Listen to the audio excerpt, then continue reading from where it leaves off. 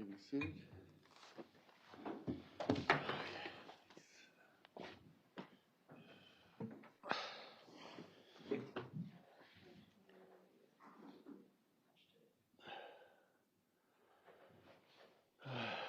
You know what? Sure.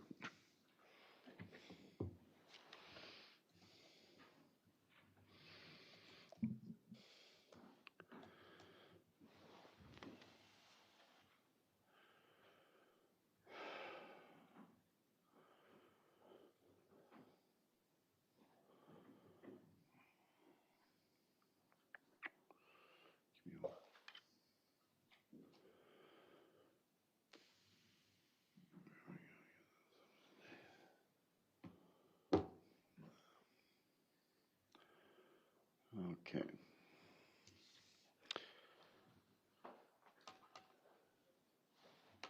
They're all up. Okay. So this is 23 CF 475 State versus Josie Dikeman appearance. Matthew Tarbinson and Emily Rude, of the state, also present as state's counsel. Table was investigative Sergeant Rich Good morning. Morning, Judge. Ms. Dikeman appears in person with her attorneys Chris Zachar and David Bowles. Also present is paralegal Emily Sanchez. All right. Anything we need to talk about before we begin this morning, Mr. Toberson? No. Mr. Zachar? A couple things, Judge. One, I would note for the record that after the parties left yesterday, it was apparent that we had two exhibits with the same number. They were both initially labeled as 248. One was a photograph of, I believe, the Justice for Alexavier rally with Major, and the second was the case note that Mr. Bowles used to impeach Ms. Barton Wagner. So I believe the case note has been since relabeled as 251. Obviously, the court received it in its older form. We would offer it as 251. Okay, we received it as 251, the case note. Anything else? Yes, Your Honor. I wanted to make a greater record of some of the issues that came up yesterday, Okay. particularly with regard to the counseling records that I was not permitted to ask Major about. The records are clear that the concerns of the parent bringing Major in, Ms. Dikeman, was with his lying, his dishonesty, his violence towards his siblings, including his violence towards Alex. It was clear in the notes from the counselor, Mr. Ryland, that Major didn't like going to counseling, that his father didn't agree with going to counseling. His father hasn't allowed him to go to counseling. I think that all would have been admissible subject of inquiry under 906-16, and particularly with other witnesses to corroborate that was the rationale for the counseling itself. I'd also note, Judge, that we've had a number of people reach out to us who have been watching the streams on the local television and on court TV, and apparently there have been some comments during Major's testimony that I missed when I was in the moment, but apparently in front of the jury, Major referred to me as a motherfucker, and there were some moments of somebody appearing to coach him. I can't tell from where because the camera was on me, but you can hear clear voices whispering no in response to questions that I asked, to which he subsequently answered no about his recollection or his memory, and then another remark saying not well standing when I was asking Major about where Ms. Dikeman was kicked. We intend to try and clip some of that up, put it on a flash drive, and preserve it with the record. But to me, it sounded like Major was being coached as testimony was ongoing. Additionally, I would like to note that it's our position that the coordinated wearing of red throughout the courtroom, including by Ms. Rude, the victim witness coordinator. I didn't see what Mr. Tarbinson was wearing, but and others, was clearly coordinated. It was clearly coordinated with the state. It was clearly coordinated by the state when Major was asked about why he's wearing red and why others are wearing red in the courtroom. There was a motion in limine where the court prohibited in-court demonstrations. This appears to be an intentional violation of that motion in limine.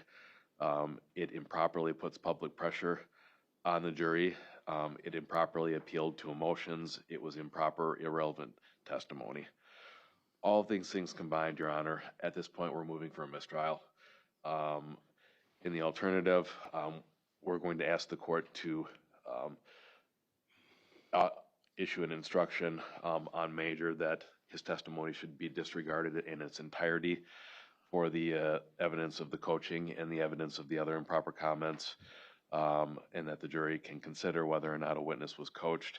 I wanted to make this record before Brantley testifies because upon being shown some of these clips this morning, it's very clear to me that somebody was coaching this child from the gallery, and we're gonna insert that video evidence in the record, hopefully over lunch on a flash drive.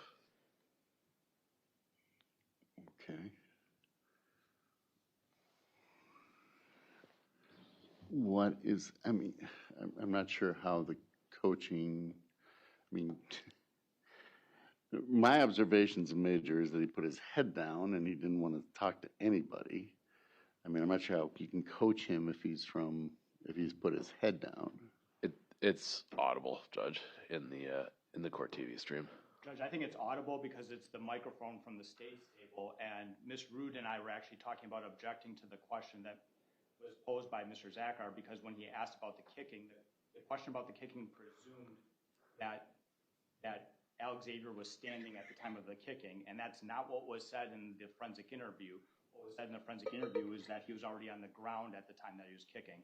So Ms. Rood and I were having a conversation about whether or not we would object to that. I believe that's what the microphone picks up because the microphone's closest to us.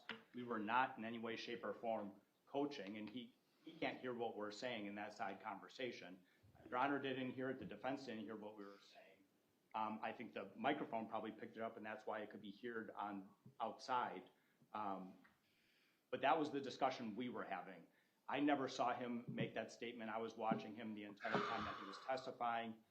There was no coaching going on from the state's table. There was no coaching that. Okay, all right. Do you want me to address the other points or no? Yeah, go ahead. Okay. I don't even remember what the other points were, but. There was one about the coordinated demonstration of the red shirts in the courtroom. I don't believe there was a coordinated demonstration. I think Major said he wanted to wear red for Alexavier. I asked him that question. That was something that he told me during prep. I was not wearing red other than a little bit of red in my tie. I wore a blue suit yesterday. There were other individuals that wore red. There was no statement made by any of those individuals. The bikers did not wear their gear. I think there were 2 or 3 bikers that came. They sat in the back. They left the room. Vast majority of the individuals in the courtroom were all wearing their normal clothing. It was not like a Badger game, which was the reference that was made. I found it to be the direct opposite. The victim advocate who wore red was only in the room when Major testified, was not in the room for the rest of the testimony. So. I note Ms. Rood was also wearing a red dress, and there were multiple members of the family and people who have been present throughout court also wearing red. I disagree with Mr. Torbenson. In my view, the majority of the gallery was wearing red. All right. First of all, I made this comment yesterday. I can't stop people from wearing clothes, but I can stop them from demonstrating. I don't want there to be, I don't think the prosecution, I'm not saying is rude, you necessarily wore red because everybody else was wearing red, but that shouldn't really be happening because there shouldn't be this is not a protest. This is a trial, okay?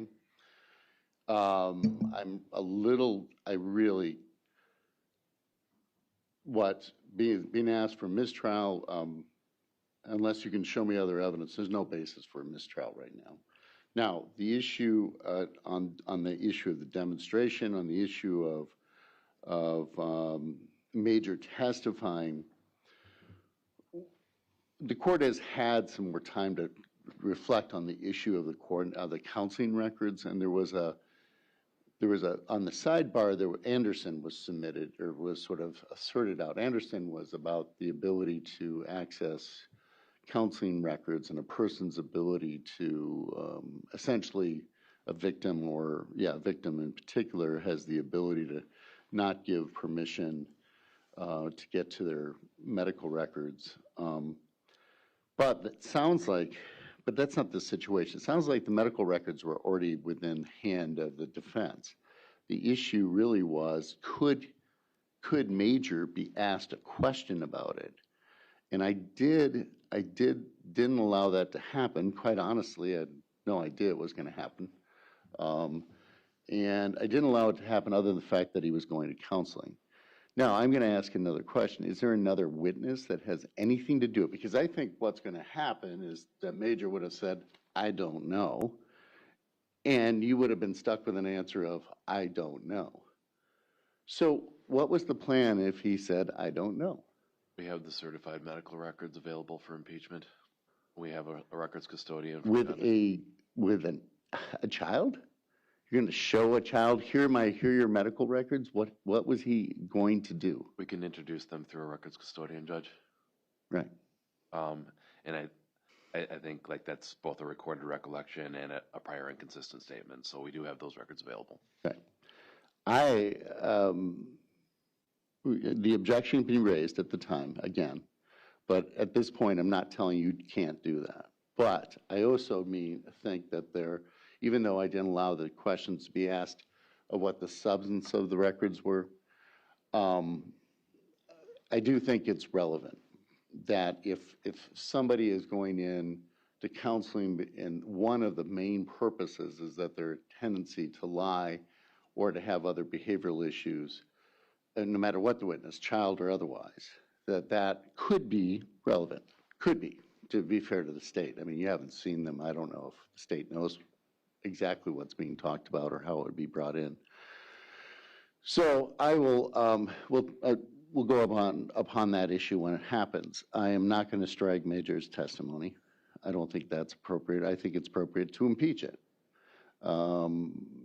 And I'm also not going to grant a mistrial because I don't think either one of those things are errors in the first place. But secondly, even if they were, I don't think they had that much influence on the jury. I would ask those who are watching, remember that these issues of neutrality need to be maintained. And I just, rather than create more problems, don't create more problems, that's all.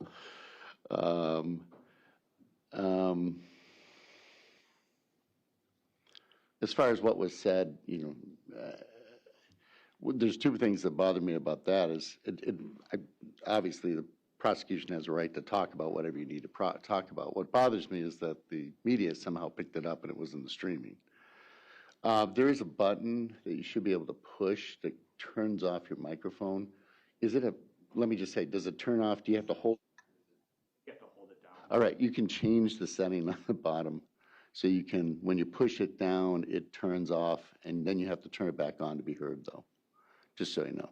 Okay.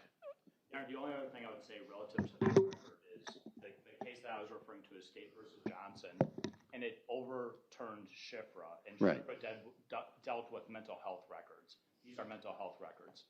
And it said that there's both confidentiality and privilege, and the privilege has to be waived for them to go into it, and there's no waiver of that privilege on this record anywhere to be found. And so for them to even approach this subject with impeachment, there needs to be a waiver of that privilege, either by Major or someone on Major's behalf who has that legal right. The mere fact that they have confidential records does not obviate privilege. Privilege is under 905, and it's separate from confidentiality, and that is made abundantly clear in State versus Johnson. So without that, they can't go near it. Judge, I agree that there's a distinction between confidentiality and privilege, but I would note that Johnson addressed the Schifra process that existed prior to that and effectively overruled Schifra and the old discovery process. Johnson, in my recollection, does not address admissibility at trial. Yeah, reading Johnson, I don't believe it addresses, it's a question of getting access to the records, the mental health records. There's still privilege that's there. The question is who has the ability to waive privilege. And I think the question really was, usually the parents have the ability to waive privilege. for kids. Do not. We're going to have to deal with this when the time comes, and we'll look at Johnson and I'll cross-check Johnson. I mean, also the problem with Johnson, and I'll just say this, that there's no remedy in Johnson, really. That's one of the issues. That I think there is I understand why they overturned Schifro, but the problem with Johnson is that Johnson created a situation where individuals can have a very relevant characteristic that could be relevant to trial, but there's no remedy to figure out what to do. The only other remedy is well, not allowed to exclude the witness, right? Not allowed to get the records. So I don't know what the remedy that the Supreme Court envisioned at that point. My recollection of Johnson is that the remedy that's suggested is that the witness is asserted privilege and the jury can be told that the witness is asserted privilege. I also think there's case law that when the defendant is the parent or caregiver that's on trial, they cannot be the one to waive their privilege and then benefit from that waiver. I think that's correct. I mean, that's why I said that's where we get into this conversation, because the state had indicated that the child had not waived privilege, but it really is not up to the child because it's a child. And that was the problem. All right, having said that, we will deal with, I mean, if the issue is informing that the records will not be allowed to get into because the privilege is being asserted, we'll have to do some type of jury instruction at that point. Okay. And Judge, I just learned of some of the recorded content here this morning. We're going to do our best to get some clips onto a flash drive, submit it with the record, and at that time I am going to be renewing our motion both for a mistrial and then the alternative for an instruction on coaching. And my only request would be that we be able to see and respond before it's submitted. Yeah, of course. Yeah. Okay. All right. Any other issues? No, Your Honor. All right. I think the jury's ready. All right. So we can bring the jury in from the state's perspective? Yes. And defense? Yep. All right. Bring the jury in.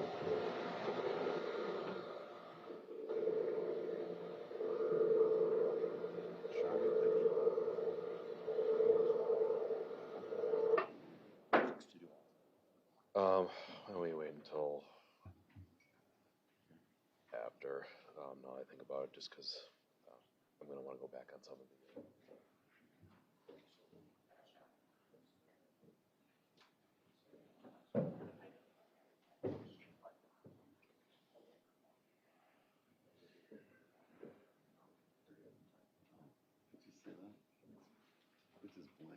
Oops. Not working.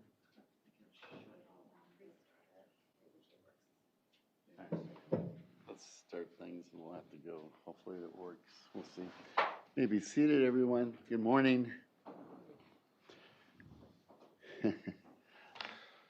I will just say right when you walked in, we saw the TV is not working and that blinked. So we're not sure exactly. We might have to take a break to try to reboot everything, and I apologize.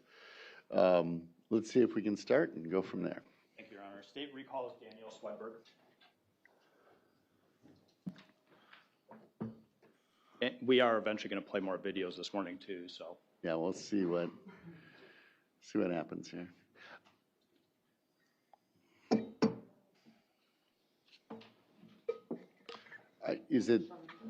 Before we begin, is it going to be soon that you can play the video, pretty soon, or do you have a lot of questions? Probably 10 to 15 minutes, and if you, do you want to break now and get it? No, we can just shut it down and reboot it while you're asking me questions. Okay. We're fixing technology. Hold on one second. Oh, I see what you're doing.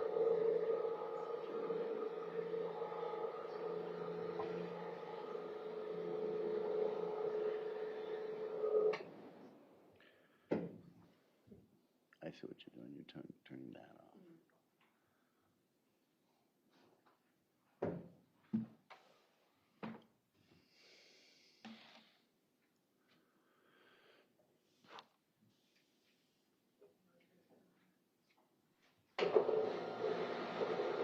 Oh, that worked.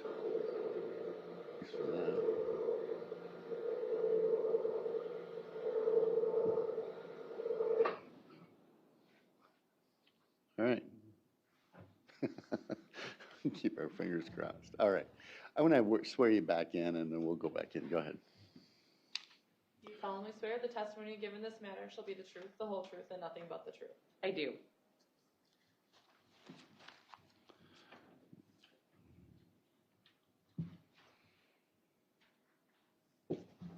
Good morning, Ms. Swedberg. Good morning. Can you just restate and spell your name again, please? Danielle Swedberg, Danielle. Swedberg, Swedberg. When we broke yesterday morning, Attorney Zachar had asked you some questions, and then we left for the lunch hour. Do you recall that? Yes. Okay, so this is my opportunity to ask you questions in response to what Attorney Zachar asked you yesterday morning, okay? Yes. And then we're also going to watch some of the additional forensic interviews that you did that involved this particular case. Okay. One of the questions that you were asked was about forensic interview protocols and the protocols that you have training in. Is that fair? That's correct. Do you remember those questions? Yes. You were asked about WFIG. Yes. WFIG stands for the Wisconsin Forensic Interview Guidelines. Correct. Okay, and that is not a specific type of forensic interview guidelines that you are trained in per se. Is that fair? That's correct. Okay. Are you familiar with the National Children's Alliance? Yes. Does the National Children's Alliance provide guidelines for all protocols of forensic interviewing? The ones that are nationally recognized, yes. And you use Corner House? Correct. That's nationally recognized? Yes. Okay. And you're familiar with the Wisconsin Forensic Interview Guidelines? Basic information on it, yes. You're familiar with some of the other forensic interview programs that Attorney Zachar mentioned to you? Some of them, yes. I don't recall all the ones that he mentioned yesterday. Do they all follow the basic structure? I'm aware that WFIG does. Some of the other ones I'm not familiar with enough to say for sure. Okay. Do they all involve the same type of questions, open-ended questions with children and funneling of questions to children? Yes. When I say funneling of questions to children, what do I mean? Starting with open-ended or more broad questions and then working down to a more specific question. And then you can also ask focused questions based on the information that a child provides. Is that right? That is correct. And is that to help orient the child to the topic that you wish to address? That could be one of the reasons I would ask a more focused question, yes. What could be another reason? Just for clarification, maybe I didn't understand or don't know exactly what the child was trying to tell me, their age, developmental capacity. There could be lots of reasons that I might choose to use a more focused question. One of the other lines of questionings that Attorney Zachar had for you dealt with the issue of coaching. Is that correct? Correct. Okay. Children can be coached. Is that fair? Yes. And in the end of the second forensic interview of Major talked about being told by the defendant not to talk about what happened regarding Alexavier's leg. Is that correct? Yes. Being instructed not to talk about it. Yes. I don't recall exactly at what point in the forensic interview he talked about that, but at one point he did mention that he was told not to talk about it. Telling children not to talk about a topic to adults who are going to ask about that topic is a form of coaching. Is that correct? It could be. As you heard in some of it, there were other times where he was told not to talk about something, particularly Alex's death. So there could be lots of reasons that a child is told not to or to talk about something. When a child is making a disclosure, in your experience as a forensic interviewer, is a child taking into consideration their own safety oftentimes?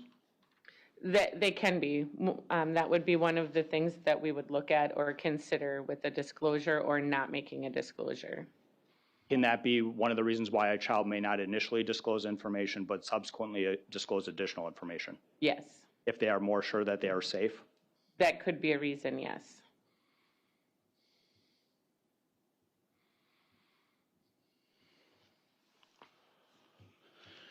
I want to talk a little bit about demeanor because demeanor was brought up yesterday in those questions as well.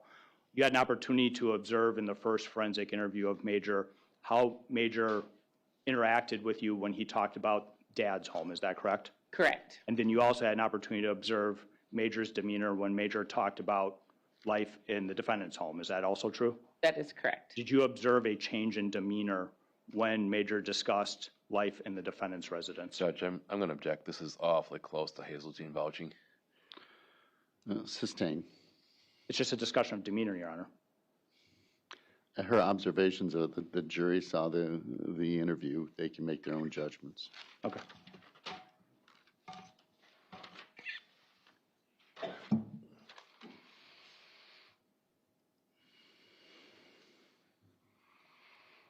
The forensic interviews that you conducted in this case were conducted the Sunday after Alexavier's passing, is that correct? Some of them were, yes. Okay. And then there were some follow-up interviews. Correct. The follow-up interviews that were conducted were with Major and with Brantley, is that correct? Yes. There were other children that were also interviewed after that Sunday. Later on? Yes. Those were older children? Yes. You conducted interview of Brantley, Pedrin on the Sunday after, correct? February 12th? Correct. And Araya, Pedrin? Correct. You recognize those forensic interviews if they're played in court today? Yes. Okay, and then there was also a subsequent forensic interview conducted of Brantley Pedrin in November of 2023. Do you recall that? Yes. Okay. The subsequent interview of Brantley Pedrin that was done in November of 2023, that was relative to the original disclosure about the fall down the stairs as being the purported cause for Alexavier's fracture. Is that correct? I believe that Brantley had given information to his dad at some point that was relevant to the fall. I don't know if there was other information shared or not. And that was the purpose of that subsequent forensic interview of Brantley. Is that fair? Yes. And when we see the second forensic interview of Brantley, that is the major topic that you are discussing with him. Is that correct? Correct. Okay. I want to talk a little bit about verifiable events. What are verifiable events when you're conducting a forensic interview? So that would be an event that a child might talk about that we would be able to corroborate or confirm through other sources, whether it be a parent, police reports, medical exams, things like that. So an example of a verifiable event would be Derek being arrested the evening of February 10th, 2023.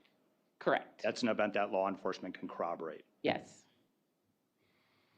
The death of Alexavier on the morning of February 11th would be another verifiable event. Correct.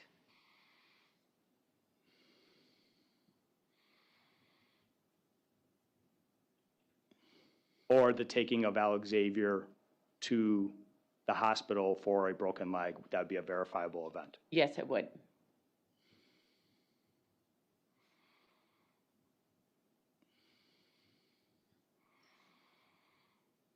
At the time that you conducted the forensic interviews of Brantley Pedrin, he was 5 years old originally, I believe, and then 6 years old in November. Does that sound correct? That sounds correct, yes. Okay.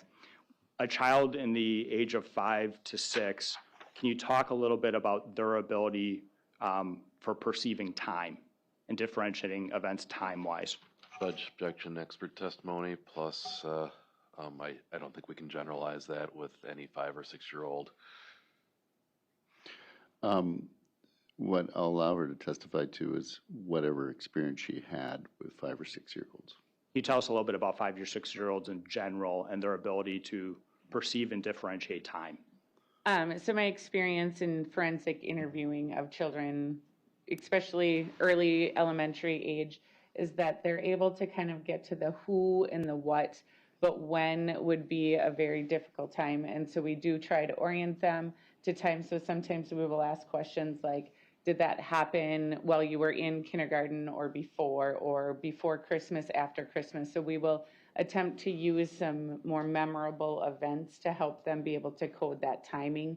But to expect a young child to be able to tell me, oh, that happened on, March 14th of 2008 is not something we would expect a child to be able to do of that age.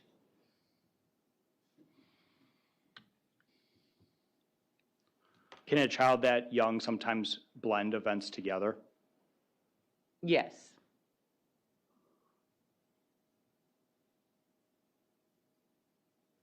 Is that a common thing in your experience with a child that young?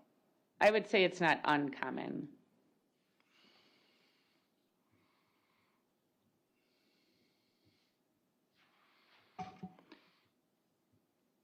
with all of those questions, I'm going to ask that we now play the first forensic interview of Brantley Pedrin conducted on February 12th, 2023, Your Honor.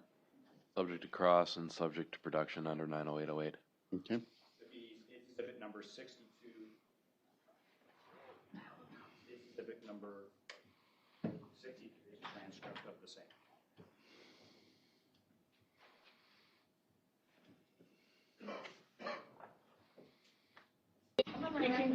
Come in here. It'll be your turn in just a few minutes, okay? Right. Okay, come right in here. Can I have a seat right there, Brantley? Okay. Right here is fine. Okay. How are you doing today, Brantley? Myself, and I let you know my name was Danielle. So I'm going to write that up here. Do you want to write your name up here, or do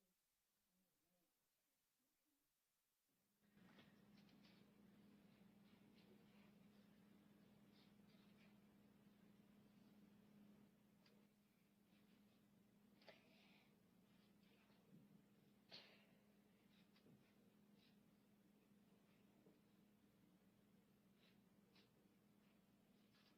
All right, thank you, Brantley. How old are you? 5. Okay, I'm going to write that up here. All right. So, Brantley, do you go to school? Yeah, where do you go to school? Hinton. Hinton, okay.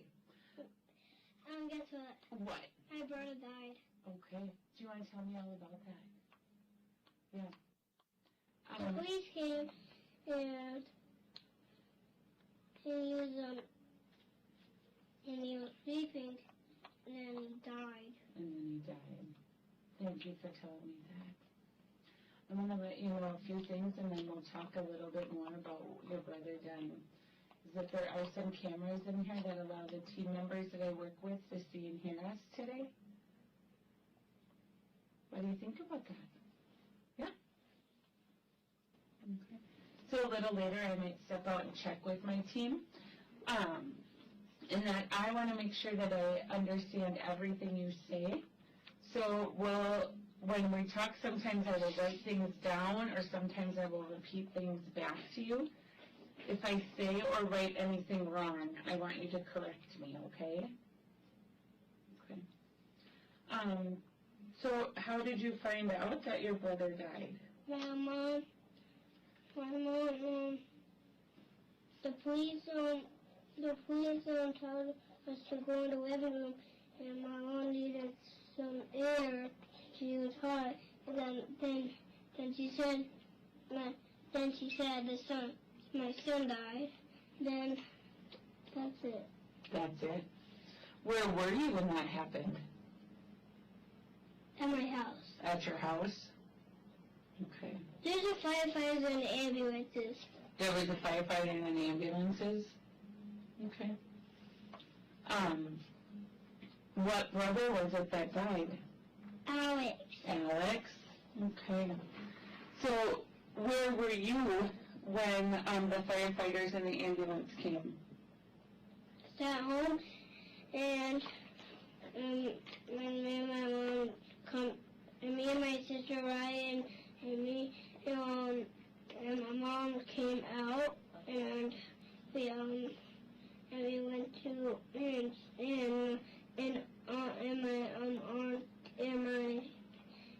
auntie came, and then Gabe, then my grandma, then my grandma was crying, then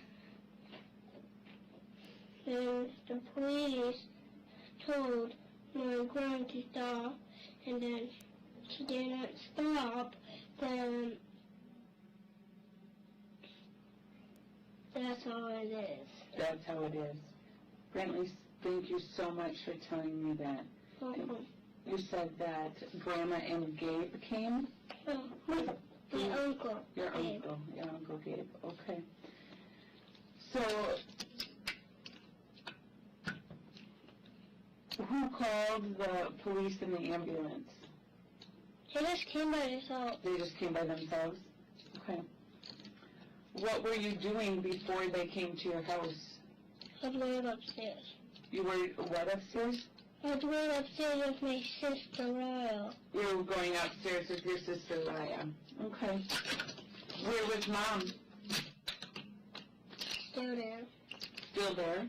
Okay. What room was she in? Upstairs. Upstairs? Okay. Where was your brother Alex? At the doctor. At the doctor? Okay. So when you woke up in the morning, this was yesterday morning? No, it was the next day morning. It was the next day morning? Okay. After tomorrow. After tomorrow? Okay. So where did you sleep that night?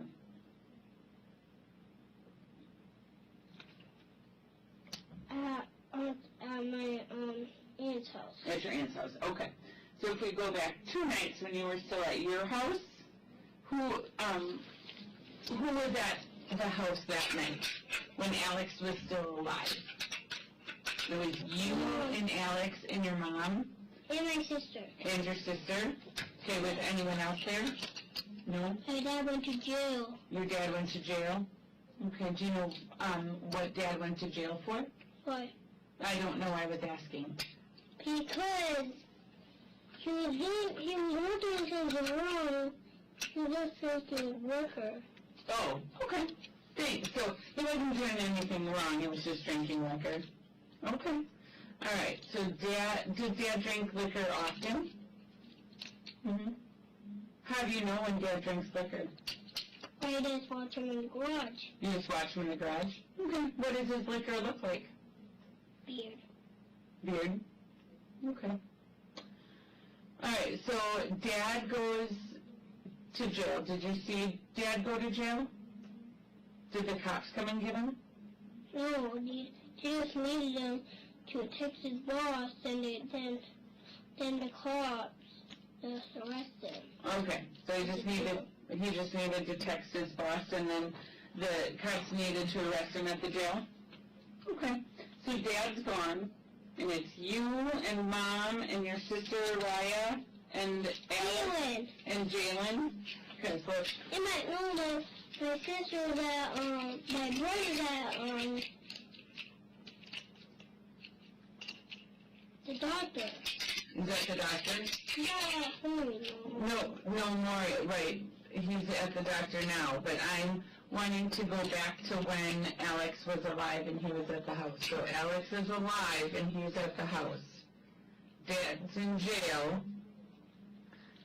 You and Mom and Raya. And is Jalen there?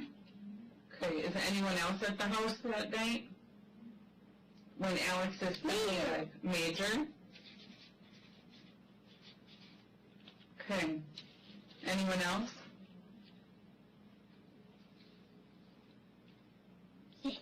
Zayden. Zayden?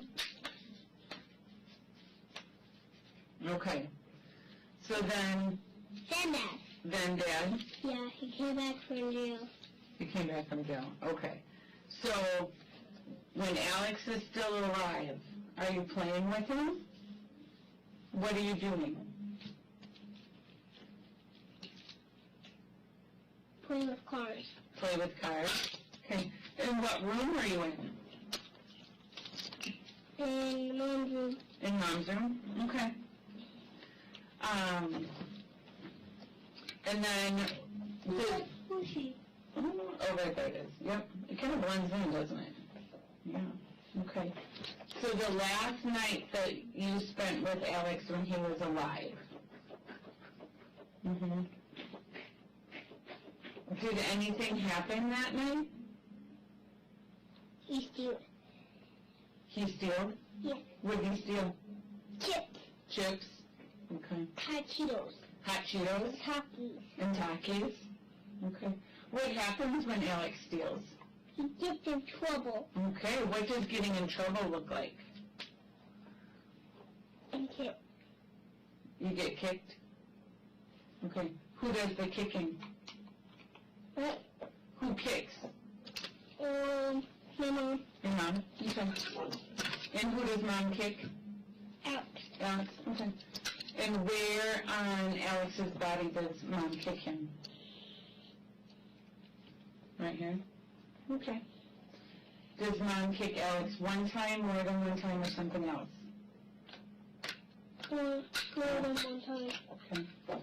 What does Alex, good catch. What does Alex do when mom kicks him? He wins. He whines? Okay. So, does mom do anything else besides kick Alex? Yeah.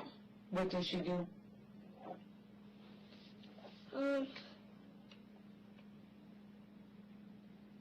She hits me. She hits him. What does she hit him with? A paddle. A paddle. What does the paddle look like? A spoon. A spoon? Okay. Do you know what color the spoon is? No? Okay. And then where is the spoon kept? A secret place. Where's that secret place? In my brother Zayden's room. In your brother Zayden's room? Okay. Where in Zayden's room? I don't know. You don't know? Okay. Grandma, one of the things I forgot to do when we started talking was to talk about truth and lie. Do you know the difference between a truth and a lie? Yeah. Okay. My brother does. Alex. How does Alex know? Smart than me. He's smarter than you? Okay, that's okay. Thank you for letting me know you don't know. Bradley, if I said you were 5 years old, would that be the truth or a lie? Truth. Truth. If I said you're 20, would that be a truth or a lie? Why? A lie. Okay. And what happens if someone lies and an adult finds out about it? What? What happens if a kid lies and an adult finds out that the kid lied? Get kicked and hit. You get kicked and hit. Okay. And do you agree that what you talked with me about today will be the truth? Okay, thanks. All right, so you said that the spoon is in Zayden's room. Where in Zayden's room is it? And a secret door. In a secret door? Okay. Do you know where that secret door is? Okay, tell me all about it. She put money in it. She put gold in it, and she put money. And she put some diamonds. Diamonds? Okay. So money, and did you say a gun or gum? Gun. A gun. So money, gun, diamonds, and then the spoon are in that secret door? Okay. And that secret door is in Zayden's room? Yeah. Yep. Where in Zayden's room is it? Closet. In the closet? Okay. So inside the closet, there's another door? Or am I not understanding it correctly? You're understanding it correctly. Okay. And is there a lock on that door? Yeah? The key's in it. The key's in it? Okay. Does Dad know about that door? Does Dad know? Yeah, okay. Does Dad put anything in there? No. Okay. Has a minigun and a big gun. A minigun and a big gun? Okay.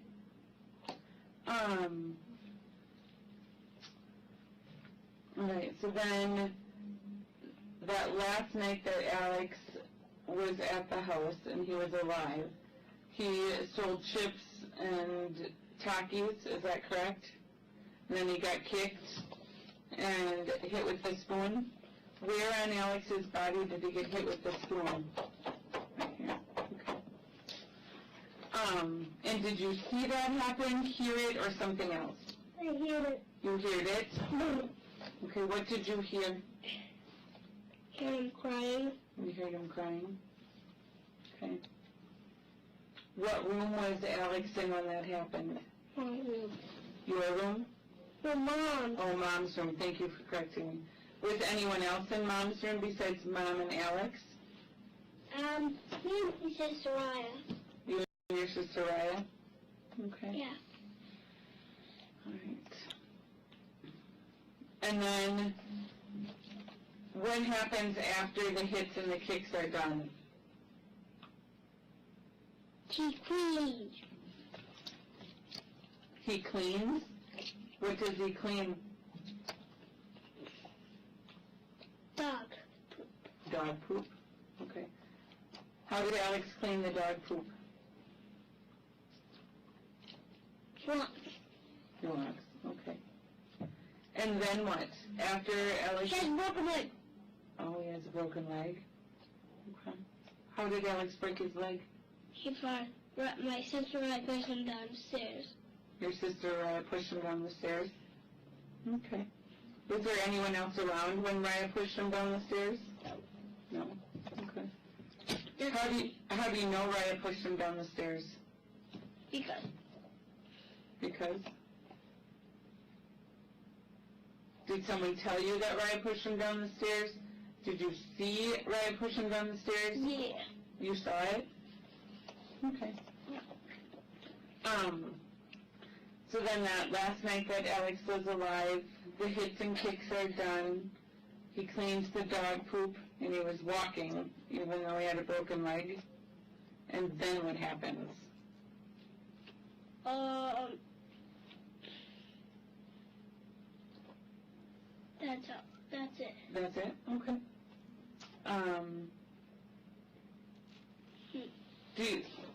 Did you go to bed that night?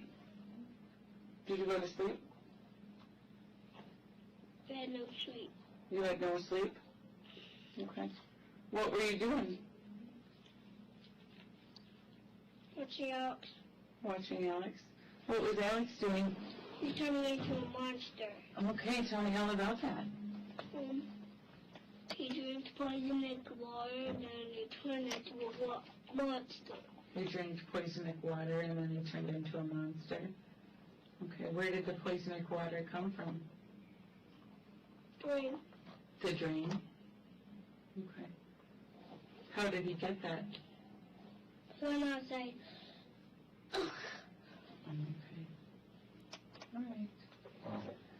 In the morning, when you woke up, where were you? What room were you in? Upstairs. Upstairs? Okay. Was anyone else in that room? That's all it is. That's all it is? Okay. Where was Alex? In my room. In Mom's room? Okay. Where does Alex usually sleep? In my room. In Mom's room? Where do you usually sleep? In my room. In Mom's room? How come you didn't sleep in Mom's room that night? Because I sleep with my aunt. You slept with your aunt, okay.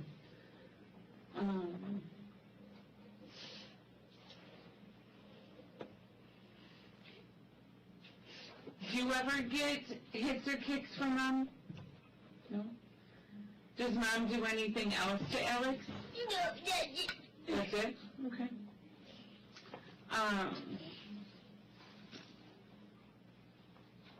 Are you allowed to eat whatever you want? Could Alex eat whatever he wanted? Okay. Are there any rules about ketchup? No. Okay. Oops.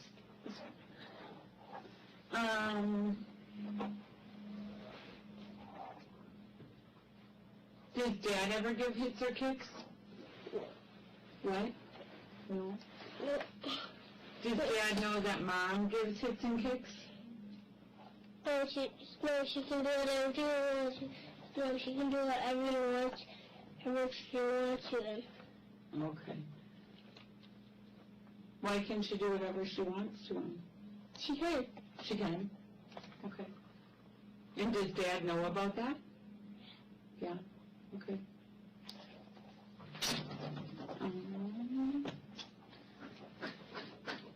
Trying to think. What else should I know about it? Nothing else. Nothing else?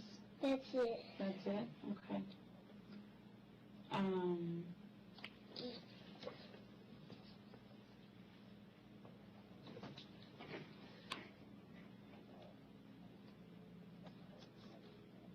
Do Did you see Alex, before the, ambulance came? Yeah. Yeah? What did he look like? Looked like a monster. He looked like a monster. Okay. Did Mom say anything to you about Alex? No. No? Okay, so when the ambulance and the fire people came, The police came too. the police came too. Thank you for letting me know that. In the firefight. And the firefighters? Okay. Did any of them talk to you? No. No? Okay. Did you hear what Mom said? No. Okay. Did anyone talk to you about coming here today? Yes, who talked to you? My grandma Your grandma? What did she say? said the police and firefighters and ambulance are coming. Okay. What about before you came here today? Did anyone talk to you about coming here today? Yes. What did they say about coming here today?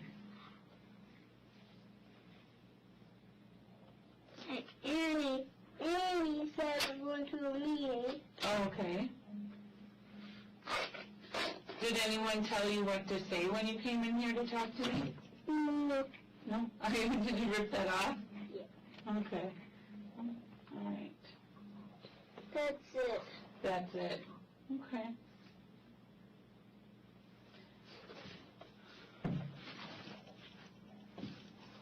That's all. That's all. I'm just thinking, was there anything I forgot to ask you about? No. Was anyone mean to Alex? Yeah. Yeah, who? My sister June. Your sister Jalen? What would Jalen do? She kicked him. She kicked him? Okay. In the private part. In the private part? She's 10. She's 10? What did Alex do when Jalen kicked him in the private part? She told her mom and she didn't, and mom didn't care. She told Mom and Mom didn't care? Okay. Did Jalen ever kick you?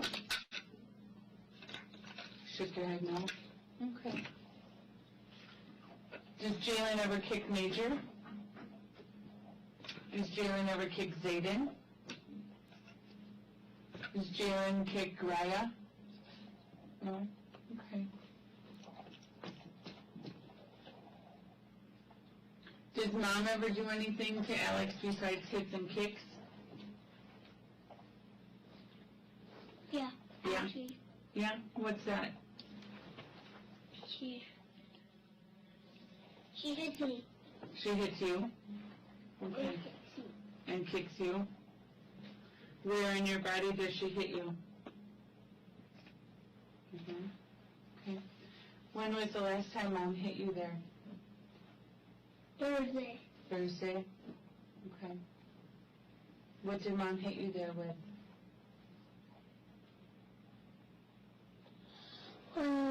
Nobody. Okay. I'm really tired. You're really tired? Okay. Does Dad know that Mom hits you?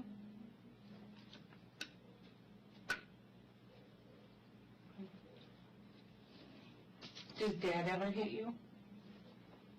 No. Okay.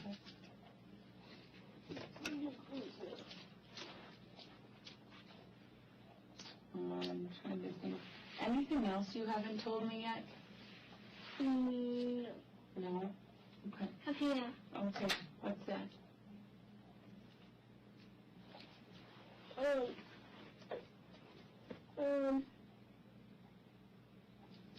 My brother got kicked me.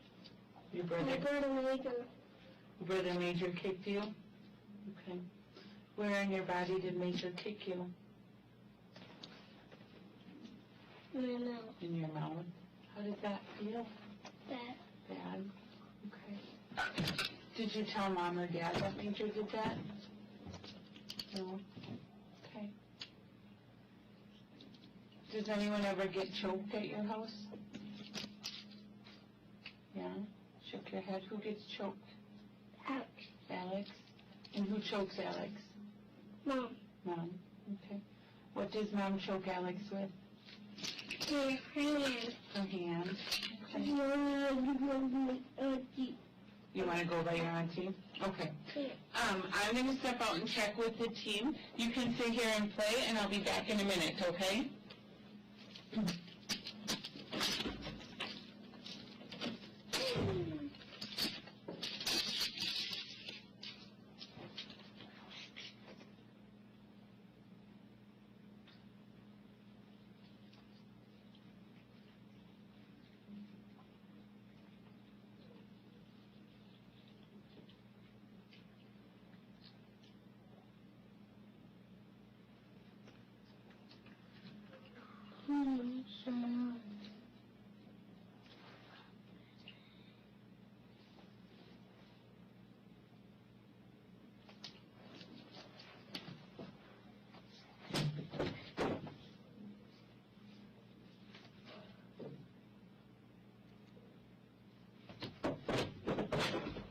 Thank you so much for waiting for me. I just have a couple more questions. All right, so you said that Alex was in Mom's room. Yeah. Okay, where in Mom's room was Alex? And on the bed. He was on the bed? Okay. Did Mom try to take Alex off the bed at all? Yeah. Yeah? Tell me about that. She been trying to make Alex get up. She tried to make Alex get up? Okay. So Alex was on the bed. Okay. What did Mom do to try and make him get up?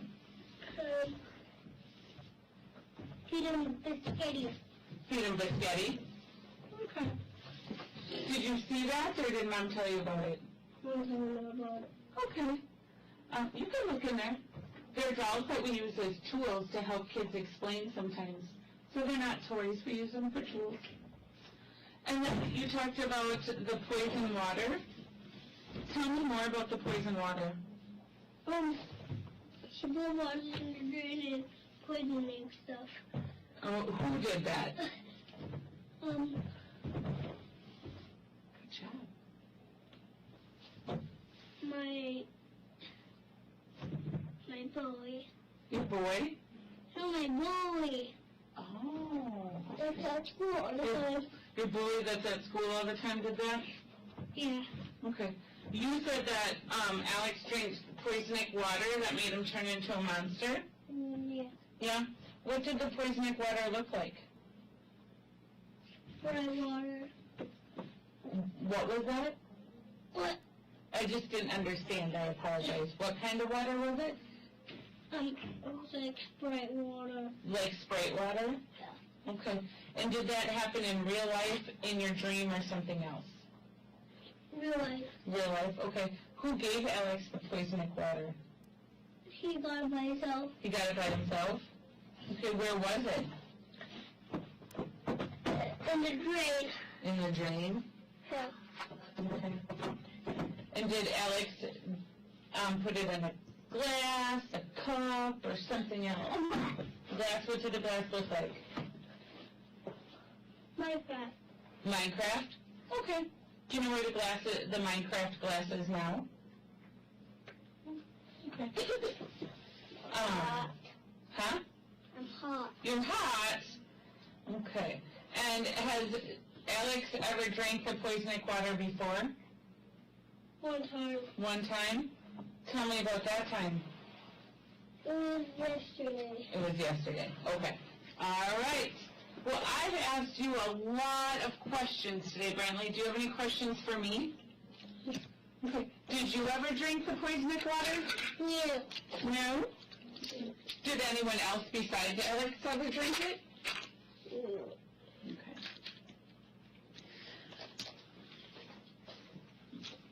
I'll get the door for you. There you go.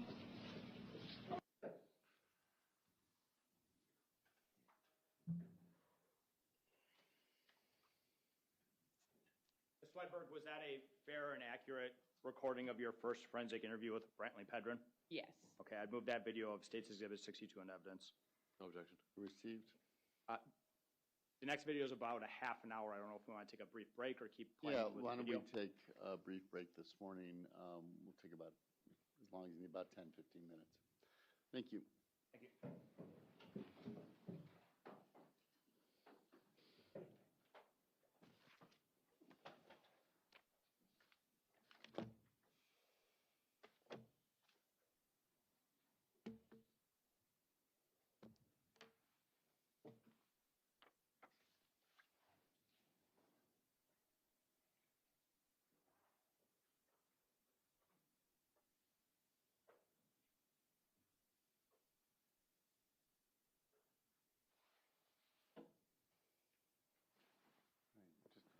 just, you can step down if you like.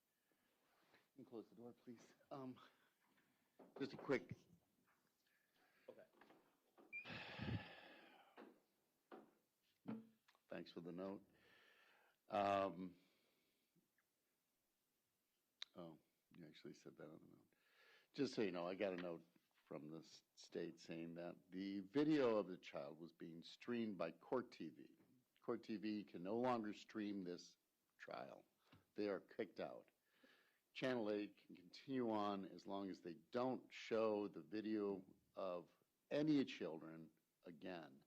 We have a court rule that says they can't, they are no longer allowed in this courtroom. Court TV, please back up and leave. As far as the rest of the trial, we'll see you back in 10, 15 minutes. I'm watching this, but this is not entertainment. This is a horrible, tragic situation. A young child has died, and the defendant is here with the right to have a trial.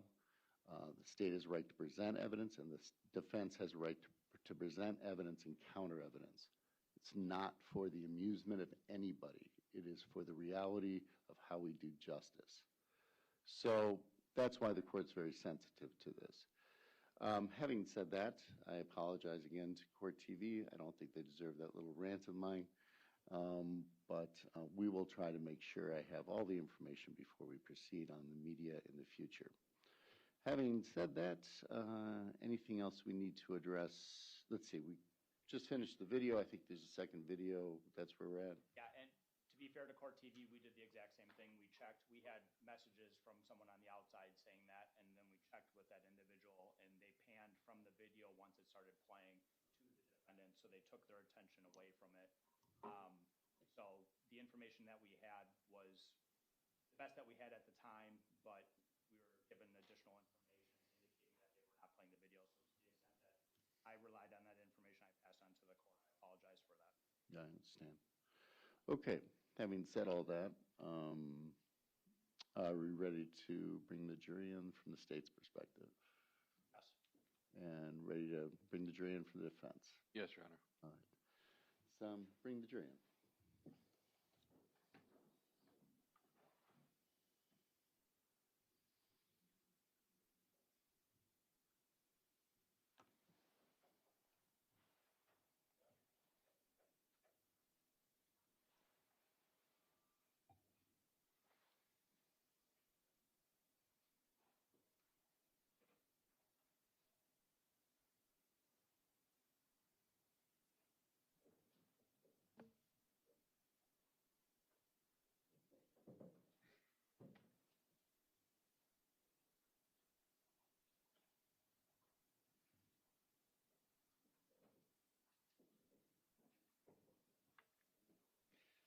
Thank you. All right, I think everybody may be seated. Want to present the next video.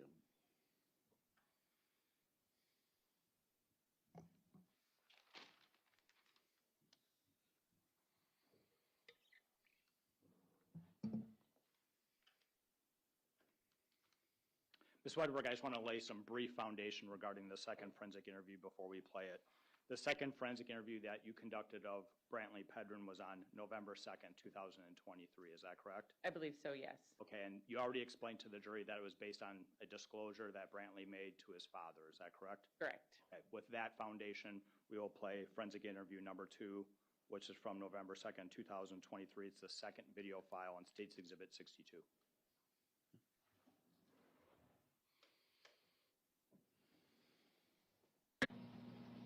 I color? You can, Brantley, if you want to have a seat in this chair, or you know what, here, maybe I'll even scoot it over so it's easier for you to color on it.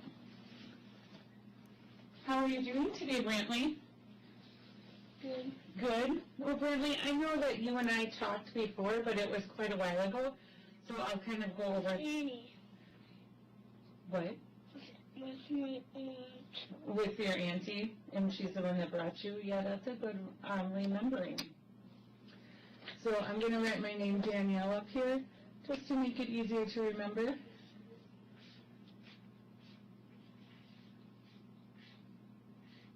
Alex.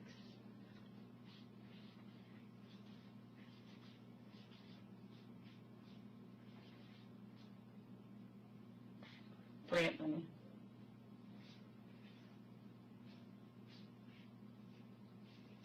Dad. Good writing. Is there anybody else you want to write down right now?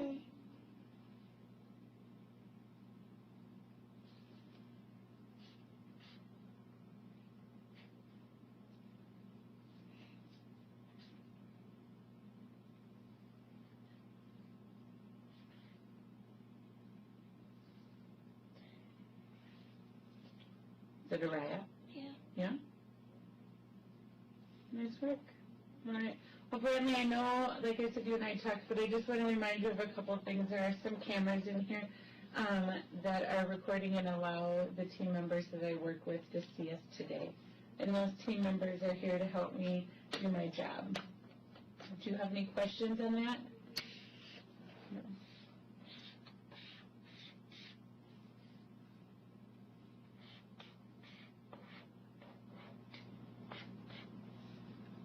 You're drawing stars? All different kinds of stars. I like that. Thank you. Okay, well, Brantley, and if you remember, I might ask you a lot of questions, and your words are really important, so I want to make sure that I get them all right.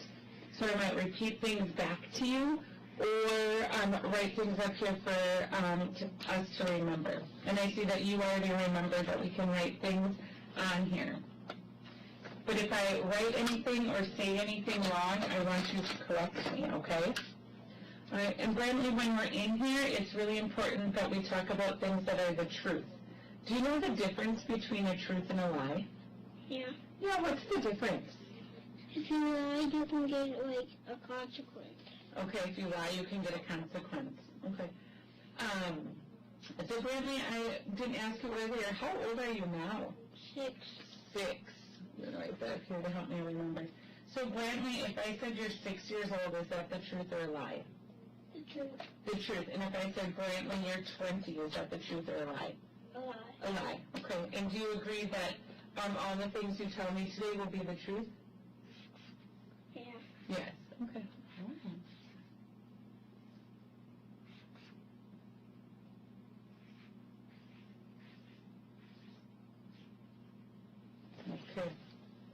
Does that say 16 is greater than 5? No, tell me what it says. This is 5. This is 705. Oh. And 7,001. 1. Oh, thank you so much for helping me understand that. Thank you for correcting me. Okay. Well, Brantley, so you're 6. Are you in school? Yeah. Yeah. What grade are you in school? 1st. First grade. Tell me all about first grade. I do math and I'm good at math, but every time I do math, I like math, but I say it's fun, but my teachers say it's not fun. Oh. So you're in first grade and you do math and you like math because you're good at it, Yeah. but every time you do math and say it's fun, your teachers say it's not fun? Yeah. Yeah, because he says first grade is not fun. He says first grade is not fun, huh? Who's your teacher? Miss Peachick? Petrick? Yeah. Okay. All right. But you think math is fun. Thank you for letting me know that. Okay. And Brantley, you already wrote some people in your family. Alex, Brantley, Dad, Araya. What's Dad's name? Dad. Dad, what do other people call him? Dad. other people call him Dad? Okay. He's 7, so I should draw 7 and 6. Okay. And he's 33. And Dad's 33? Okay. And Mariah's 5. Okay. Is there anyone else in your family? Yeah. She's 11, but I don't know how to spell. That's okay. What's the 11-year-old's name? Jalen. Jalen? Okay. Mm-hmm. Major, and he's 9. Major, and he's 9? Yeah. Okay. And Zayden, and he's 14. Zayden, and he's 14? Yeah. Okay. Aubrey, and she's 15. Aubrey, and she's 15? Anthony, and he's 15. And who is that? My friend. Yeah, what's his name again? Anthony. Anthony. Thank you for helping me understand that. I'm sorry I didn't hear. Anthony, and he's 15? Yeah. Okay. Josh, and he's 15. Josh, and he's 15? Okay.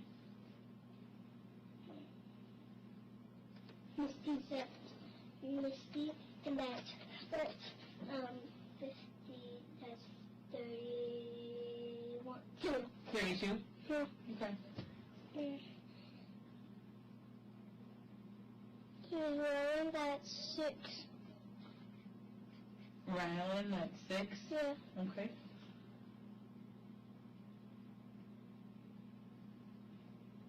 No one else. No, thank you so much for letting me know about all the people in your family. Okay. And so Brantley, I know you and I talked again before, but do you know why you're here to talk with me today? Yeah. Yeah, why are you here to talk with me today? To tell you guys what I told Dad. Oh, okay, tell me all about what you told Dad. So Mom pushed Alex down the stairs when he had his broken leg, and then he leaped. And then Mom was stepping him with his broken leg, and then Mom, and then when we got up in the middle of the night, when people are hungry in the middle of the night,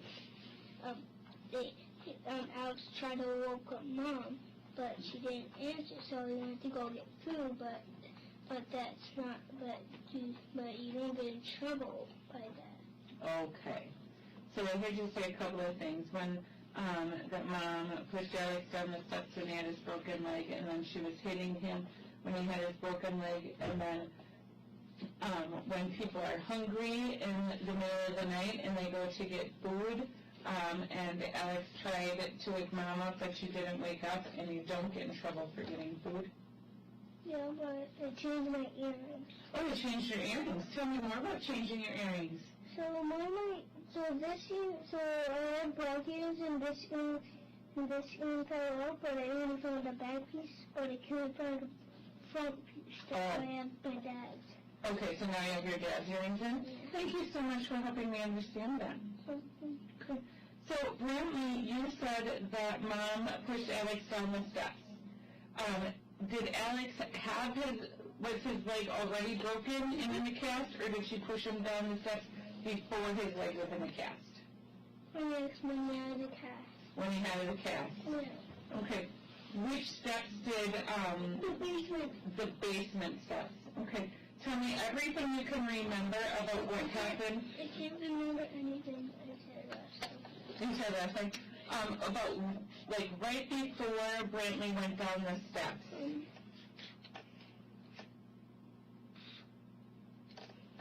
This is a 7 right here, Uh-huh. and 0, 0.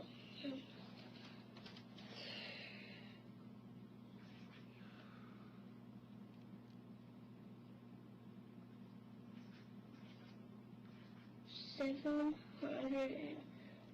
and 1,000. 700 and 1,000. Okay. 101,000. 701,000. What is 701,000? Okay, it's this.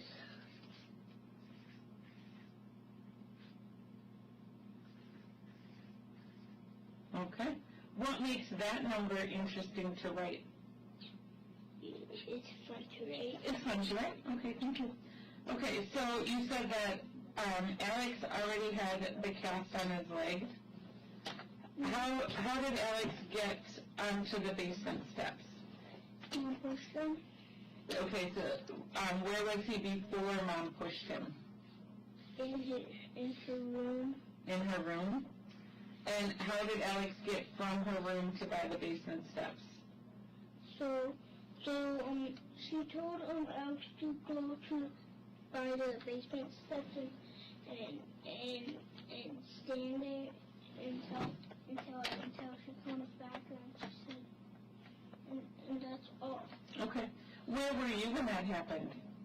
Said, Hello? Did you see that happen, hear that happen, or something else? I seen it. Okay. Did anyone else see that happen? Yeah, Major. And Major. Jalen. Major and who? Jalen. Major and Jalen? Okay. So then,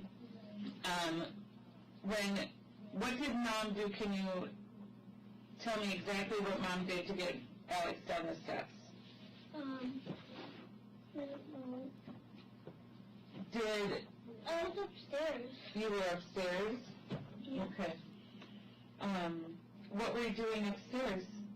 So I was playing with my sister Raya. You were playing with your sister Raya? With cars. With cars? Okay. And so when you were upstairs playing with your sister Raya, what did you hear? I heard someone going down the steps. The steps that go upstairs or the steps that go to the basement or something different? Basement. Basement, okay. So you heard someone going down the steps. When you heard that, was it the sound of them walking, falling, or something different? Falling. Falling, okay. What did you do right after you heard the sound of someone falling down the steps? I heard some stomping. Okay. So you heard some stomping. Did you hear any voices? Yeah.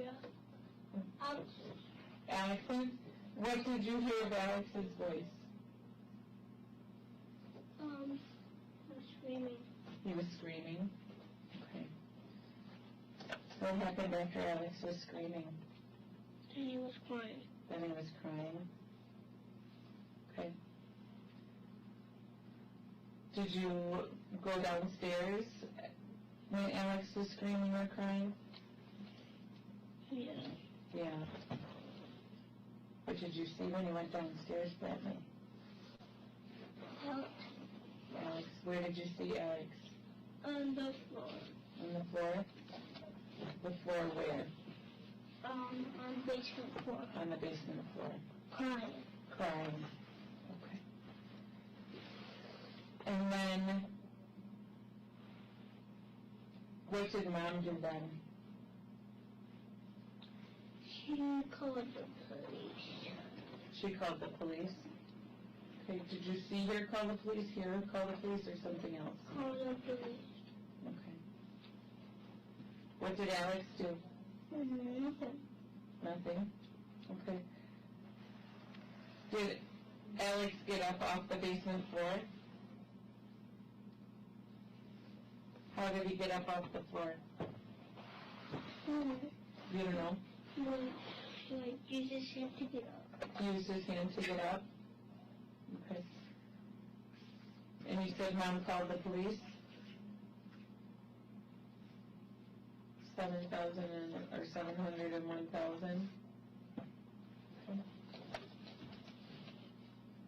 Did the police come after Mom called them? Mm-hmm. What did the police do? Tell her to back up. Tell her what? Tell her to back up. Tell her to back up? Yeah. Yeah? Okay. Where was Dad when this happened?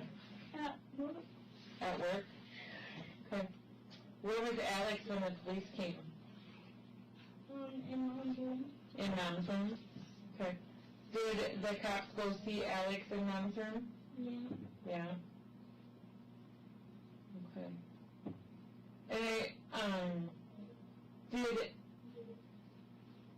Did Mom tell you what to say when the police came? No? Okay. Did anyone tell you what to say about Alex falling down the steps? No? Okay. Did anyone tell you not to talk about it? My dad. Your dad, what did your dad say? Don't talk about it at school. Don't talk about it at school? Okay. When did he tell you that? I was talking about that at school. When you were talking about them at school? Was that before Alex died, after Alex died? Or After. After Alex died. And then you were talking about it at school, and Dad said don't talk about it at school? Okay. Is there anything else that Dad told you not to talk about? Okay. Did Mom ever tell you not to talk about stuff? No. No. Okay.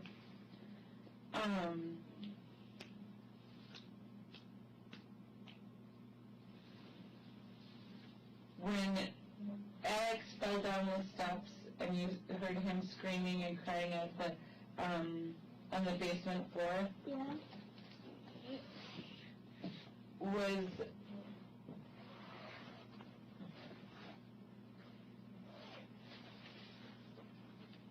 so that day that happened, was that a school day? The day that Alex fell down the basement steps? Can you go to the bathroom? You can go to the bathroom, yes.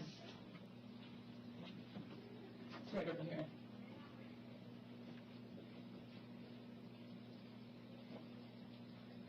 I'll wait right here for you.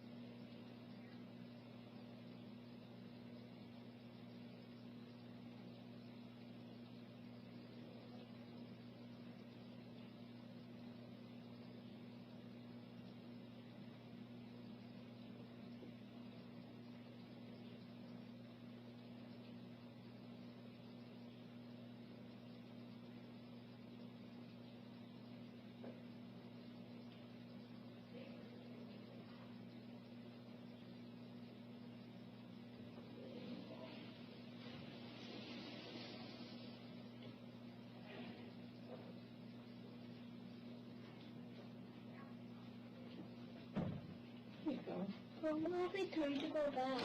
Well, Dad's been talking with some other people right now also, but are you okay to talk with me a little bit more about this? I kind of want to go back. You kind of want to go back, okay. Brantley, is this hard for you to talk about? Yeah, tell me about what makes it hard. My first hit, my like, my mouth gets it, like, hurts when I, like, talk a lot. Your mouth and your voice gets sore when you talk a lot. Okay. So when you need a break, you just let me know, and we can always flip it over and draw some more pictures if you need a break from talking. And here are some other things to play with, too. Some fidgets if you need them, okay? So Brantley, you said that you were upstairs playing cards with your Araya when you heard someone falling down the steps, and then you heard Alex screaming and crying. Do you know where Major was when that happened? Yeah, Where was he? playing with us. Playing with you? Okay. Do you know where Jalen was when that happened? She was in her room watching some YouTube. She was in her room watching some YouTube? Yeah, Okay. Where was Mom when that happened? downstairs. Downstairs? Okay. Do you know where downstairs that Mom was? By the basement. By the basement? Okay. Did you see Mom by the basement, hear her, or something different?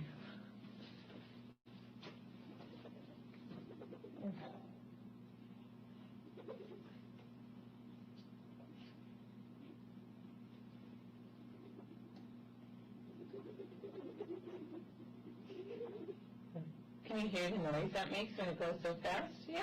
Okay. Brantley, did you see Mom by the basement, hear her, or something different? Something different. What was the something different? Screaming at her. Screaming at him. Screaming at him.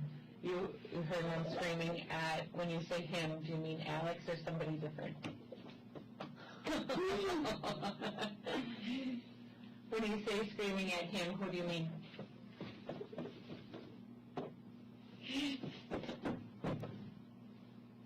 I always do that. You always do that? That's okay. You can do that as much as you'd like. I'm okay with it. Oh, it's too far for me to reach.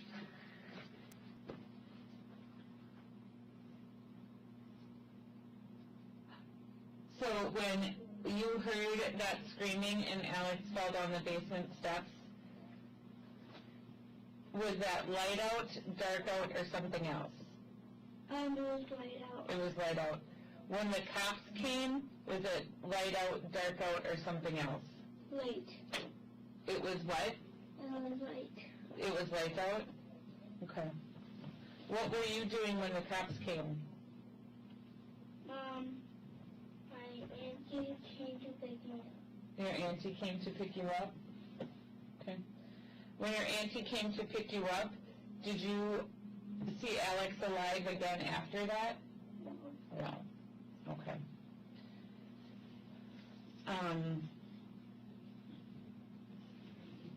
Were there any other adults in the house at that time? Who? My dad. Your dad? My dad came too. Your dad then came to? No. No? That's okay. Thanks for correcting me. Okay.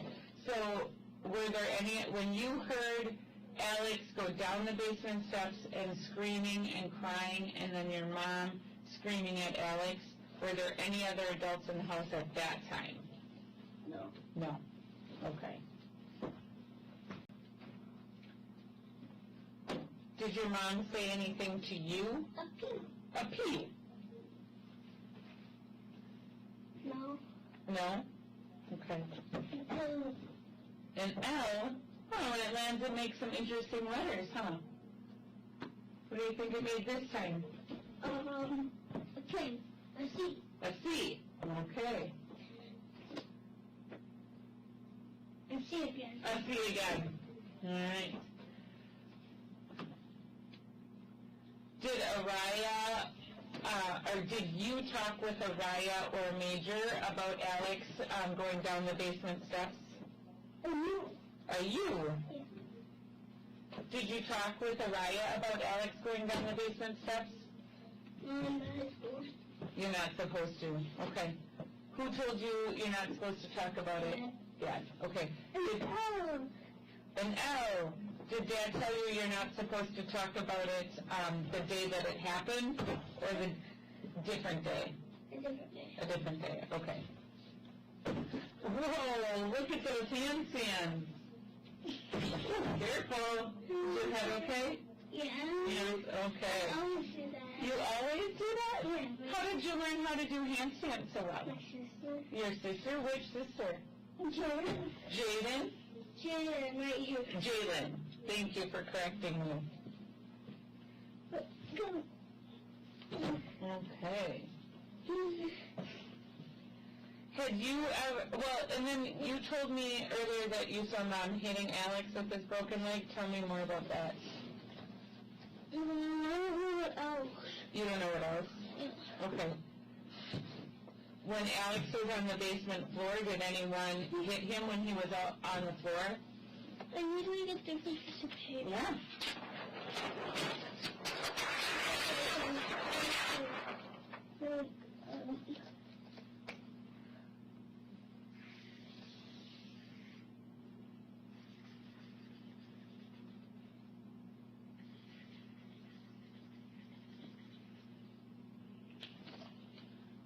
Candy black. Back. You can hand it to me if you need me to get the cap on it.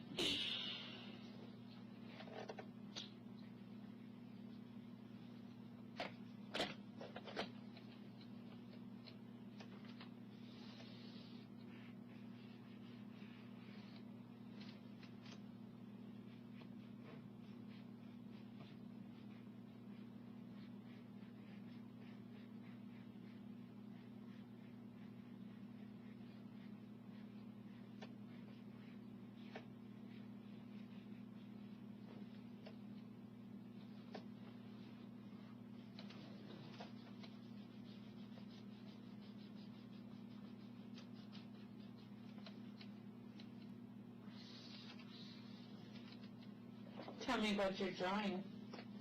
It's me with something. It's you with some earrings? Okay. So when Alex was on the basement floor and he was screaming and crying, then what did Mom do?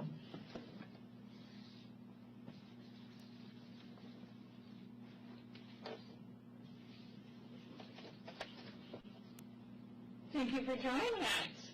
Those are big earrings. They're as big as mine. They're as big as yours. Yeah. Okay. What did Mom do when Alex was on the basement floor screaming and crying? You shrugged your shoulders? Okay. Do you know how Alex got into Mom's room then? He sleeps in there. He sleeps in there. Do you know how he got from the basement floor to Mom's room? No. Okay. Had you ever seen A pee. a pee? Had you ever seen Mom push Alex before? No. A U. No. An L. C. A C. Had you ever seen Mom push Alex before? No. Okay. That's hot. You're hot? Okay. Have you ever been pushed? No. No. Okay. I'm By gonna, my sister. by your sister? Okay. I'll just crack the door just a little bit. Okay. And so then you told Dad about this the other day. What made it okay to tell Dad about it? By telling him. By telling him? Okay. And An X? we're just bored. You're just bored? Okay. Well, I just have a few more questions to make sure that I understand everything correctly. Have you talked to anyone else about this? No. No? Only my dad. Only your dad? Okay. What did your dad say when you talked to him about it? Don't talk about it. Don't talk about it? Okay. Did he tell you who not to talk about it with? My friends and stuff. Your friends and stuff? Okay.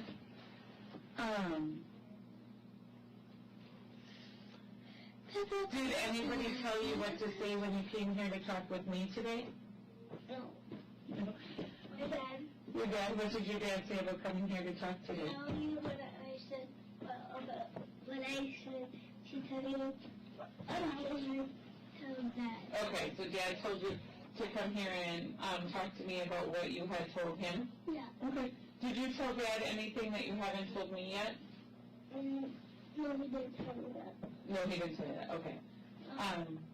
So you said that then you told Dad about what you saw, or about Mom pushing Alex down the basement steps, and you said that then after you got picked up that time, then that was the last time that you saw Alex alive? Yeah. Yeah. Okay. Yeah.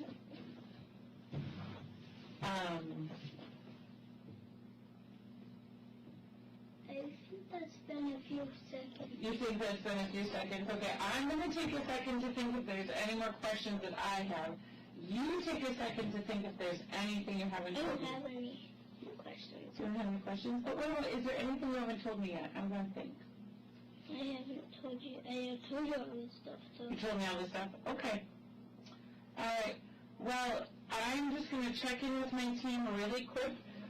Do you want to draw some more in here, or you can play with the fidget, and then I'll be right back, okay? Yeah.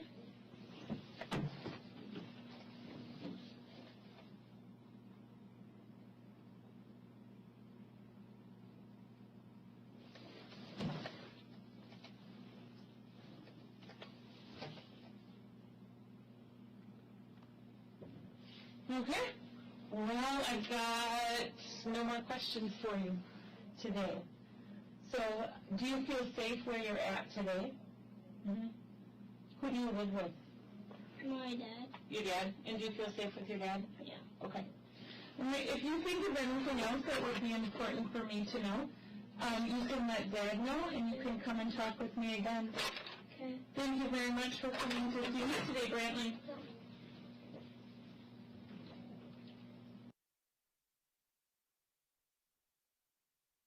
Swedberg, was that a fair and true copy of the interview that you conducted of Brantley Pedrin on November 2nd of 2023? Yes. All right, at this time, I'd move both videos of State's Exhibit 62 into evidence that have been played in court. I would also move Exhibit 65 into evidence, which is a transcript of the second interview, and defense has a copy of the same. Thank you. No objection, consistent with the local court rule on DAR reporting. They'll be received. You all done? Good. So, Ms. Swedberg, I want to start with Brantley's two videos here. Would you agree with me that Brantley appeared to be distracted in both of those videos? Yes. He was running around like a horse in the first one, is that right? I don't know that it'd say a horse, but he was definitely moving around and fidgety, yes. On all fours? At times, yes. And in the second one, it looked like he was playing with a lot of toys and trying to make letters out of, I don't even know what you call that. Yes. He was doing some handstands. Yes. You agree with me that this is an example of a boy that age behaving rambunctiously? Yes. Obviously, you showed a little bit of concern that Brantley might fall over and hurt himself when he was doing those handstands. Is that correct? Yes. And you're unaware of how Brantley behaved on a day-to-day basis when he's not with you. Is that fair? Can you repeat that question? You're not aware of how Brantley behaved on a daily basis at home when he's not with you. That's correct. So the second interview occurred on November 2nd of 2023. Is that correct? Yes. And I believe the first one was February 12th of 2023. Is that correct? Correct. My understanding is that the second interview was prompted by a report from Brantley's father, Derek Pedrin, that he had more information to share. Is that correct? Correct. At that point, you're aware that Ms. Dikeman had been arrested and charged with Alex's homicide? I believe so, yes. You were aware that she was in jail at that point? I don't know that I knew where she was at, no. You're aware that Brantley was living with his father, Mr. Pedrin, full-time? He said he was living with his dad, yes. I was not aware of specific custody or placement arrangements. So early in the early in the interview, you ask Brantley about consequences. Is that a standard thing that you'll ask kids about? Yes. You agree that Brantley did not describe to you what a consequence would be in that second interview? I don't recall exactly what he said, but yes, we all watched the interview. Sure. Referring to the first interview on February 10th, Ms. Swedberg, would you agree that it was apparent that Brantley was making at least some of those details up? That's not what I would say, no. So, Ms. Swedberg, he told you that Alex drank poison coming out of the drain that was put there by his school bully. Is that correct? He did say things like that, yes. And your testimony here is that that didn't seem to be made up. It was my testimony that that's not what I would say. Brantley told you that he watched Alex turn into a green monster and then watched Alex die. Is that correct? He said something like that, yes. Is it your testimony that that did not sound made up to you? It's my testimony that I would describe it differently than made up. Brantley described to you a secret door in his brother Zayden's room where his mother kept firearms, money, a paddle or spoon to hit children with, and a stash of diamonds. Is that correct? Correct. You aware of whether or not such a stash of these items was ever located in the home? I'm not aware of that, no. Brantley described to you Alex being forced to go outside and walk around on his broken leg and pick up dog poop. Is that correct? I don't know that he said he had to go outside, but he did talk about walking on his broken leg and cleaning up dog poop, yes. Well, typically dog poop would be outside. Would you agree with that? No. No? You have a dog that does that indoors? Unfortunately, yes. Okay. Brantley did not describe how Alex was able to walk around on his broken leg to do this. Is that correct? Correct. And you're aware that there was no dog at that home on February 11th? I'm not aware of that, no. Now, when a child tells you something that seems to be untrue, or at least that you would question as untrue, it's not your practice to confront the child as to why they're saying that. Is that correct? Correct. Do you agree that Brantley gave different accounts between these two interviews as to how Alex fell down the stairway? Between the two interviews? Yes. Yes, he gave two accounts. I'm not sure if they were describing the same incident or two different incidents, because one was before his leg was broken and one was after his leg was broken. Sure.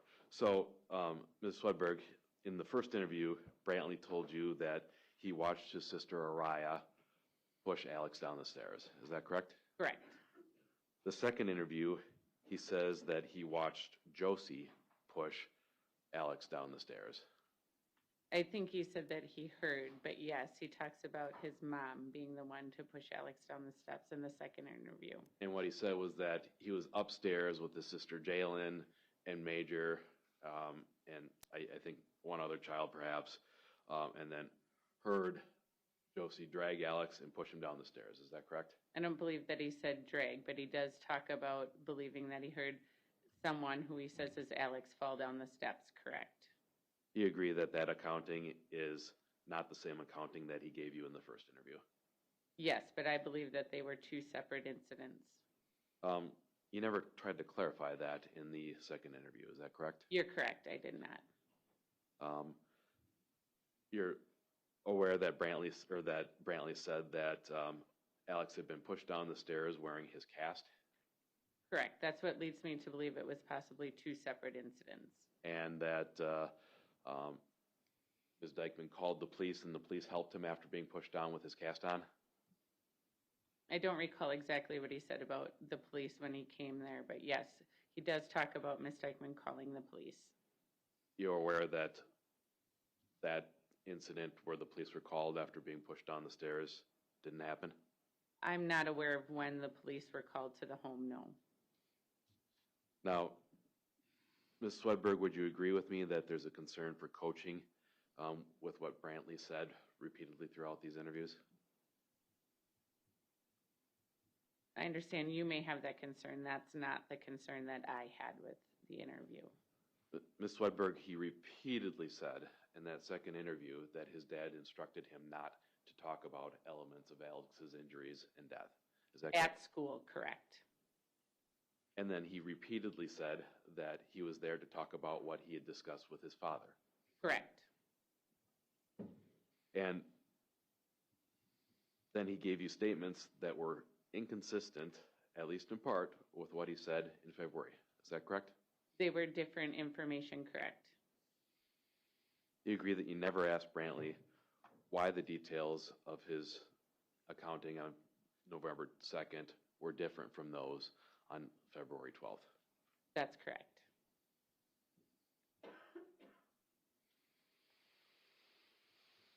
So I want to talk a little bit about choking here. You agree that you're the one who brought up the subject of choking with Brantley. Is that correct? I did ask that question, yes. Brantley had not mentioned choking or strangling at any point until you brought up the topic. Is that correct? Correct. And you agree that you never asked Brantley whether or not his father, Derek, choked? I asked who, and it was Brantley's answer that it was Mom. You never asked whether or not his father or others engaged in this behavior? Don't recall if I asked if anyone else did it.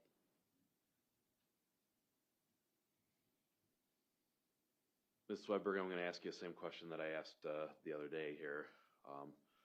Are you aware that Brantley was present on a video in which his father, Mr. Pedrin, was screaming at Alex and questioning, do you just like getting your fucking ass beat? As I said before, I'm not aware of any other videos. Certainly that would have been something that you would have questioned Brantley about had you been told that this evidence existed. I could have asked him about it, yes. And since investigators didn't tell you that there was evidence of Mr. Pedrin physically abusing the children, you didn't inquire into Mr. Pedrin further. Is that correct? I did inquire about Mr. Pedrin. Physically abusing. Swearing, I will agree with, not physical abuse. Sustain.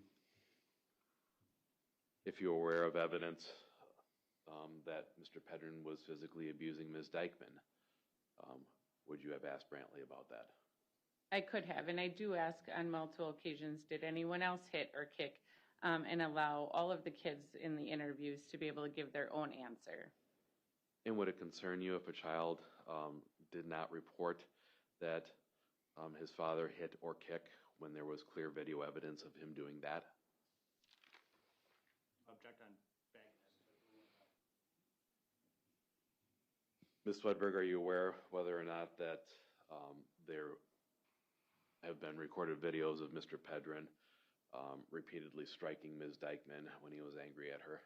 I'm not aware of any other videos. And I'm just going to ask the follow-up question. Are you aware that there's another video of Mr. Pedrin striking and then strangling Ms. Dikeman in front of Brantley, Alex, and Major?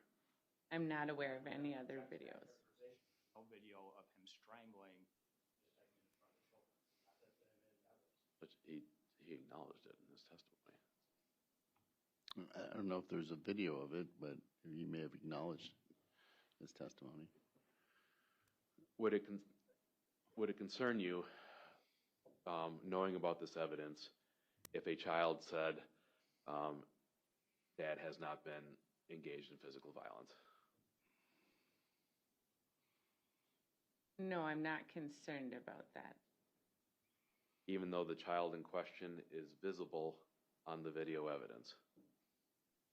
So the interview was not specific to domestic abuse, and in my questions, I ask, are you, aware, does anybody get hits or kicks, things like that, and I allow the children to answer with the information that they have.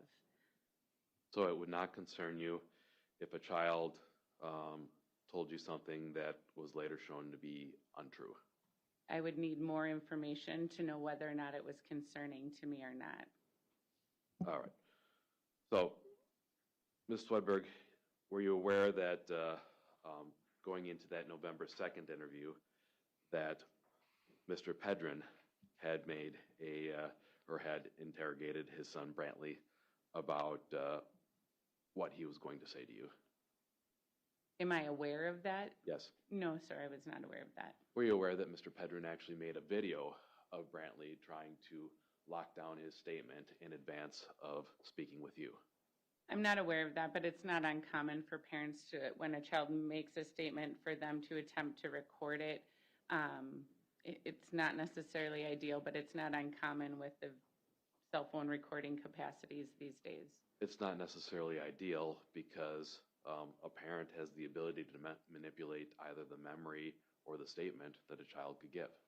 I would say it's not ideal because they don't have the training that someone like myself or a forensic interviewer has on how to ask questions.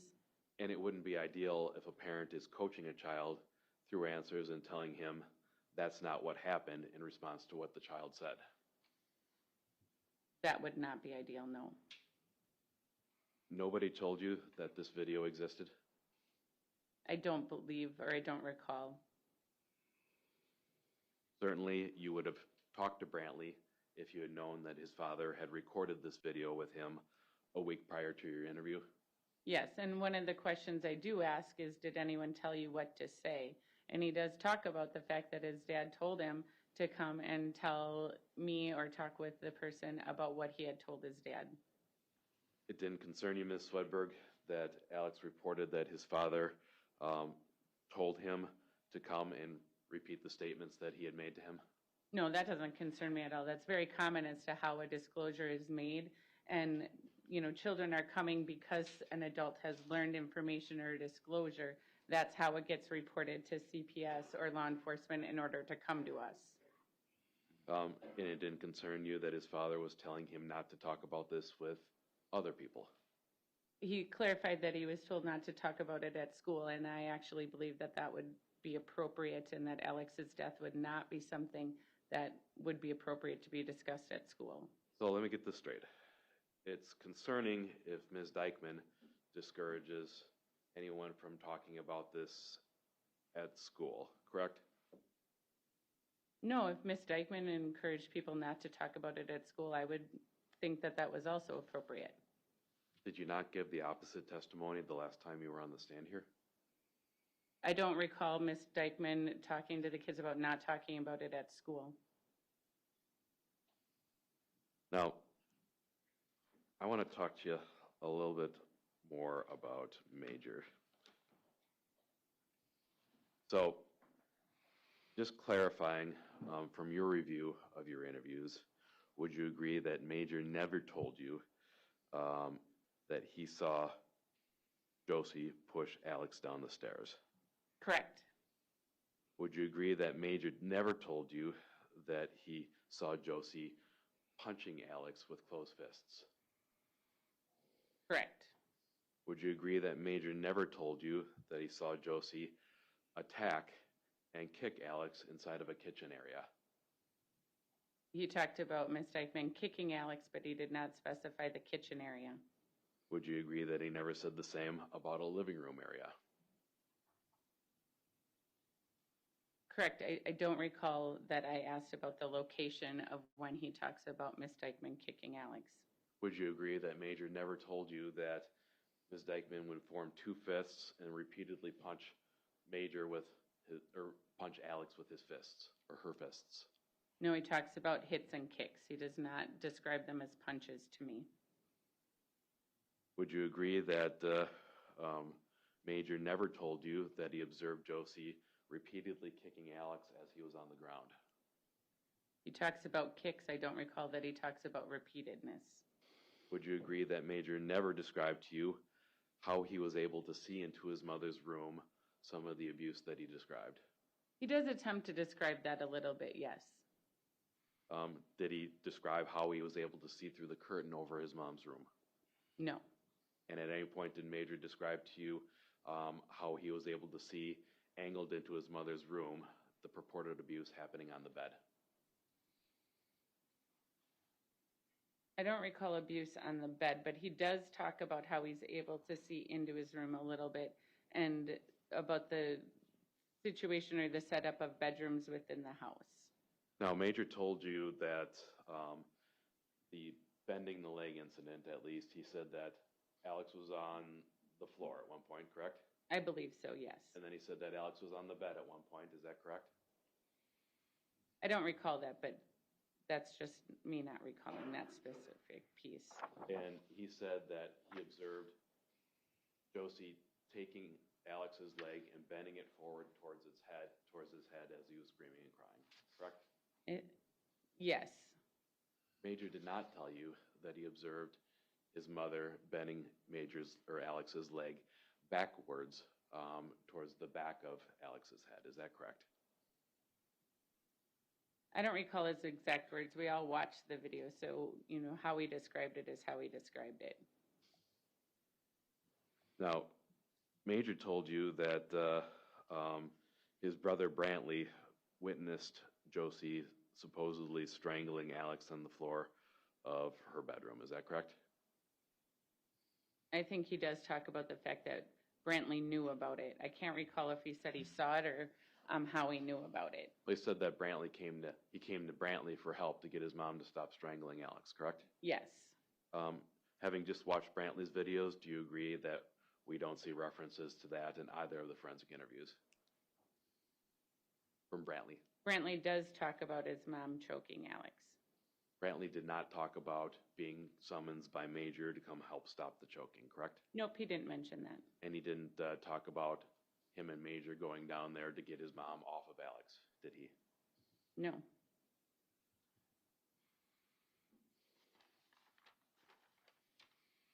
Do you agree, ma'am, that there is no process in the forensic protocol that you employ for confronting a child about statements that you know to be untrue?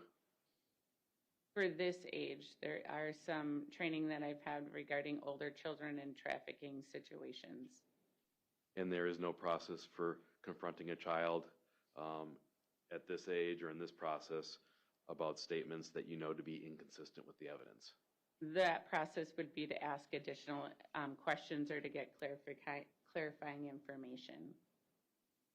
In other words, it's not your job to confront a child if it's obvious that they're not telling the truth. Is that correct?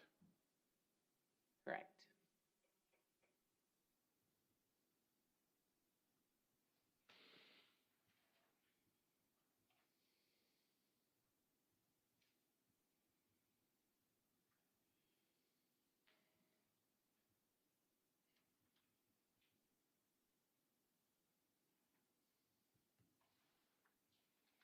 Ms. Swedberg, would you agree that children can and do sometimes confuse dates in which they were injured? Yes. Nothing further. Subject to recross on the remaining subjects, Judge. Okay. Redirect? Yes, thank you, Your Honor.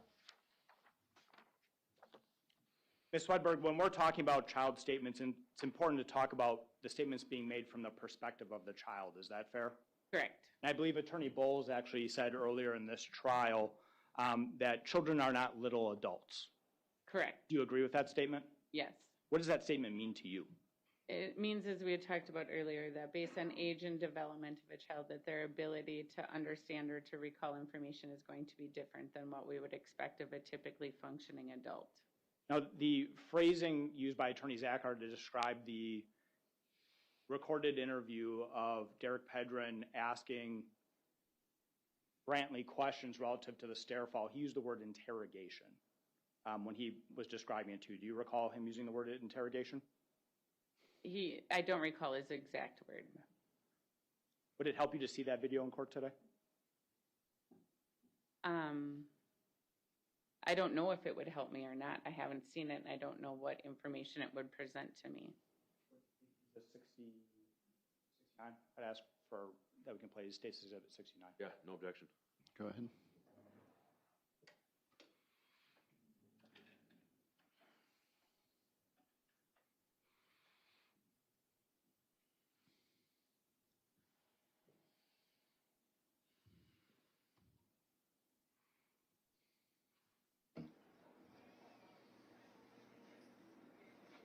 Why?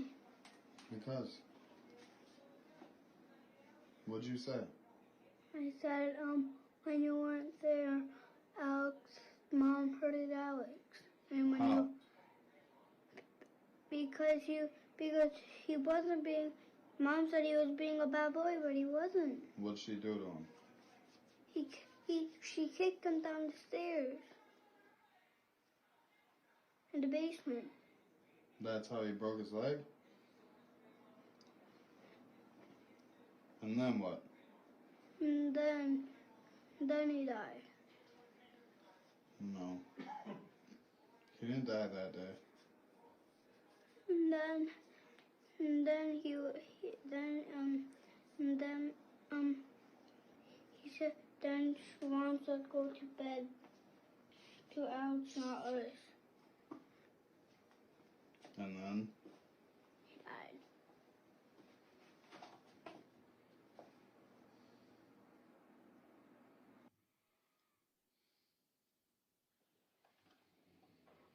I move 69 into evidence. Objection. Be received.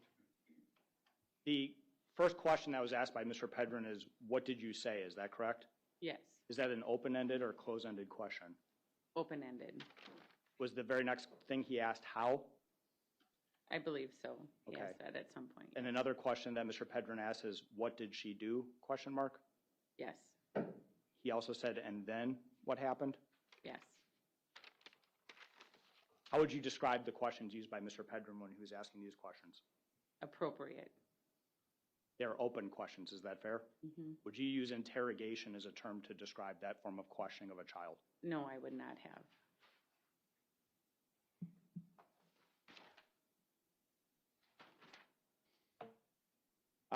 We talked a little bit before we played that video about perspective and a child's perspective. Is that fair? Yes, One of the things that Brantley Pedrin said in his second forensic interview is that he was upstairs at the time of the fall down the stairs and the pushing. Is that correct? correct. Now, there's two different upstairs in that house. There's upstairs from the basement to the first floor, and then there's upstairs from the first floor to the second floor. Is that fair? I've never been in the house, but based on what is described in the forensic interviews, that's what I would assume. Okay, so upstairs could mean two different things based on the answer that he's giving. Is that true? It could, Okay, if that's the layout of the house. correct. And it would be important to know from Brantley's perspective what he meant by upstairs. Is that fair? Yes,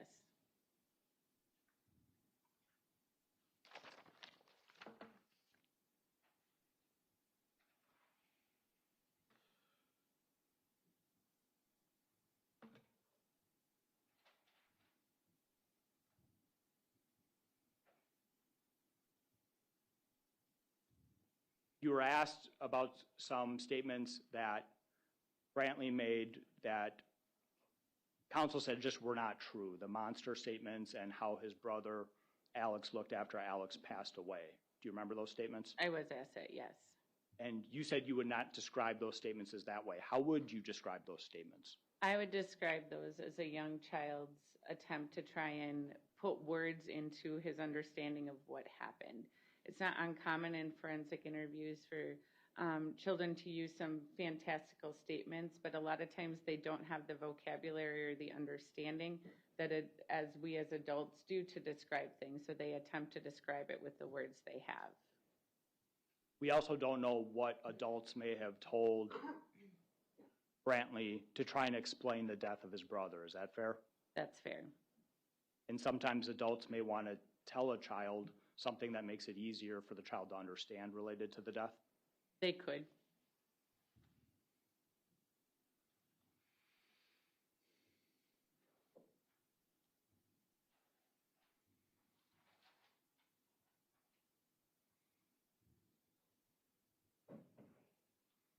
If a child is describing incidents of kicking or choking, it's important to know the specific incident that they're talking about, correct?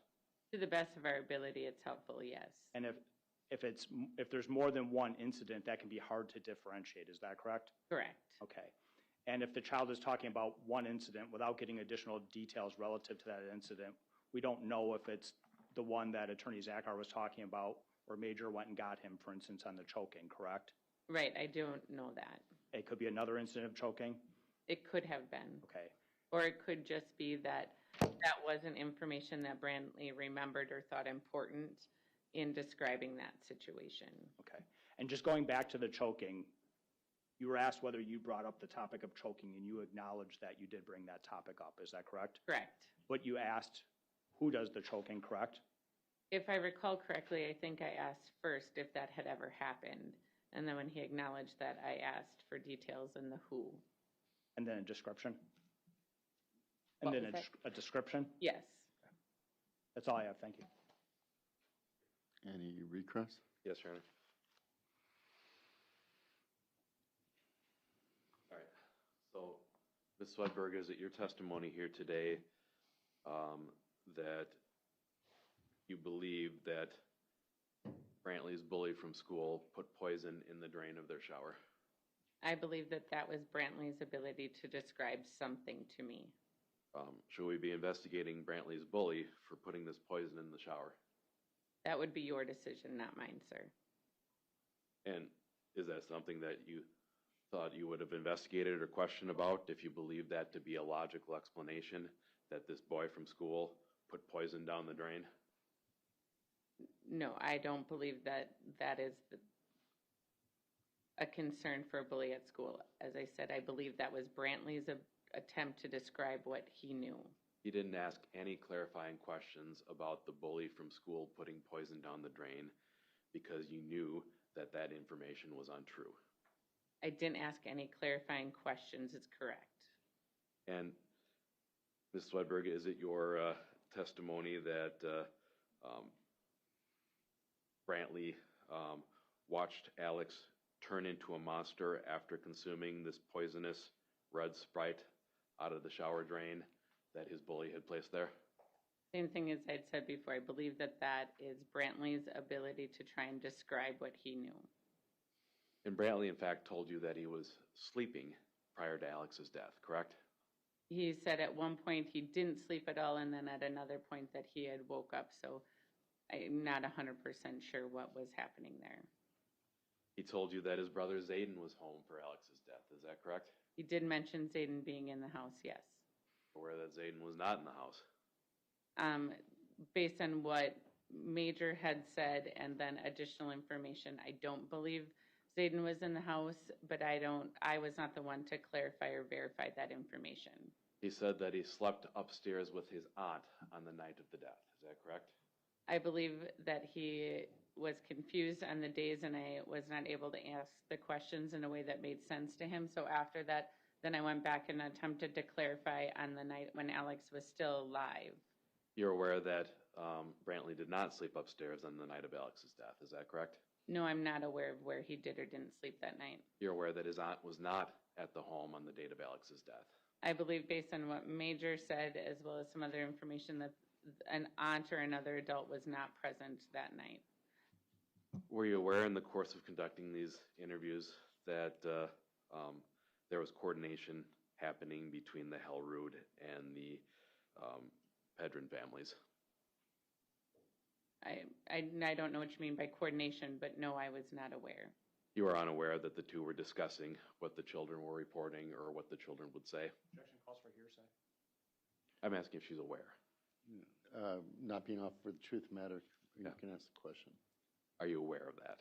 That they were the two families were attempting to talk about what the children were going to say? Yes. No. The children were very consistent in... Thank you. The question here is, would you have gone into that in your forensic interviews had you been aware of that information? I did ask both kids if anybody had talked to them about coming there or if anyone had told them what to say. Let's talk about the exhibit that the state just played. I was going to do this again with Brantley, but we've got it here in front of you. It's apparent to you that there had been a conversation between Brantley and Mr. Pedrin before he turned on his phone and started recording. Is that fair? Yes. You have no idea what Mr. Pedrin and Brantley discussed before he turned on his cell phone. Is that correct? No, I do not. And Mr. Pedrin's standing over Brantley from an elevated position recording downwards. Would you agree with that characterization? Yes. And Brantley looks scared at points in that video. Is that correct? I don't know that I would say that. Well, you don't know what Brantley looks like when he's scared. Is that fair to say? That is fair to say. He had some sunken eyes, or I guess some bags or dark spots under his eyes. I did observe that, yes. You have no idea whether or not Mr. Pedrin was physically abusive with Brantley prior to recording this video. No, I don't know that. And Mr. Pedrin, in this video, is asking Brantley for a chronology or progression of events leading to Alex's injuries. Is that correct? Yes. And Alex says some things in that video even that we know to be inconsistent with what he said to you. Is that correct?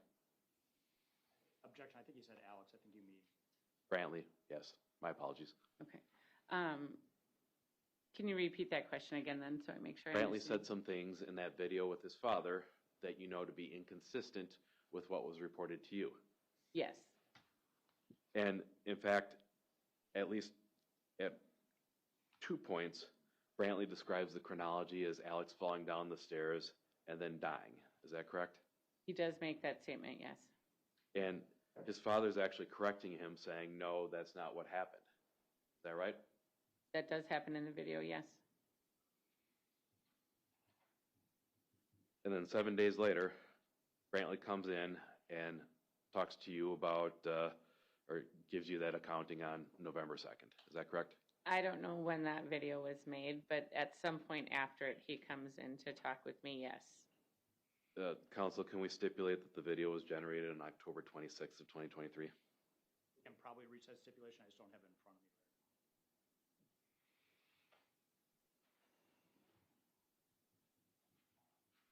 You have no idea what the dynamic was like between Mr. Pedrin and Brantley in the course of discussing what he would say on November 2nd to you. Is that correct? I did ask in the interview, and Brantley does answer some of those questions, so that's the information I have. And you have no idea what other discussions Mr. Pedrin had with Brantley prior to his interview with you on the 2nd? No.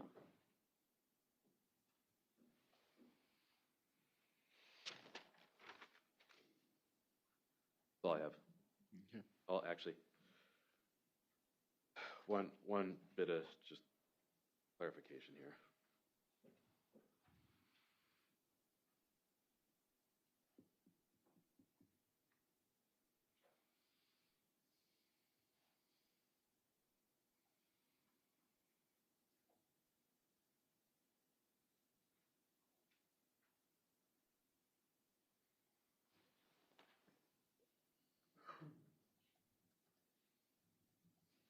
Our transcripts are numbered slightly different from the state's.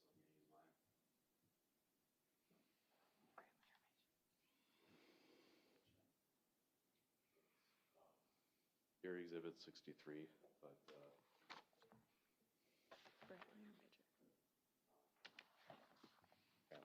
November.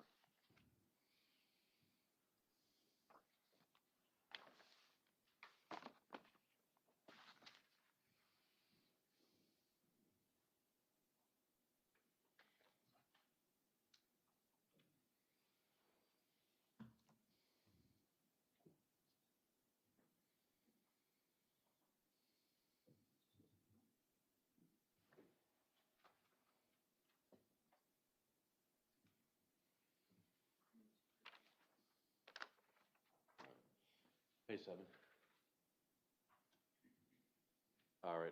So, Ms. Swedberg, your testimony, I guess, on redirect was that Brantley described being upstairs when Josie supposedly pushed Alex down the stairway. Is that correct? I believe that's what he said, yes. Do you agree that Brantley also told you that he had seen that incident happen before saying that he was upstairs? He does give some information about being upstairs, seeing it, playing, so different information when I ask clarifying questions, yes. And you agree that that would be contained within the video, that he both said that he saw it happen and then later described that he had been upstairs when it happened? Do I agree that that's what he said? Is that what Yes. you asked? Yes.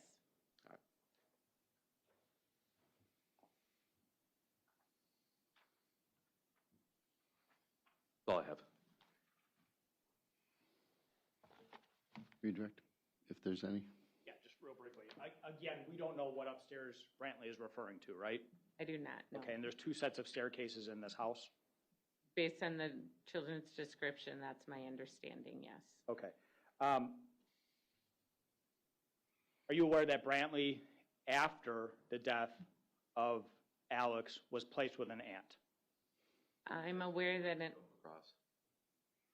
It's not, because they No. brought up where he slept. A room. So I am aware that an aunt brought him to the forensic interviewer who was around at that time. I don't know the specifics of his placement following the interviews.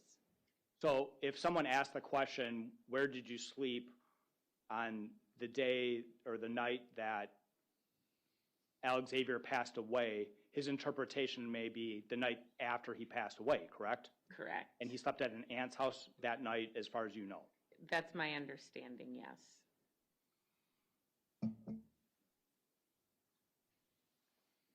Interviewing a child is a very complex practice, is it not? Yes.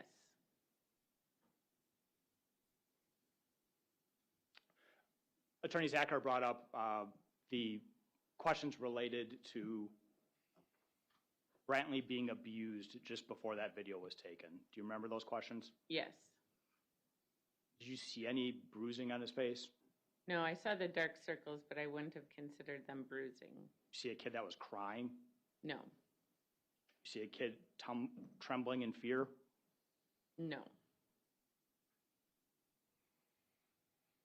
Did you see any signs of abuse whatsoever in that video? From what I could observe in that video, no. And are you aware that that video was turned over to law enforcement? I'm aware that at some point law enforcement or child protection saw the video, which prompted them to bring him back in, but I don't know the specifics of when or how they saw it. And so according to Attorney Zachar's questions, if we presume that to be true, Mr. Pedrin would have abused this child knowing he was bringing this child in for another forensic interview where he's going to be asked about abuse. Does that make any sense to you? Objection, argumentative, hypothetical. Distinct. I'll withdraw it. Anything further in recross? Just one. Ms. Swedberg, would you agree with me that kids who are being abused by a parent don't all appear to be the same way? Correct. Nothing further. Anything further? All right. And we're done. Subject to recall, subject to recross on the further topics. Okay. You're excused at this point in time. Thank you. Okay. Can we call another witness? We can. Can we take a 5-minute break? Yes. All right. So let's take about a 5-10 minute break, and we'll see you in a bit.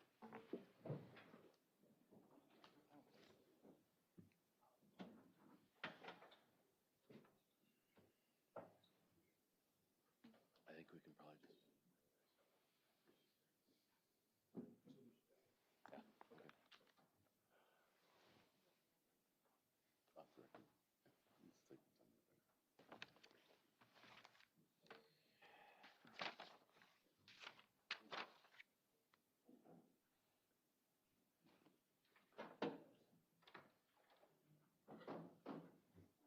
What do you say?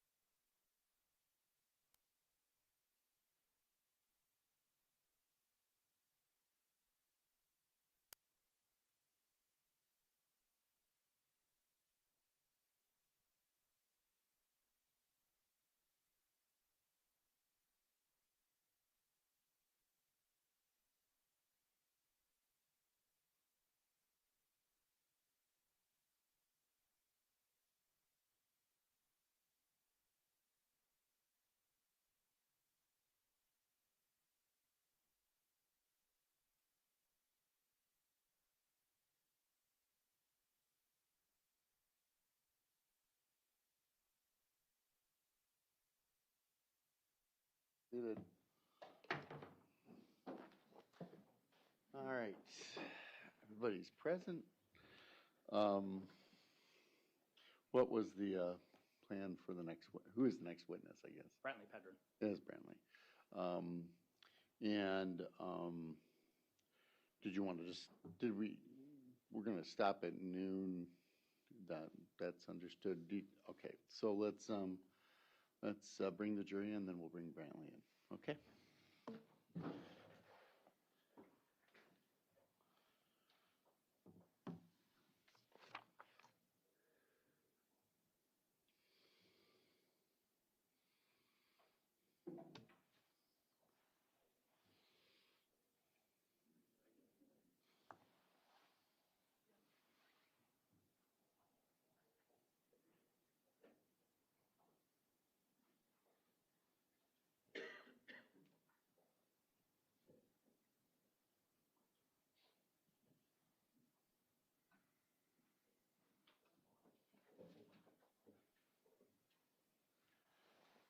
Everybody may be seated.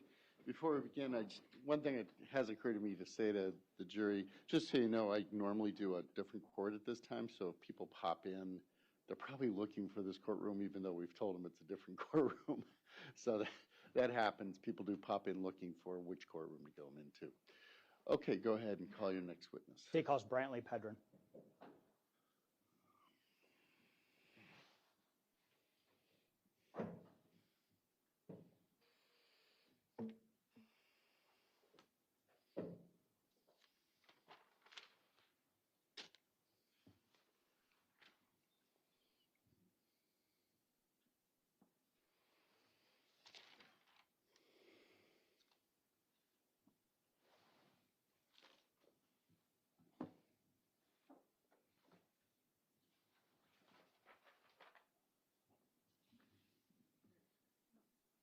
Yeah, I'll do it.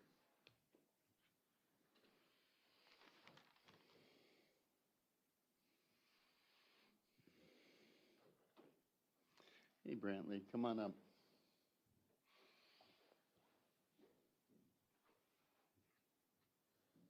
Hey, how you doing? Good. Okay. Hey, Brantley, I got to do one thing before we start, okay? My name's Elliot. Nice to meet you. Hey, can you raise your right hand for me? This is a thing. The other hand, how about that one? There you go. Swear you'll tell the truth, the whole truth, and nothing but the truth? Say yes out loud. Yes. All right. I'm going to get some questions about that too, okay? Okay. If you need something, you let us know, all right? If you need a break or something. Okay. Thank you, Brent. Good morning, Brantley. Mom. I'm going to put this a little bit closer to you because you're kind of quiet, and this microphone will pick up your voice, okay? Brantley, can you start off by spelling your name for me? Brantley. How about your last name, Brantley? Can you spell your last name for me? Brantley, what am I holding in my hand? Exposed marker. Expo marker. What color is it? Orange. Orange. If I said I was holding a blue marker, would I be telling the truth or a lie? The truth. If I said it was blue, would I be telling the truth? You shook your head no. What would I be telling? Not. What? If I said that this is blue, is that true or false? False. False. Thank you. Okay.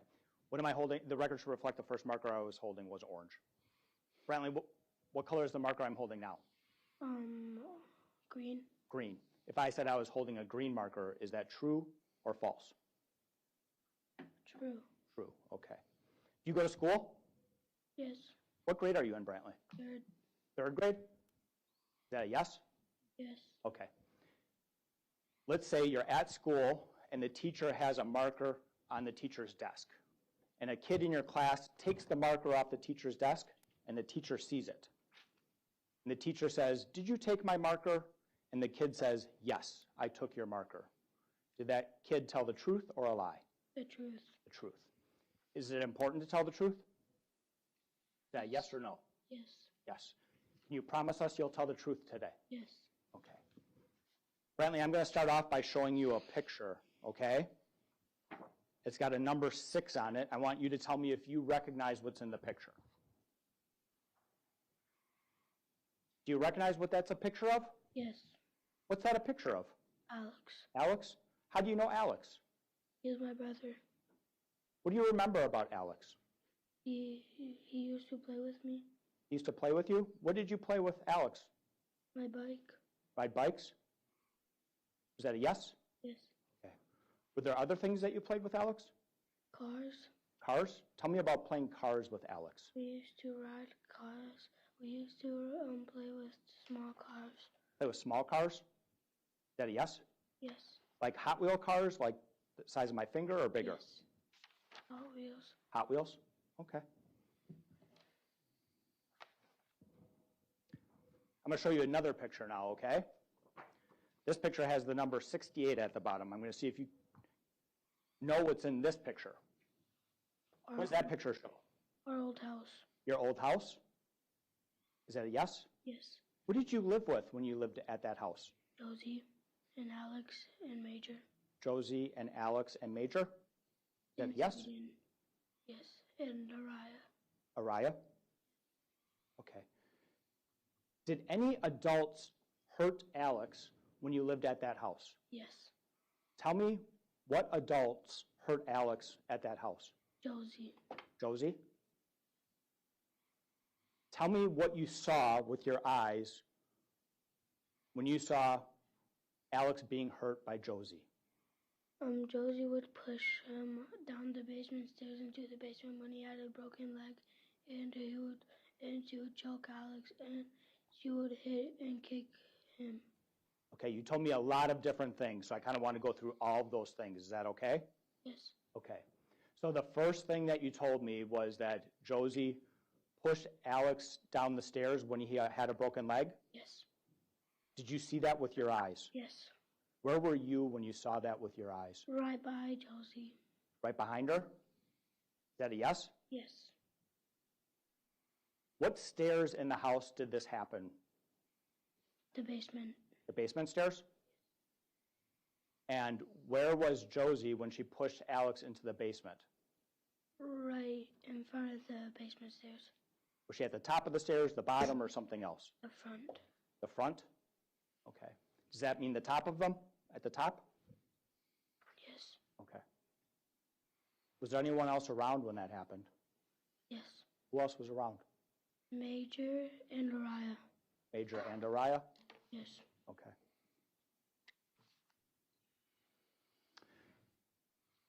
You said this was after Alex already had a broken leg?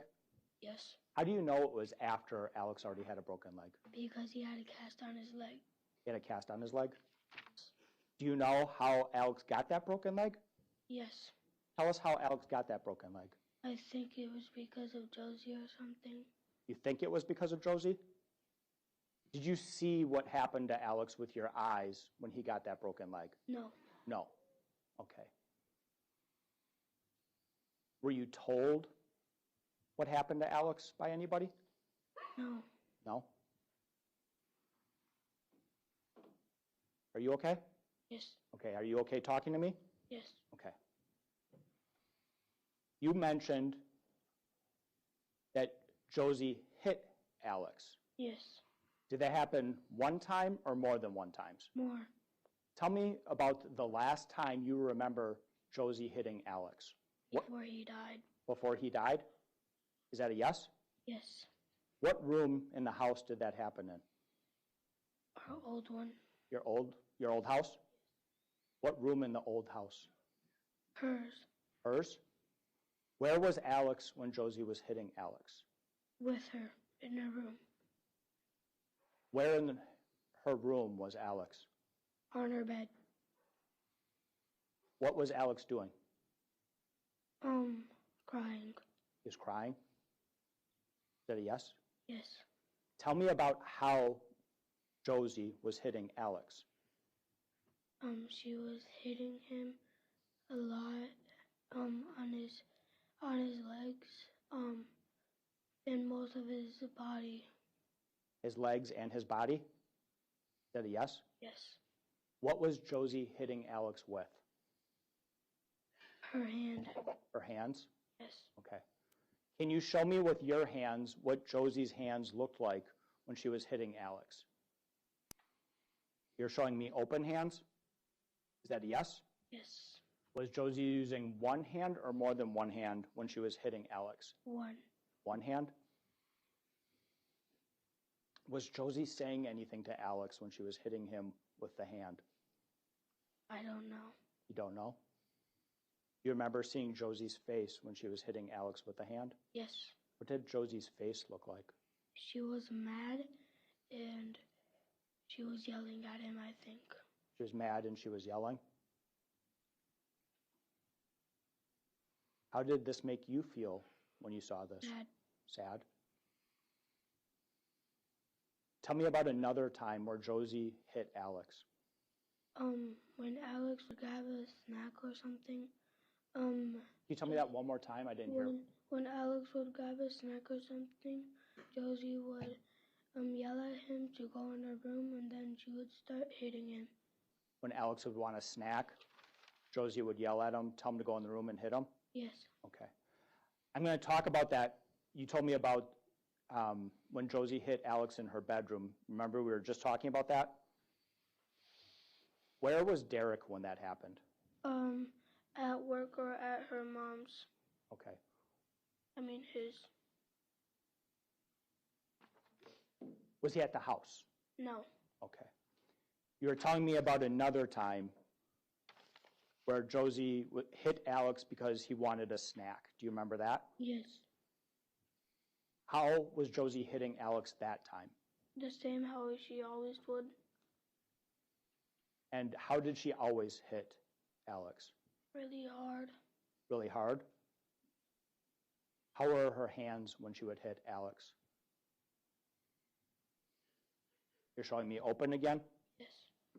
Did Josie ever do anything other than use an open hand when she hit Alex? Yes. What else would she do? Spatula. Spatula? Tell me about when Josie used the spatula to hit Alex. She would hold it in her hands and then grip it really tightly, then start hitting him. Where would she hit Alex with the spatula? And where she would hit him with her hands. On his body? What parts of his body? Everywhere. Everywhere? Did that happen one time or more than one time? More. More than one time?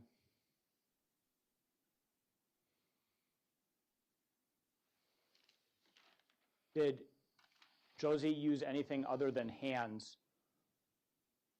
or the spatula when she would? For Alex. Yes. Her feet. Her feet? Tell me about Josie using her feet to hurt Alex. She would kick Alex really hard, and I think that's how he got the broken leg. That's you think that's how he got the broken leg? Okay. I'm going to ask you again. You didn't see him get the broken leg, did you? No. No. Okay. Tell me the last time you saw with your eyes Josie kick Alex. When my dad went to jail. Tell me all about that. What do you remember? I remembered he was going into a cop car, and then then I turned around and Josie started kicking Alex. So you told me he was going into a cop car. Did I get that right? Yes. Okay. Who is the he that was going into a cop car? My dad. Your dad? Okay. And you said you saw Josie kicking Alex? Yes. Where was Alex in the house? In the room. In who? In Josie's room. In Josie's room? Where was he in Josie's room? On the bed. On the bed? Or on the ground, I think. On the bed or the ground? Do you remember where he was? Last time I saw, he was on the ground. On the ground? When he was alive? Yes. Okay. Tell me what you saw with your eyes when Josie was kicking Alex. What? What did you see with your eyes when you saw Josie kicking Alex? Josie kicking Alex and Alex crying. Did she kick Alex one time or more than one time? More. Where was she kicking Alex? His legs. His legs? And his ribs. His ribs? Is that a yes? Yes. Okay. Did you see Josie's face when she was kicking Alex in the legs and the ribs? Yes. What did Josie's face look like? Mad. Was And she was yelling. you remember what Josie was yelling? I forgot. Forgot. Okay.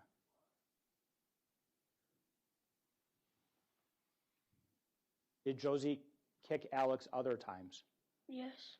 Tell me about another time Josie kicked Alex. The day before he died. The day before. And when we were in that house a lot. Did it happen a lot in the house? Yes. That was the only time it would happen. When? When we were in the house. When you were in that house? Okay.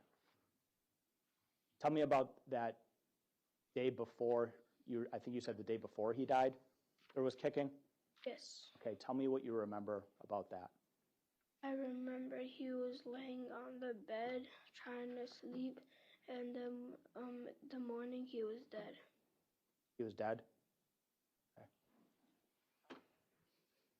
The night that you saw Alex laying on the bed and trying to go to sleep, did you go to sleep on the same bed as Alex, or did you go to sleep in a different room?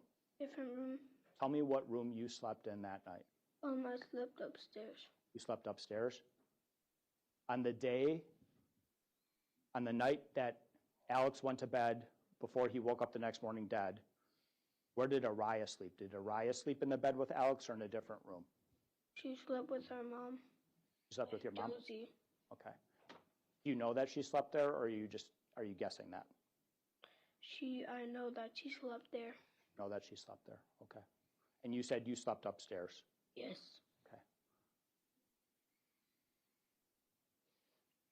Tell me about seeing Alex when he was dead. He was laying on the bed with his eyes closed, not moving, and then I was in the living room watching what happened. You're watching what happened? Then Josie pulled me away. Okay. How did you find out that Alex was dead? Because Josie was crying my son. She was crying, my son? What was Josie doing when she was crying, my son? Nothing. She was just crying. She was crying? Yes. Did you see Josie do anything to Alex's body? I don't know. You don't know? Okay. Where was Alex's body when you first saw it? Like where was he when he was dead? Yeah. On the room next to the living room. Okay. Is that Josie's room? Yes. Okay. And where was his body in that room? On the bed in the middle of the bed. On the bed in the middle of the bed? Yes. Okay.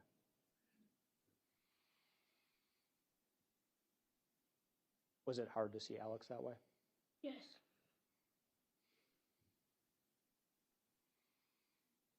You talked a little bit about hitting with hands and kicking with feet, right? Yes. Okay. Were there other ways that Alex was hurt? No. I mean, yes. Choking. Tell us about choking. Every time when Josie would think Alex did something wrong, she would start choking him. And Alex couldn't say anything when she was choking Alex. What did Alex's face look like when Josie choked Red. Alex? Red? You said Alex couldn't say anything?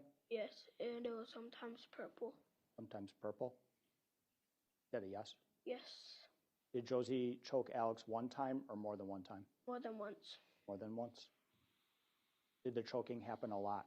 Yes, Did it happen more than 3 times? yes, Did the kicking happen more than 3 times? yes, Did the hitting happen more than 3 times? yes. What did it feel like to see these things happen to Alex?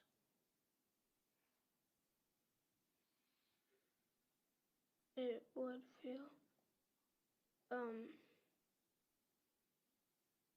no, Did you feel safe when you saw these things? no.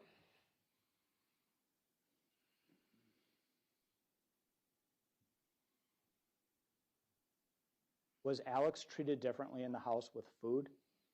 Yes. Tell us about that. Every time when Alex wouldn't eat his food, Josie would put hot sauce on it, and then if he didn't eat it, she would put more hot sauce and force him to eat it. What would happen if Alex did not eat the food with the hot sauce on it? He would get hit, kicked, and choked. Who would do the hitting, the kicking, and the choking? Josie. Did the hot sauce on the food happen one time or more than one time? More.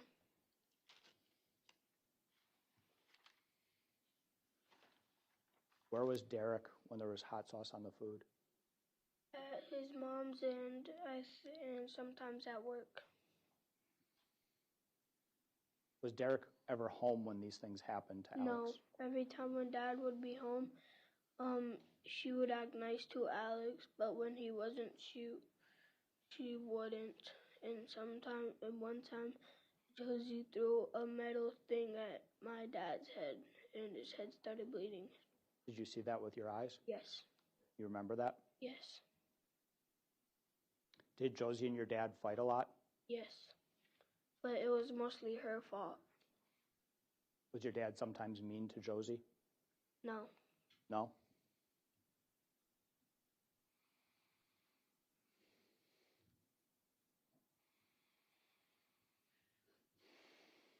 Was there anything done with pizza and Alex in the house? No. No? Do you remember anything about how Alex would have to eat pizza? No. Okay. He would never get pizza. He would never get pizza? Unless he was at school and pizza was an option. That was the only time he would get pizza. Okay. Did you guys eat pizza a lot at the house? Yes, only Major, me, and Araya, but Alex would only get noodles. You'd only get noodles? Yes. Okay. So when you ordered pizza, Alex wouldn't get any pizza? No. Okay. Did Alex have to eat in a different place than you? No, he would sit where we would sit. He would sit where you would sit? Yes. Okay.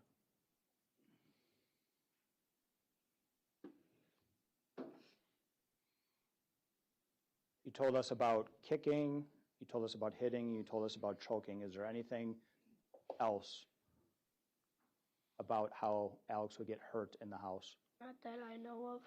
Not that you know of, okay. And those are things that you saw with your eyes, is that right?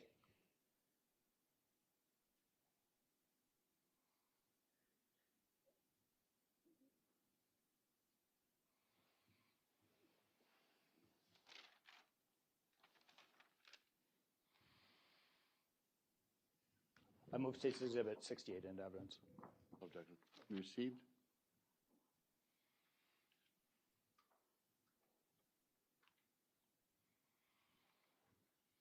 Brantley, we talked a little bit about your dad too, right?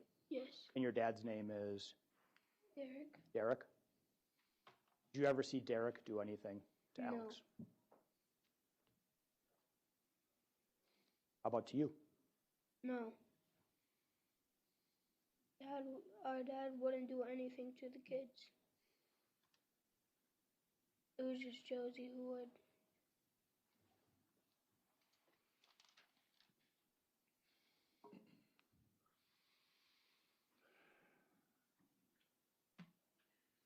Brantley, is there anything that I forgot to ask you that you think is important? I don't know. You don't know? Okay. Judge, is this okay to break here for lunch? Yeah, that's what I was thinking. Okay. So, hey, Brantley, we're going to take a break for a bit, have lunch, and then we'll come back and do a little bit more, okay? Okay. Why don't we have you go on out? Go on out, we'll have you. Okay, thank you.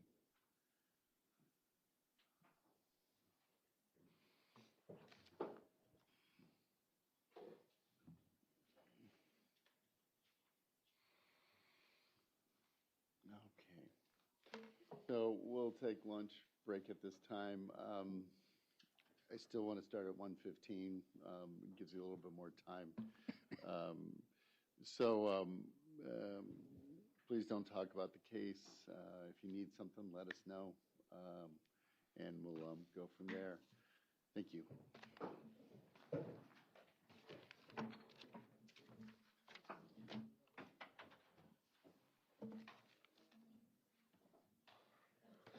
computer too, please? Yeah.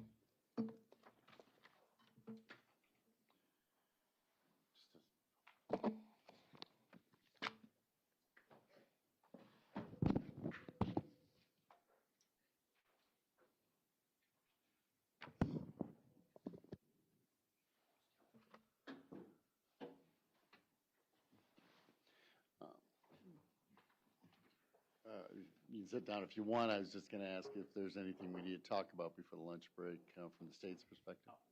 No, yeah. Defense, okay. So be here about 10 after 1. Start back up at 1:15. We'll go from there. All right. See you then.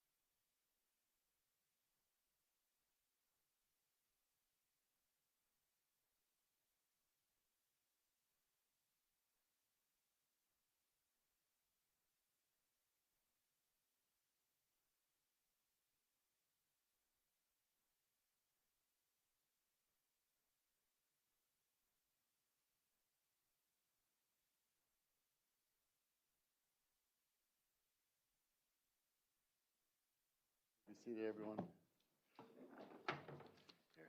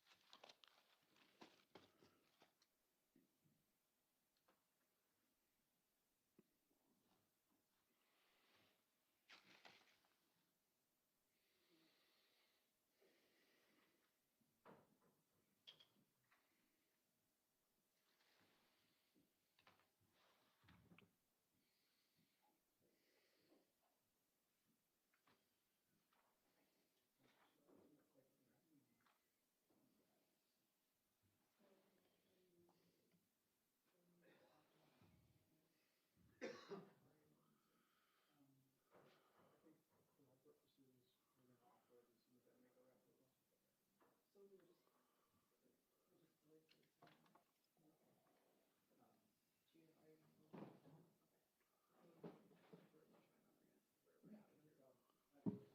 I don't need to have it physically, I could. Yeah, and then I have a little baby that was.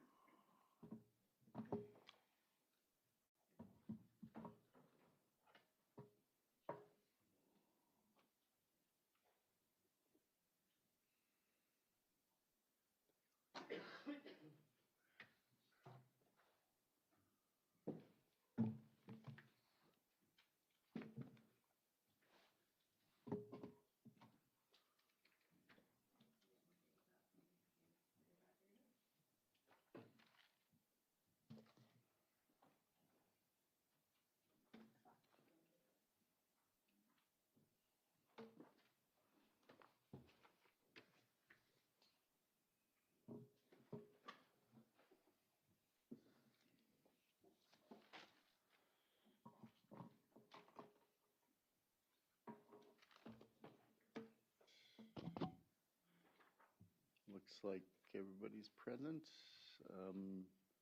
Before we begin, anything from the state need to address at all?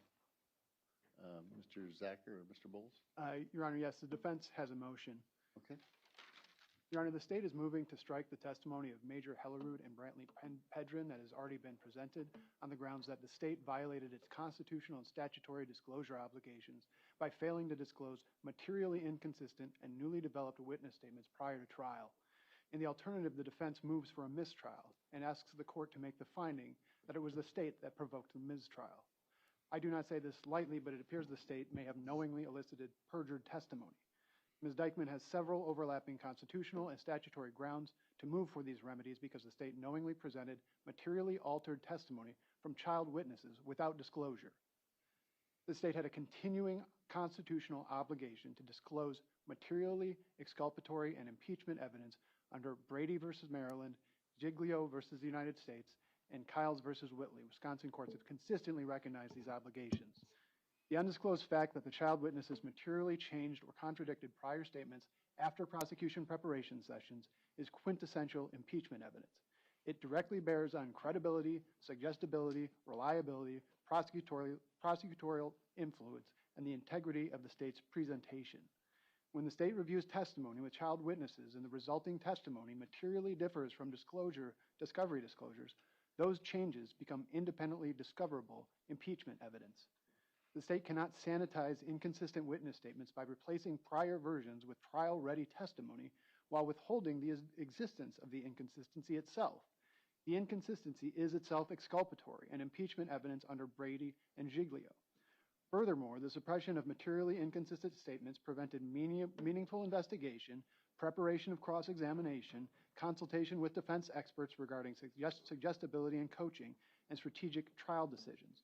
Wisconsin's criminal discovery statute imposes affirmative disclosure duties on the prosecution. Under WISTAT 971.23 sub 1, the state must disclose written or recorded statements, oral statements, witness statements, and exculpatory evidence. The statute also imposes a continuing duty to disclose under 971.23 sub 7.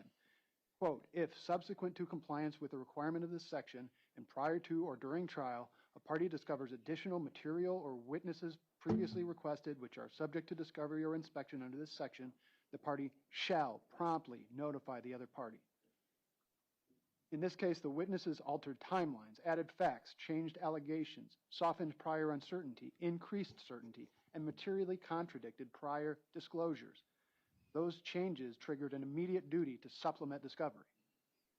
The state had an ongoing statutory obligation to disclose newly developed witness statements. Wisconsin courts recognize that criminal proceedings must satisfy basic notions of due process and fundamental fairness. The core fairness problem here is not merely inconsistency. Witnesses often become inconsistent. The constitutional issue is that the state knew of the inconsistencies, participated in preparation, failed to disclose the changes, and nonetheless presented the revised testimony as substantive evidence. This is classic trial by ambush. The defense prepared its case based upon the discovery provided. The state then presented materially different testimony from key child witnesses after undisclosed preparation sessions. This deprived the defense of the opportunity to investigate the changes, prepare impeachment, retain experts, and so forth. We did not have an opportunity to meaningfully confront the witnesses due to these failures to disclose. Where the prosecution possesses advanced knowledge that a witness will materially depart from prior statements, concealment of that information undermines the truth-seeking function of trial and violates due process. When the state, under Wisconsin law, courts possess broad discretion to impose sanctions for discovery violations, including exclusion. Relevant remedies include exclusion of testimony, striking testimony, mistrial, continuance, adverse inference, or expanded cross-examination. In addition, we have evidence of real-time coaching by the state and have provided the video excerpts in a thumb drive, which has been marked as an exhibit and I will offer after my statement. They are correct. The failure to disclose is obvious. This obvious coaching is appalling. Wisconsin courts are to consider whether there was bad faith in failing to disclose these altered statements, whether there was prejudice to the defense, whether the evidence came as a surprise, and whether lesser remedies can cure the harm. The prejudicial nature of this altered testimony is crystal clear. The defense structured trial preparation around prior disclosures. The inconsistencies were unknown until trial. The witnesses were central to the prosecution. Cross-examination was impaired.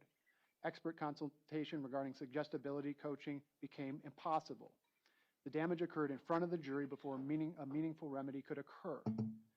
The prejudice here cannot be cured merely through cross-examination because the defense was denied the opportunity to investigate the origins of the changed testimony before it was presented to the jury. Exclusion is particularly appropriate where the state knowingly elicits materially altered testimony without prior disclosure. So the defense moves to exclude the testimony of the child witnesses. The state prepared these witnesses, reviewed their anticipated testimony, and knew or should have known that the discovery materially departed from prior statements disclosed in discovery. Okay, so what evidence do you have that they prepared this testimony? Your Honor, they smoothly went through their presentation without an inkling of surprise at this testimony coming out. They clearly had spoken with their witnesses beforehand. So knew what they were going to say. It's your belief that they prepared both these child witnesses to testify today beforehand, that they knew what they were going to say was different from the original recorded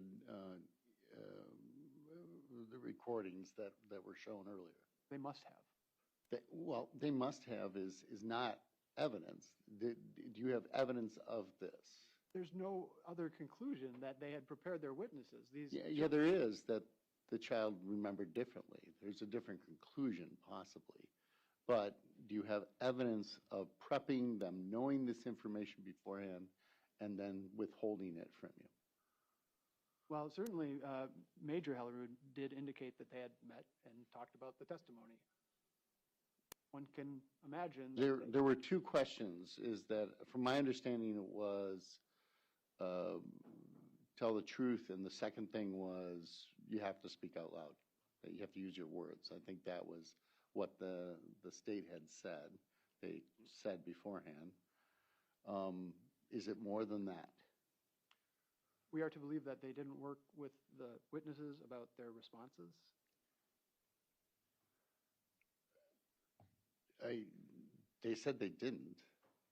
Do we have other evidence of it? Judge, I guess I would ask for the state's rendition on the record here. Yeah. I will say that my impression of the statute has always been that if an inconsistency is about during trial preparation or a material fact changes in a manner in which... No, I understand what the law is, but the question is, did it happen? So I'm going to give the state an opportunity to respond. Go ahead, Mr. Torbenson. Yeah, the accusation that's just been made in open court is extraordinarily serious, and I wish that it was done with actually more caution because it is such an extraordinarily serious accusation. It has always been my practice when putting a child witness on the stand to tell them what's going to happen in the courtroom and to show them the courtroom. But I specifically do not walk through the testimony question through question for the exact reason that they are putting on the record today, because then it becomes something that has to be disclosed and it may become another inconsistency. So I don't walk them through the testimony. I tell them the topics that will be talked about. I don't ask them questions. I tell them what's going to happen in the courtroom, and I explain the rules of the courtroom, which is what the child witnesses testified to, which is tell the truth, and you have to use your words in the courtroom. Okay, so when you say you go through the topics, did either child respond to those topics and say, this is what I'm going to say, and then you realize, oh, wait, that's different? No, there's no specificity. No. And did they respond at all to those questions? I think they indicated or acknowledged an understanding of what we were going to discuss. Okay. And, but as far as any substantive information from them, did you receive anything of substance from them? No, and Your Honor, the other thing I would say is it was crystal clear from Major's testimony yesterday, and then they can ask the same question of Brantley today. We did not show them the forensic interviews because we also didn't want that to any way influence their testimony. So they have not seen their videos from a number of years ago. So they have no idea what was said in those videos. I suspect that the testimony from Brantley will be the same under cross-examination when asked what he specifically recalls about those videos. Okay. The other thing I will tell you, and Ms. Root and I exchanged a number of text messages last night, we were debating whether or not even to play the second forensic interview of Brantley because there was some concern about that the fall that he's disclosing and whether that was one incident or two and whether or not it further confused the jury. So if I knew what he was going to say on the stand today, then why on earth would I be text messaging Ms. Root last night saying, I don't know if we should play that video? And I would happily share those text messages because I think it demonstrates the ludicrous nature of the accusations that are being made in court. Yeah, I think what the defense wants me to do is to essentially speculate on, really it's only with Major because, I guess it's with Brantley too now on the direct. But the reality is that I can't speculate on facts. Because the witnesses or any witness changes their story, it just leads it to, if they don't know that that's going to happen, the state doesn't know what's going to happen, they don't know what's going to happen. Motion is denied. I don't believe there's a basis for it at this point. Your Honor, I would ask that the court review the coaching excerpts. Yeah, the coaching excerpts are, I'll take a look at them. And if I change my mind, we can change mine and I can readdress this motion. Of course, I allow the state to have an opportunity to respond to that. I have not even seen a copy. I don't know what's being referred to. Nothing's been provided to us. Yeah, we'll take a look at that. Judge, just so I understand this, the state's position is that they, in a first-degree murder case, pending for 3 years, they put child witnesses on the stand, crucial to their case, without discussing what they're going to testify to? Without going into any of the details with what they're going to testify to on the stand. Correct. Those accounting things just so happen to become consistent with one another after 3 years?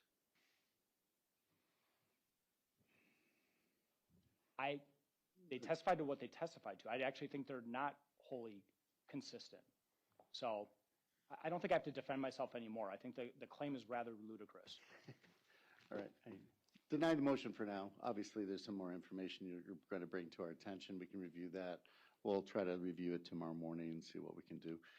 Are we ready to bring the jury? What's the best way to do this? Should I bring the jury in and then bring Brantley in, or anybody have I don't want to. I can have him take the stand again. Yeah, why don't we have him take the stand? Yeah, I'm going to move admission of the exhibit and provide copies to the state. Yeah, I'll send you copies. So this is Exhibit 253, and this is the video of coaching, which the defense believes video of coaching. And this is just received for the purpose of the motion. Right, thank you. Budget, for the record, it also. Wait until Attorney Thorpe. Yeah.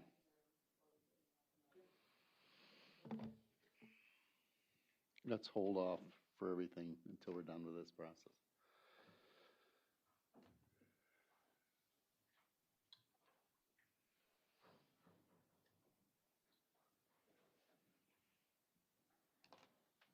Hey, Brandon. How you doing? All right. Let's bring the jury in then.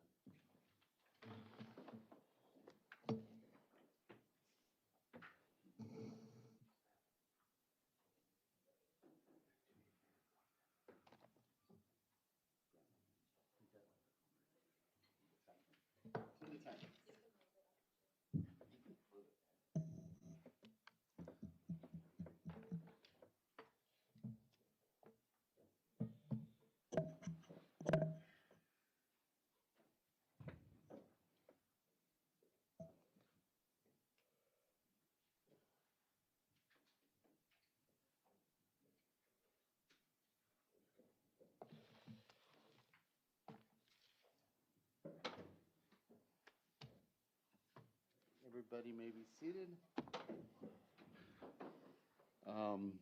Sorry, we're a little late. We had to do some stuff right beforehand. Go ahead, Mr. Zachar. Hi, Brant. Hi. Is it okay if I call you Brant? Yes. My name's Chris. That's what you can call me, okay? Okay. I want to start by asking you, when did you start calling your mom Josie? When she killed Alex. Okay. And who told you to start calling her Josie? I don't know. I just started calling her that Okay. because of what happened. Is that what everyone else in your family calls her now, too? Yes. Okay. Did anyone tell you not to look at Josie today in court? Yes. Who told you not to look at her?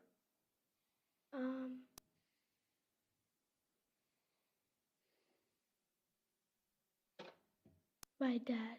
Your dad? Okay. Now, your dad's here in court today with us, right? Yes. I think I'm probably standing in front of him, right? Or can you Yes. see him? Can you see him from where you're sitting right now? Yes. Okay. And you've been looking back towards your dad when you were in here earlier. Do you remember that? Yes. Okay. You're wearing a red shirt today, Brand. Who got you that? My grandma. Your grandma? Okay. And is that a new shirt for you, or is it? Yes. Okay. And you walked in here with some people from Bikers Against Child Abuse. Do you know who I'm talking about? Yes. Have you been hanging out with them too? Yes. Okay. Did you get to go on a ride on the motorcycles? No, not Did- yet. Did you get to take a picture on the motorcycles? No. Okay. I just met him last Saturday. Last Saturday? Okay. They gonna take you out for a motorcycle ride? Yeah. Okay. And they On gonna level 2. are you gonna get a teddy bear too? Think. Okay. How about one of those cool biker vests? Are you gonna get one of those? I already have one. Oh, okay. What does it say on your vest? Says I won't live in fear. Okay. You look pretty good in it? Yes. Okay. Now, Brant, I know that you have some toys and stuff up there too. Is that right? Yes. What do you have? Can you show that to all of us?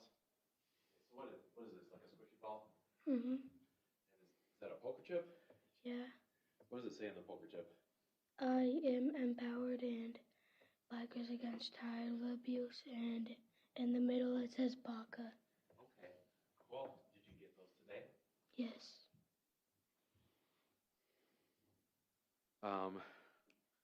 Brant, I know that a number of people have told you that you're really brave for coming in here today. Is that true? Yes. And that a number of people have told you that you're doing a really good job. Is that true? Yes. Has anybody said anything to you about me? No. Okay. Except for Matt. What did he say? He said, somebody else is going to be asking me questions. Okay. Did you have a chance to meet with Matt before you came up here to talk to us? Yes. Was that today or was that another day? A couple weeks ago. A couple weeks ago? And did the two of you go over what questions he was going to be asking you? Yes. Did you tell him what you were going to say in court when you went over the questions he was going to ask you? I don't know. Did you answer his questions when he asked you? Yes. Okay. And you talked about a lot of the same stuff that you talked about earlier in court. Is that fair? Yes. Okay. So, Brant, I'm going to ask you, do you think that your memory is better now or 3 years ago when all of this happened with Alex?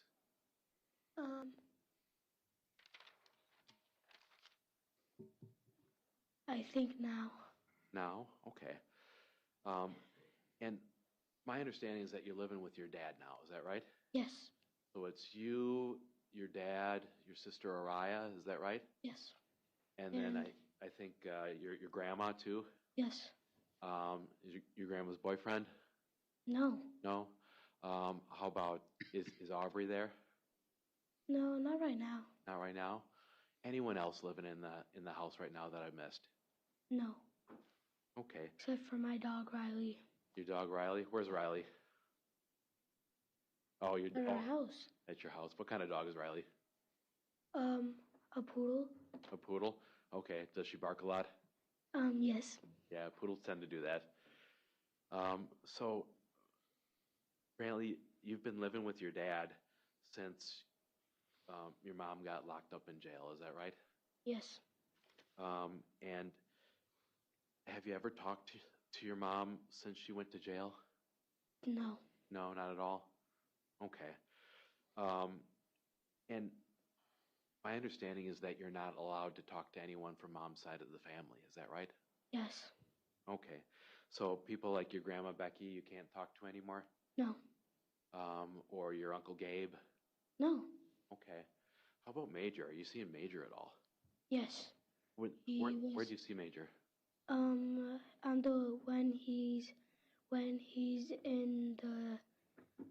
When he's in town.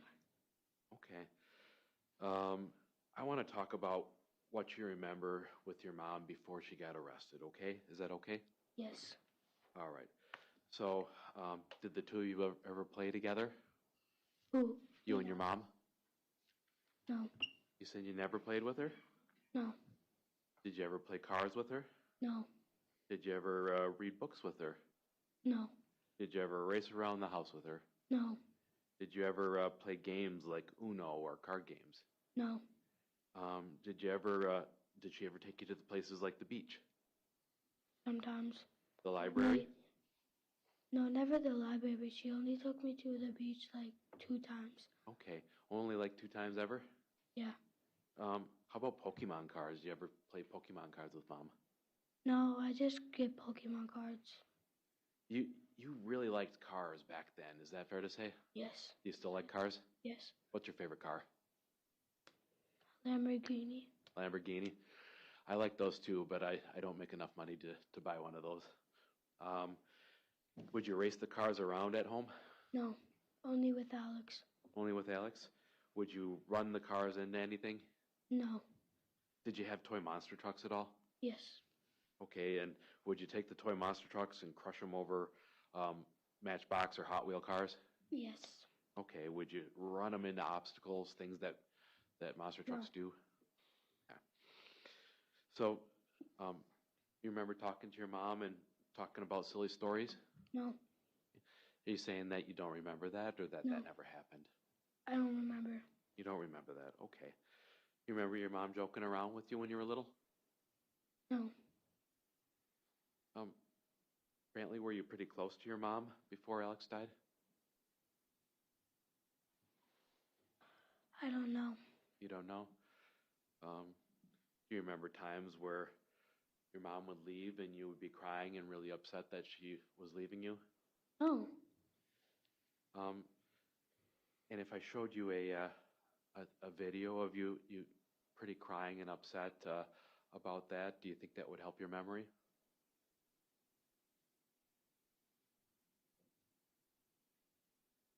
I don't know. Would you like me to? No. Um, I don't want to see a video. you don't want to see a video? Okay. We can, if I told you that there was a video of you crying and very upset that you weren't going to be able to see your mom, do you have any reason to doubt that? I don't know. You don't know? Okay. We can get to that in a second. Do you miss your mom? What? Do you miss your mom at all? No. Why don't you miss your mom?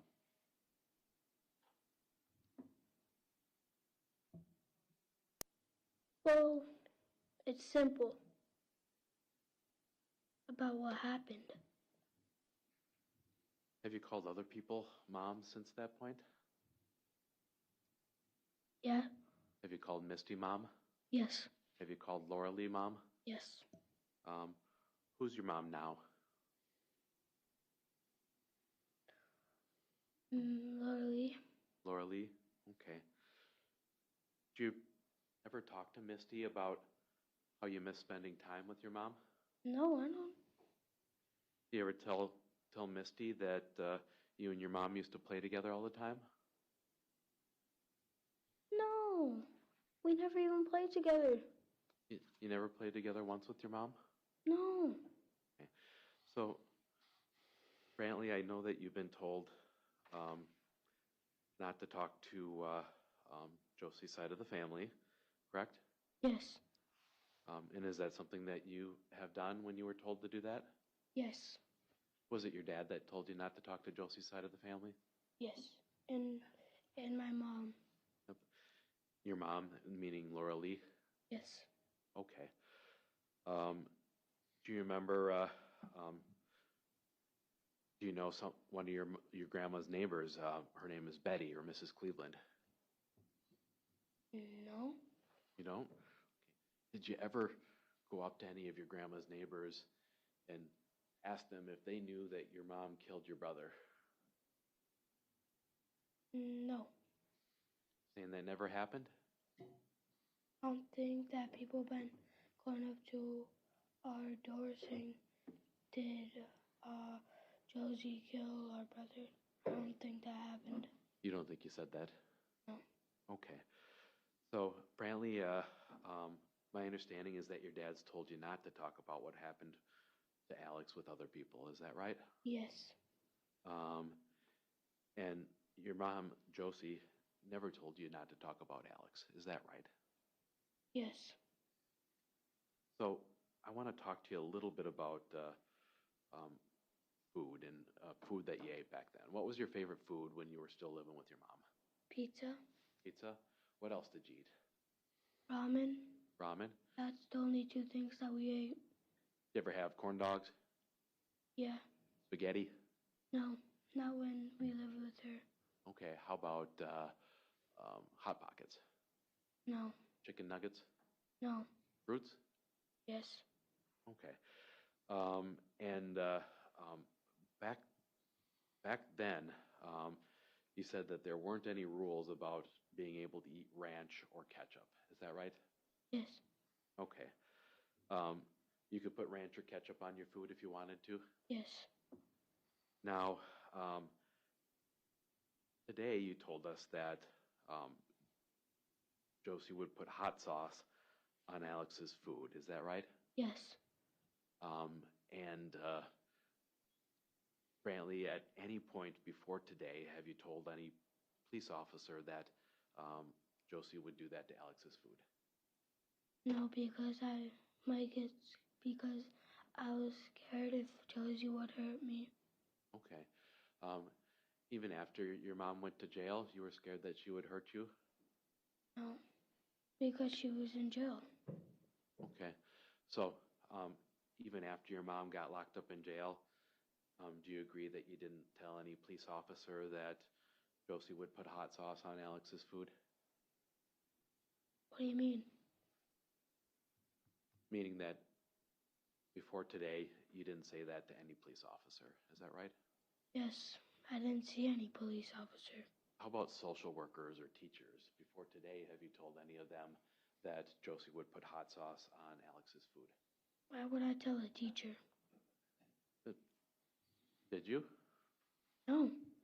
How about the social worker that you went and talked to? Did you tell her about that? No, because they told me not to talk about it. Okay. So, Brant, are you saying that you remembered that particular, are you saying that you remember that today when you testified, or did you remember it when you talked to Matt? I remember when I talked to Matt. Okay. Now, you also said that Josie would hit Alex with a spatula. Do you remember saying that? Yes. Is that something that you said to anybody before today? No. Okay. And did you tell Matt about that? Yes. So,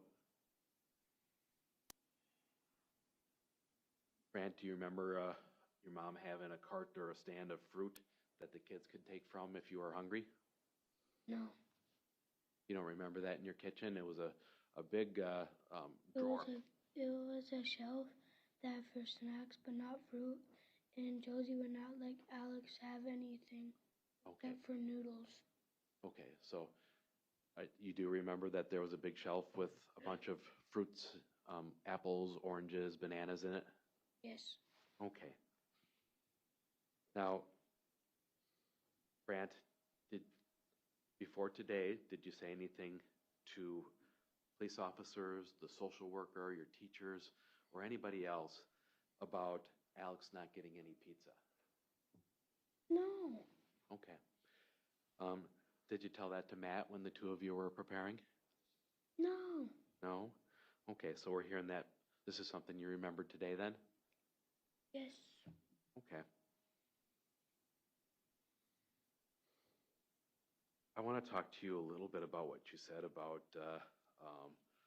you think that Josie broke Alex's leg by kicking him. Did I hear that right? Yes. All right.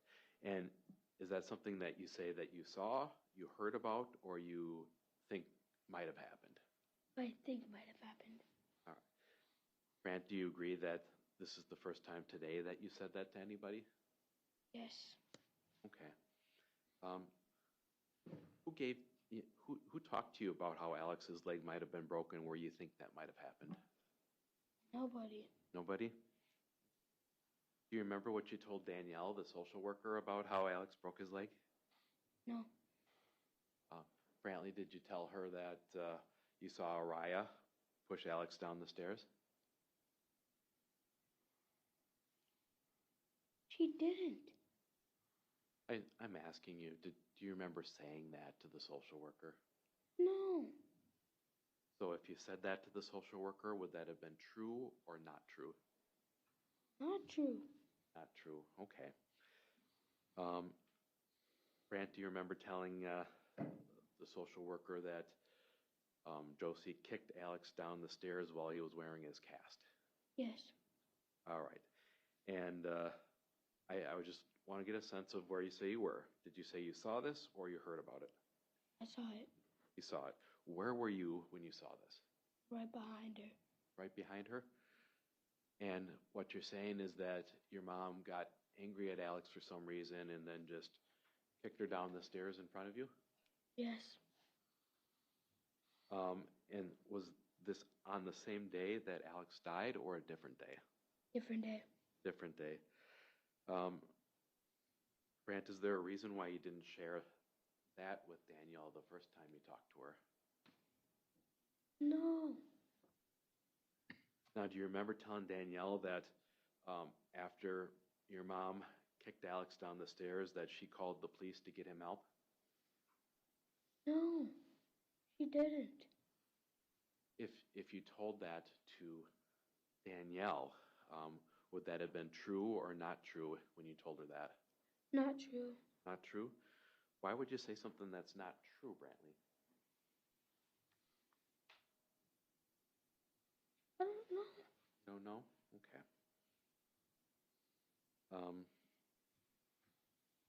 You remember talking to your dad about what had happened to Alex before you went back to see Danielle a second time? Yes. And you remember your dad actually getting his phone out and taking some pictures or taking a video of you? Yes. And my understanding is that the two of you talked about what did or didn't happen to Alex. Is that right? What?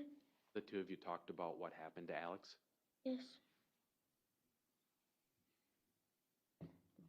So, Brant, one of the things that you said when you talked to us earlier was that your dad would never do anything to the kids. Do you remember saying that?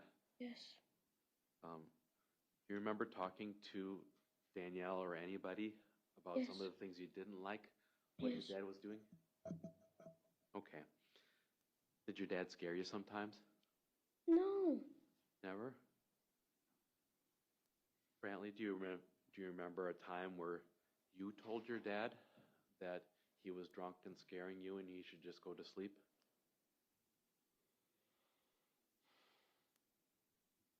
No. You saying that didn't happen? No. You're saying you don't remember it. What? I don't remember it. Why would you say something like that, Brantley, to your dad, that he was drunk and scaring you and should go to bed? I didn't. You didn't? Okay, and if there was a video of that, Brantley, is it something that you just don't remember today? I don't remember it. Okay. So, you also said that all of the arguments between your mom and dad were your mom's fault. Do you remember saying that? Yes, because they were. Okay. Who told you to say that? Nobody. Nobody?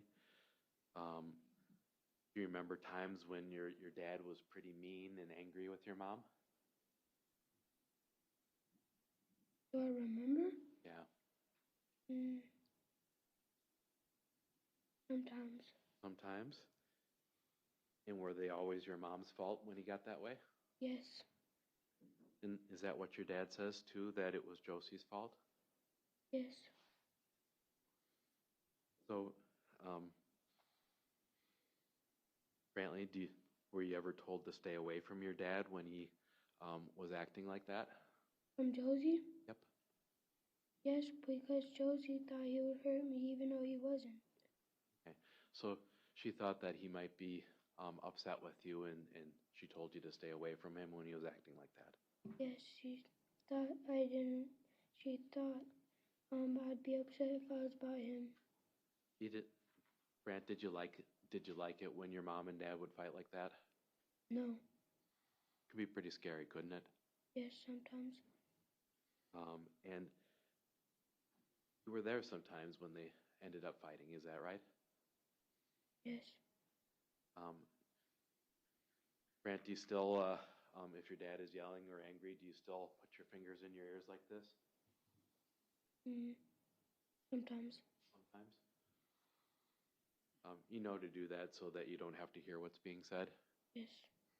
Okay. Sounds like you had to do that a lot when you were still living with your mom and dad. Is that a yes? Yes. Okay. I'm sorry that you have to do that. Did it ever make you sad knowing that you had to do that with your ears? No. No?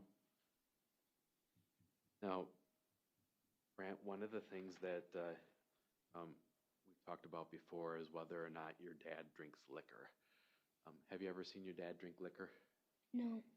Never? No. How about beer? No. Okay. So, Brantley, you've never seen your dad drinking?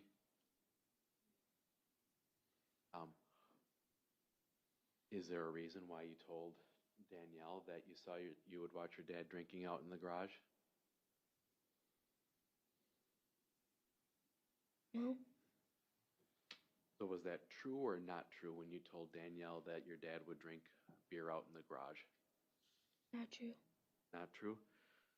Okay. Does your dad drink alcohol now? No. Not at all? No.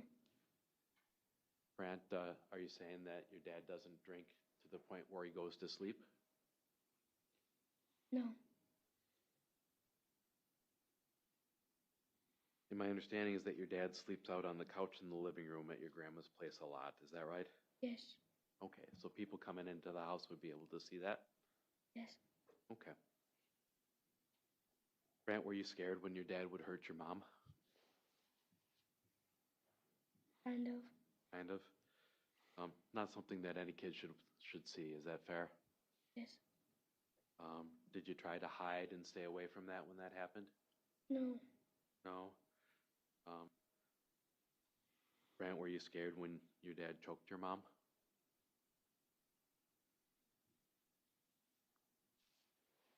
Kind of. Kind of. That's a pretty scary thing to see, right? How about when your dad hit your mom? Were you scared of that? Yeah. Yeah. How about when your dad would hit anybody else? Were you scared of that? He wouldn't hit anybody else. Brant, did your dad ever hit you? No. Remember when you were a little bit littler, telling your mom that your dad had hit you on the head? No. No? You know that there's a video of you walking in and saying, Dad just hit me on the head like that? Because usually he jokes around with me doing that. He joked around with you by hitting you on the head? No, he did it lightly. You what? He did it lightly. Did it lightly? Okay. Yeah. And Brant, if you didn't say that it was done lightly and said that it was hurt, or said that you got hurt, would that have been true or not true? Not true. Not true. Okay.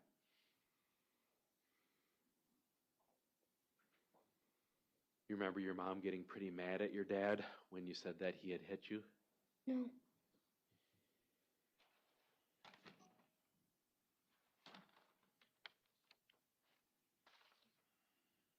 Were you ever scared of your dad around Alex? No. Do you remember a time when you were sitting in a car with Major and Araya and Alex, and your dad was outside of the car? Yes, and then Josie ran over his foot. Josie ran over his foot? Yes. And if the video showed that the car wasn't moving, would that be a truth or a lie? Oh, no. You don't know? Okay. Now, did your dad tell you that Josie ran over his foot? What? Did your dad tell you that Josie ran over his foot in the car? Yes. Okay.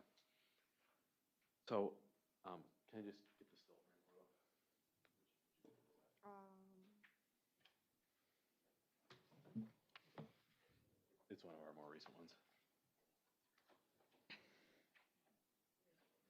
Yeah.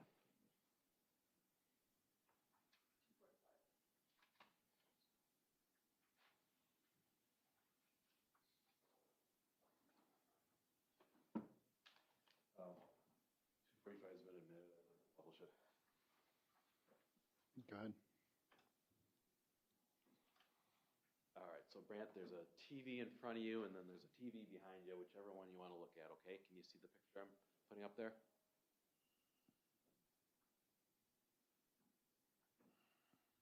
Can you see that picture? Okay, yeah, you have to do me a favor and just answer out loud, okay? Yes. Okay.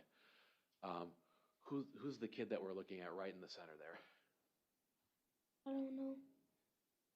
Is that Major? Yes. Okay. And who's the kid right to Major's left? Me. That's you? Okay. And it looks like there's an arm above Major with a tattoo on it. Whose arm is that? I don't know.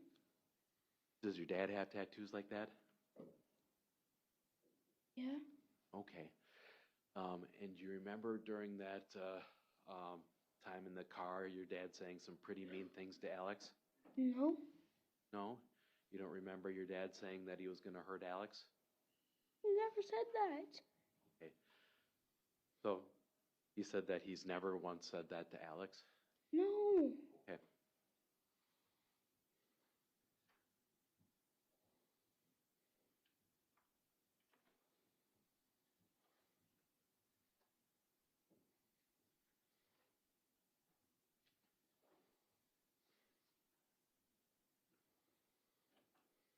So I want to talk to you a little bit about the last night that you saw Alex, okay?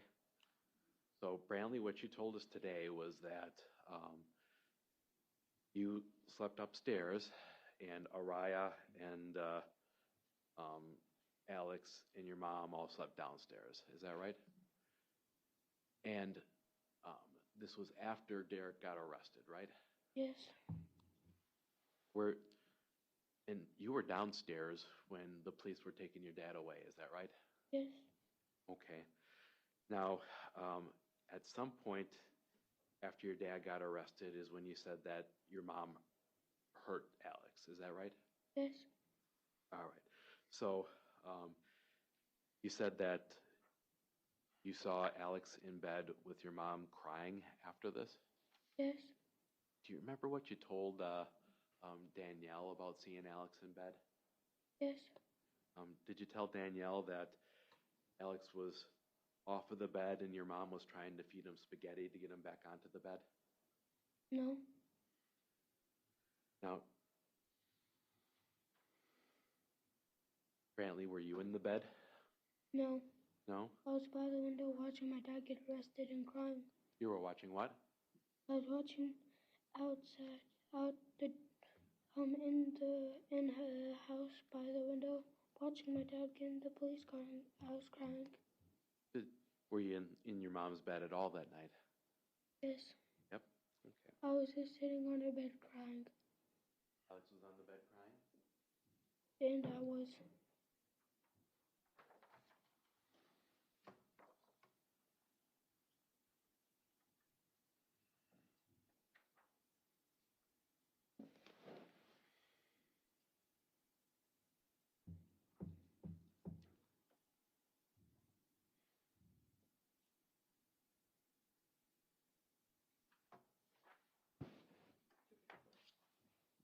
Were you sad when Alex was crying? Yes. Were you scared? Yes. Were you upset? Yes.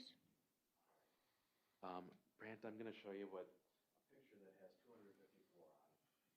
I want you to look at this for me, okay?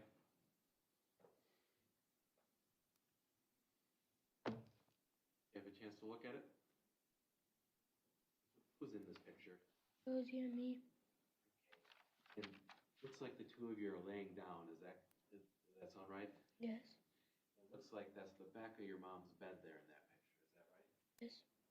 All right. And you've got a big smile on your face, right? Yes, because you told me to smile. Okay. And your mom is smiling a little bit too. Is that right? Okay. Offer two picture photos. Objection. Received? Move to publish. Go ahead.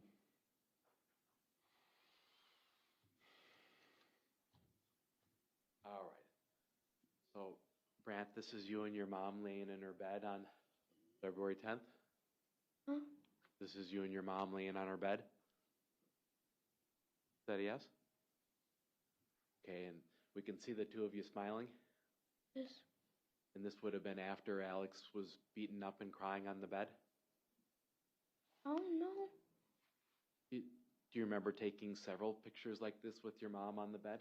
No. No?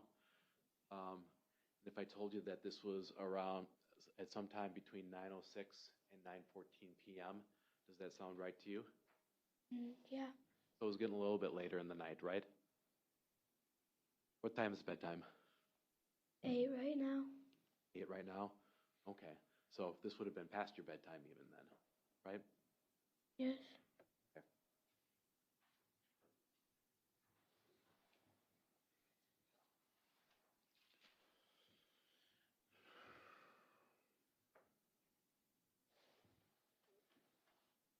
So if Araya was downstairs when Alex was hurt, she would have been in the same room as Josie and Alex? Oh no. You don't know? You said that Araya slept in your mom's bed that night, is that right? Yeah. Yeah.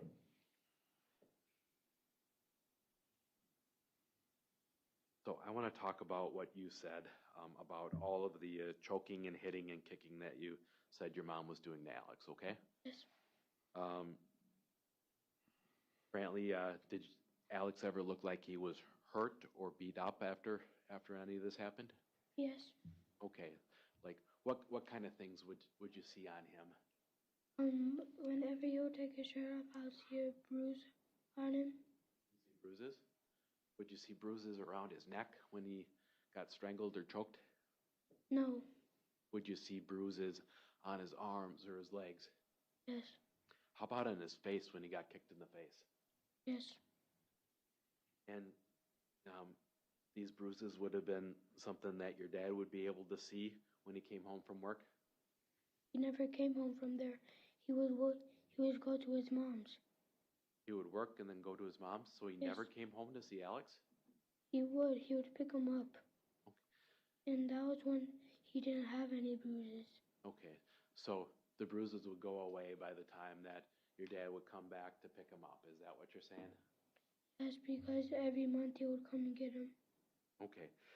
And was your dad staying at your grandma's a lot back then?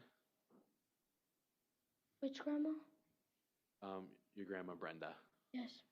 Okay. So what you're saying is that he would work and then he would go to your grandma's on most nights. Is that right? Yes. Sounds like you didn't get to spend a lot of time with him during that time. Is that true, Brantley? Yes. He wasn't coming home and picking you up or anything? He sometimes would pick me up with Alex. Okay. And Brant, you never told your dad during that time that Josie was hurting Alex. Is that right? No. Okay. That was a bad question of me to ask. Did you ever tell your dad that Josie was hurting Alex? No, because I would get scared if Josie would hurt me. Okay. Well, what you told Danielle was that Josie never hurt you. Was that the truth? She would sometimes spank me and stuff. Was it the truth when you told Danielle that Josie wouldn't hurt you? No. No? Okay.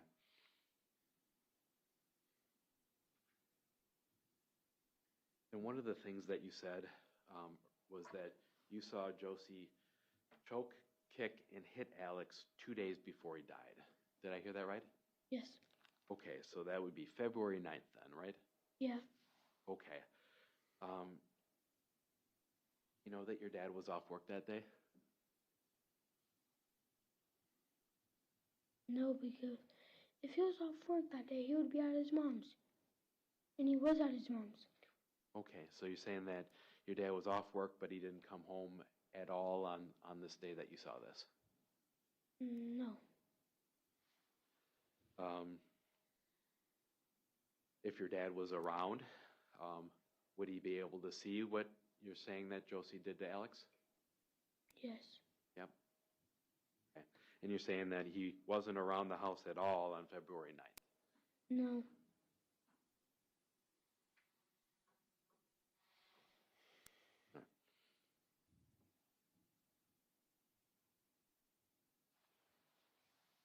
Is that something that you think would be pretty memorable if your mom beat Alex up in bed next to you? Yes. And Do you think that that's something that you would remember? Maybe. Do you think that it's something that would wake Araya up if she was in bed next to this? Objection calls for speculation. Sustain. Would Araya wake up sometimes if there were loud noises? No, because they would go somewhere else and do it. Go somewhere else and do it? So Araya never woke up whenever you had an alarm or a TV or anything else on? No, because she's a deep sleeper. She's a deep sleeper. Okay. So, Brant, when you're saying that your mom did these things to Alex in her room on February 10th, Araya was in the room as well? No, she would use it. She would go in Zayden's room. She'd go in whose room? Because Josie would tell her to go in Zayden's room. Into Zayden's room. Okay. Now, Zayden's room was upstairs? No, No. Where was Zayden's room? downstairs. Where downstairs? By the kitchen. By the kitchen? Where was Major's room? Didn't have a room. Saying that Major didn't have a room? No. Okay. Now, Brant, do you agree that when you talked to Danielle, you didn't tell her at all that your mom had heard Alex in the bedroom that evening? What? When you talked to Danielle, did you or did you not tell her that your mom heard Alex in the bedroom? No. No? You didn't tell her that both of the times that you talked to her, did you? Yes. Yeah. I only said it once. You only said it once before you talked to us here, right? Is that a yes? Yes. Okay. Sorry to keep doing this to you, Brant. We just see those microphones in front of you. That's how we're creating a record of what's happening here, okay? Yeah. Can I have a break? Yeah, you can have a break. Sure. Tell you what, let's take about a 10-minute break, okay? Okay. Really? All right, we'll take a break. See you in about 10 minutes, everybody. Can we have admonishments about it? Yeah. Please don't talk about anything. Thank you.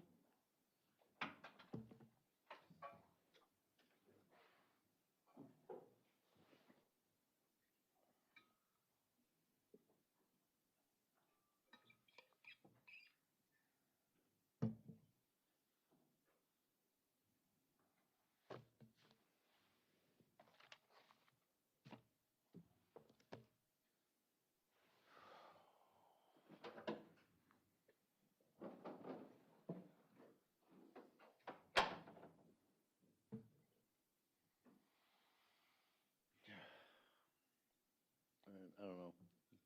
Just take a 10-minute break and we'll go from there.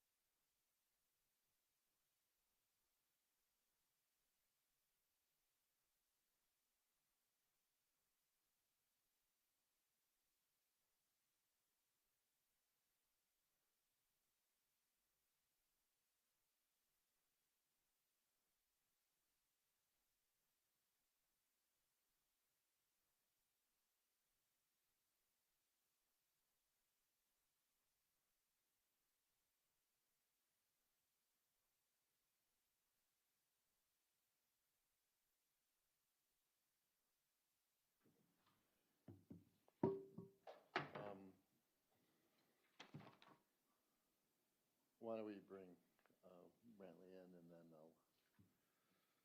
we'll go.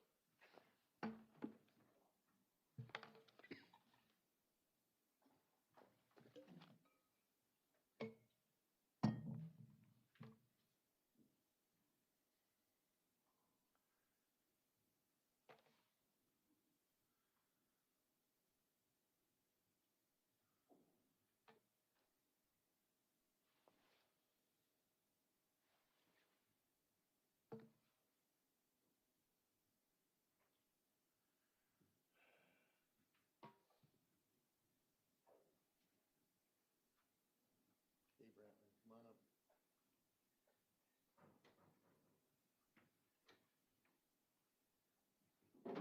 You all need a break. Okay? All right, let's bring the jury in. Okay?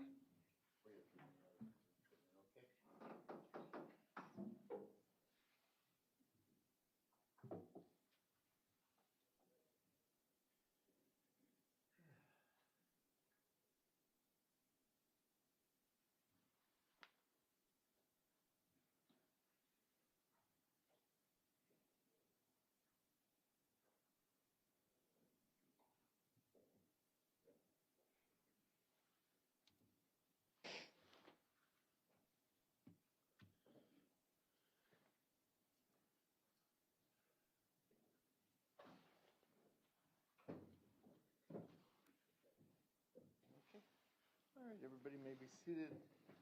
To you, Mr. Zachar.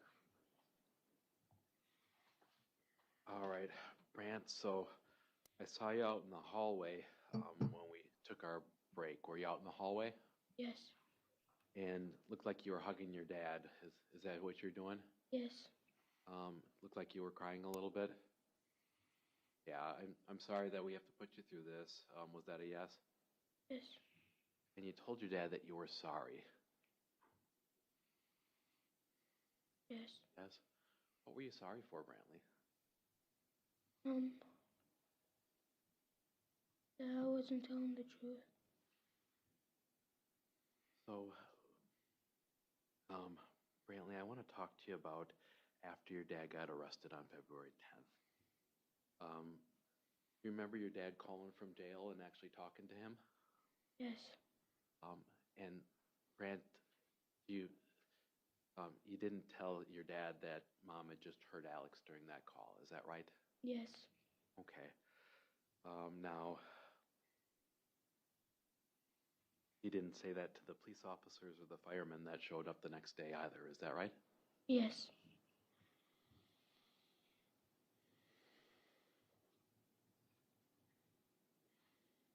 And in the meantime, have you heard your dad talking about what happened to Alex? Yes. Yep. And your dad's told you that Josie killed Alex?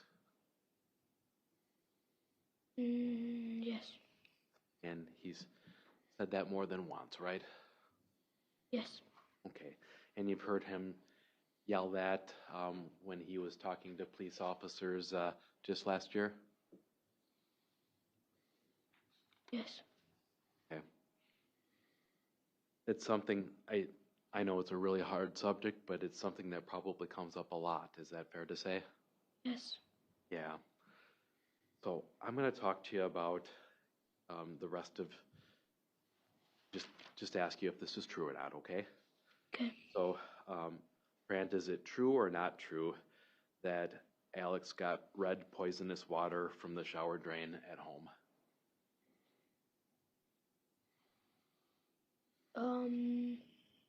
I don't know. You don't know? Do you remember saying that to Danielle? No. No? Okay, if you said that to Danielle, is that something that you think would be true or not true? I think true. True? Okay. You saw him get poisonous water out of the shower drain? No. No? Why would I be in the shower with him? How about, is it true or not true that the boy who was bullying you in school put poisonous water in your shower drain? No. That's not true? Okay. Is it true or not true that you watched Alex turn into a green monster and then die? No. Okay. And if you said that to Danielle, would that have been not true? Not true. Okay. Is it true or not true that your mom made Alex clean up dog poop on his broken leg on February 10th? We didn't have a dog. Okay, so not true? Yes, not true. And is it true or not true that your mom had a secret door with money, diamonds, guns, and a spoon to hit Alex with? No. That's not true? Okay.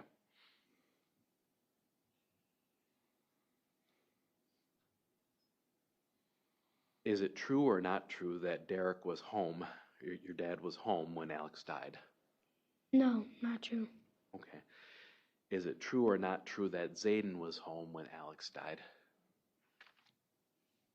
Who's Zane? Zayden? Oh. Yes. So you think that Actually, Zayden was... no. Okay. Was it true or not true that you slept in a bedroom with your aunt the night that Alex died? Who? With your aunt? Who's that? Your aunt or your Aunt Anne? No. Okay.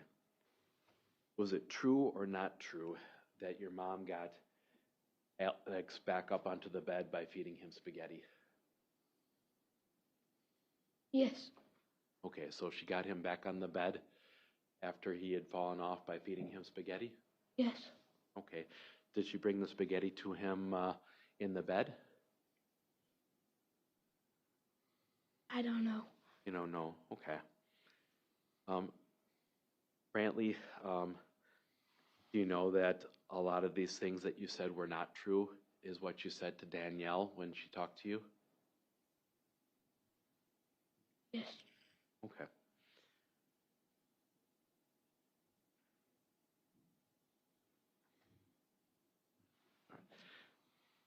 Is it true or not true that Major would kick you sometimes? When we'll play fight. Play fight? Did Major ever kick you in the face? No. Do you remember telling Danielle that Major would kick you in the face? No. So if you told that to Danielle, would that have been true or not true? Not true.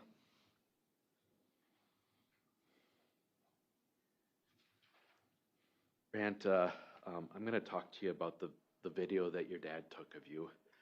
So that would have been in October. Do you remember that of 3 years ago, October of 2023? No. Do you remember talking to your dad and he took a video on his phone of you talking about Alex? No. No? Had you been allowed to see your mom at all since she was arrested in June? Have I been alone? Have you been allowed to see your mom since she was arrested in June of 2023? No. No? Okay, so that it would have just, Dad would have been the only parent home during that time, is that right? Yes. Okay. And my grandma All right. would be home. And do you remember telling your dad that you saw Josie kick Alex down the stairs and then he died? No, that's not how we died. Okay. Do you remember your dad telling you that that was wrong? That was not when Alex died? Yes. And it looked like you had just gotten your ears pierced in that video. Did you get your ears pierced at some point then? Yes. Okay. Do you still wear earrings or not anymore? Yes. Okay. My ear is infected right now. Ears infected? Okay, I'm sorry to hear that. I hope it gets better soon. But you talked to Danielle about the fact that you had just gotten earrings after talking to your dad. Is that right? Yes. All right. I want to talk to you about the second time that you talked to Danielle then. Okay.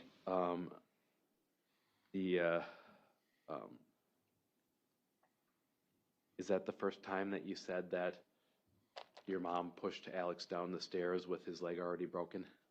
Yes. Okay.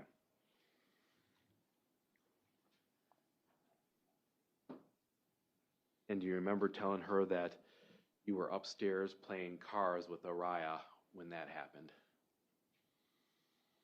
No. You don't remember that? No. Okay. If that's what you said to Danielle, would that be true or not true? I think not true. Okay. You remember telling Danielle that Alex got up off the floor without any help after being kicked down the stairs? Yes. Was that true or not true? True. And then do you remember telling her that Alex walked to your mom's room on his broken leg? No, he used one of the things that people need for a broken leg. A walker? Yes. Okay. Alex wouldn't have had a walker at the bottom of the basement steps, is that right? Yes. He crawled. So he crawled up the stairs. Yes. Okay, and then where was his walker? It was on top of the stairs. It was on top of the stairs. And was your mom still standing there at that point? Yes. Okay. And then from there, he went to your mom's room? I don't know. Okay. Did you tell Danielle that your mom got Alex help on that day by calling for the police? What? Did you tell Danielle that your mom got Alex help after kicking him down the stairs by calling the police? No. If you told that to Danielle, would that be something that's true or not true? Not true.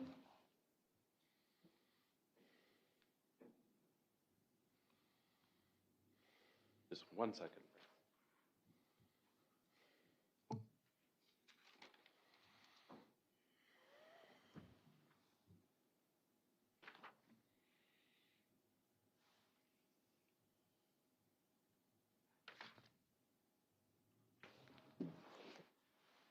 Brad, thanks for sticking through this. That's all that I have to ask you right now, but Matt might have some more questions for you, okay? Okay. Torberson? Thank you. Bradley, you said you were outside and you said sorry to your dad during the break. Did I get that right? Yes. Okay. Was I around when that happened? Yes. I was around when that happened? What were you saying sorry for? Not telling the truth. What did you not tell the truth about? Not seeing my dad drinking. Your dad drinking? Is that a yes or a no? Yes. Okay. I just didn't want him to get in trouble. You didn't want your dad to get in trouble? Okay. Your dad's not in the room right now, is he? Oh. You can stand up if you want to look. Okay. What is the truth about your dad drinking? He drinks by us, He drinks by you?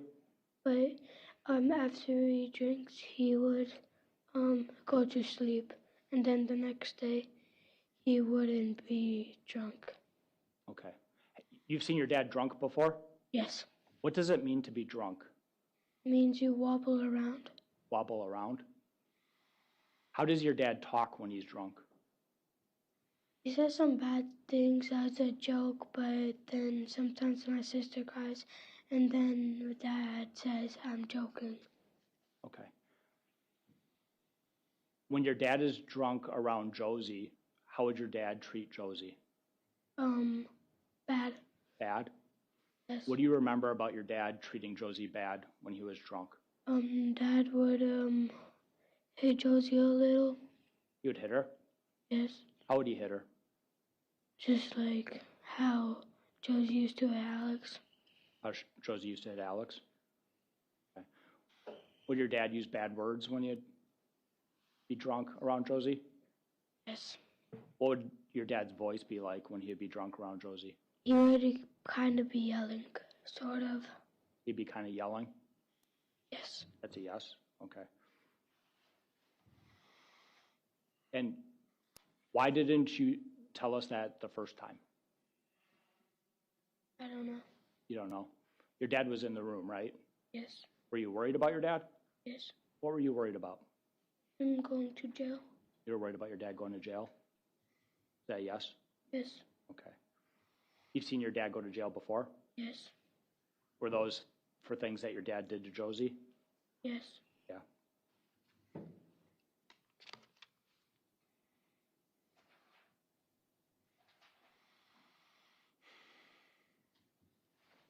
You have an aunt's name, is it Annie or Ann? I don't know. I haven't seen her in a long time. You haven't seen her in a long time? The day that Alex passed away, after he passed away, whose house did you sleep at that night? I think Grandma, or I think Becky's. Becky would be Josie's mom, Yes. and that's one of your grandmas? Yes. Okay, you say you think. Are you sure or you're not sure?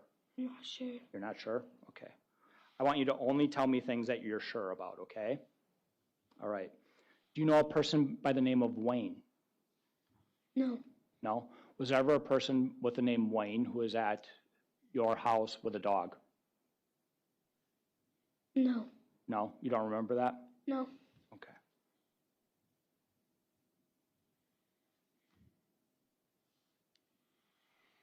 Your dad's not in the room still, right? No. Okay. And does your dad have guns, or did he have guns back in that house? No. No? He never had guns. You remember a time when you saw your dad with a little gun and a big gun? No. No?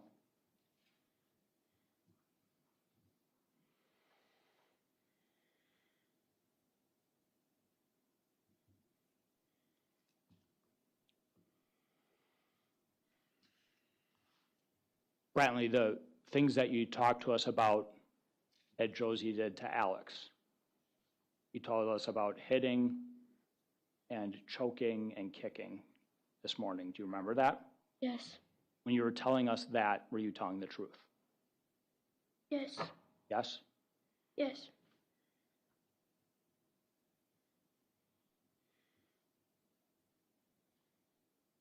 Thank you, Brantley. That's all I have. Any recrops? Go ahead.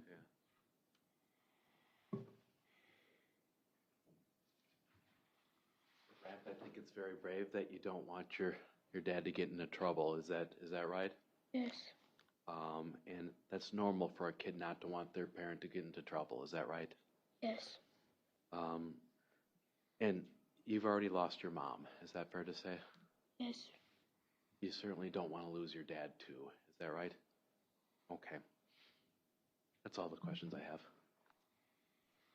I have nothing on that. All right, Brantley, you are done. Okay? Okay. Okay, you can step down and go on out, all right? Thank you. Take care.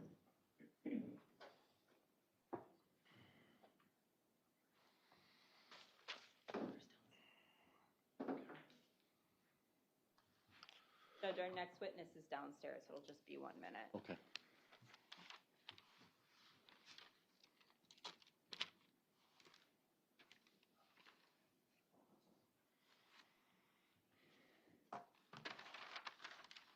I think it's going to be witness here, so.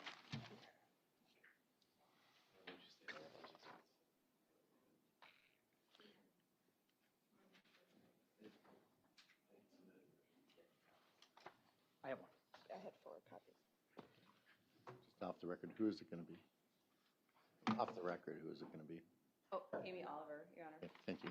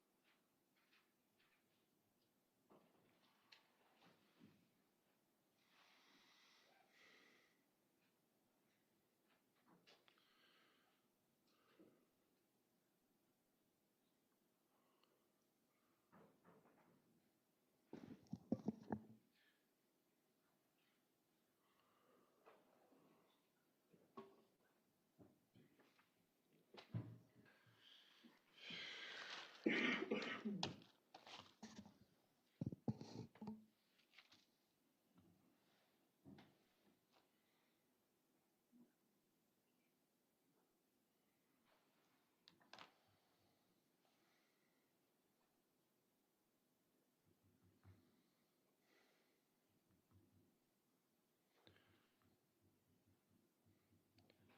you need to stand up or something, go ahead.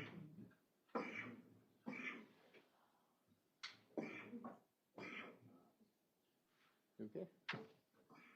Good.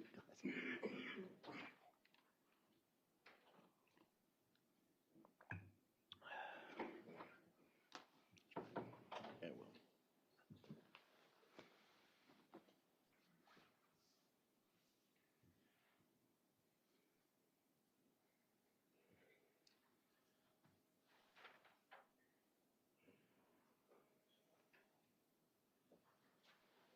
Your Honor, state calls Amy Oliver. Okay. Please raise your right hand. Do you solemnly swear the testimony given this matter shall be the truth, the whole truth, and nothing but the truth?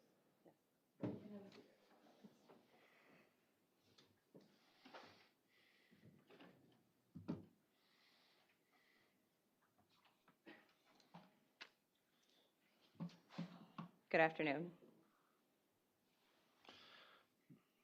Hi. I'll have you begin by stating your full name for the record and spelling your last. Amy Oliver, Oliver. And what do you do for work? I'm the principal at Hinchin Elementary School in the School District of La Crosse. And Ms. Oliver, are you testifying today under a court-ordered subpoena? Yes, How long have you been the principal at Hinchin? this is my 10th year at Hinchin. Were you in education before that? I was. What did you do before that? I was a teacher, kindergarten, first and second grade teacher, and then an assistant principal and a principal in another district. How long did you teach in the classroom? 7 years? Been in education a long time. Correct. Do you have a bachelor's degree in education? Correct. Master's degree as well? Correct. Is that specifically in education or something else? I have a master's in professional development from the University of Wisconsin-La Crosse, and then an administrative license from Viterbo University. Are you familiar with Alexavier Pedrin? Yes, Was he attending your school, specifically Hinchin, in the 2021 to 22 and also the 2022 to 23 school years? correct. Did Alex have siblings who also attended that school? Yes, Would that be, at that time, Brantley Pedrin, Jalen Barnes, and Major Hellerud? correct. And it's part of the normal process of school. Does Hinchin keep track of attendance? Yes, And why do you do that? kids are required by law to be at school. In your experience, can issues be created if kiddos are absent a lot? Attendance at school is important to learn. Is that especially true in those elementary age grades? Attendance is critical. When you say attendance is critical, what is it critical for? You have to be at school in order to be able to learn.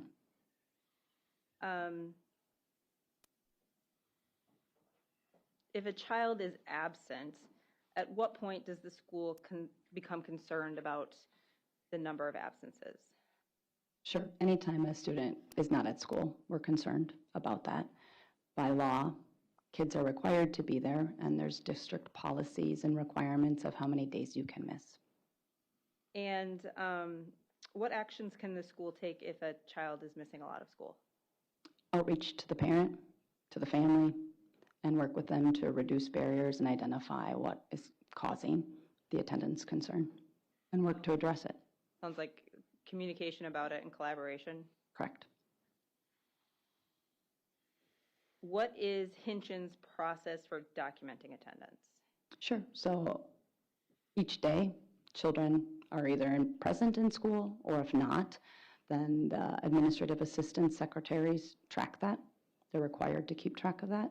And there's various codes that they utilize that indicate the reason why a child might not be at school. And when they're tracking that, who do they get that information from? They get the information from the parent. Do teachers report kind of in real time if a student is present or not? Correct. There's procedures they follow. They take daily attendance. And if a person's not there, then if there's been a phone call in, whatever the reason that's indicated, that's what they document. And is a computer system used to document and maintain these records? Correct. Are you aware of what the software is at Hinchin? It is the Skyward system that we utilize to keep track of attendance. And do you have access to this information in your course of duties as principal? Yes. Probably not your favorite part of your job? It's one part of the job that we monitor, yes. What is your favorite part of your job? Interacting with the kids. They make it worth it? You make it worth it, yes. Did the La Crosse School District provide certain school records and documents to law enforcement through the legal process related to Alex and his siblings? Yes. Did this include parts of the children's school files? Yes. Did it also include attendance records? Yes.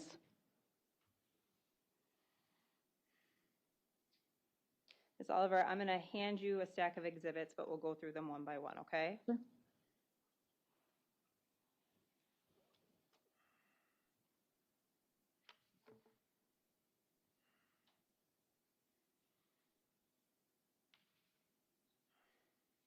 We'll start with the top of the pile there, Exhibit 70. Are these the attendance records for Brantley Pedrin? They appear to be, yes. Okay. And if you can just take a minute to look through those, those for both the 2021 to 22 and then also the 2022 to 23 school year? And have you had a chance to review those records before today? Yes. And the date on the top of that indicate that those were printed on the 17th of February, 2023? That's what it says, correct. And from your review of specifically Brantley's record there, does it appear to be a true and accurate representation of the attendance records that the school kept for Brantley at that time? It appears to be, yes. We'll move on to Exhibit 71 then. Can you tell me what we're looking at here? It appears to be Alexavier's attendance records. And is that for both the 2021 to 22 and then 2022 to 23 school year?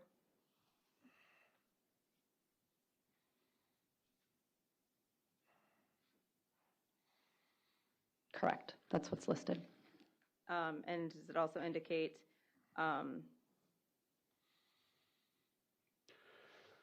at the top of this document, it looks like a print date of the 16th of February 2023?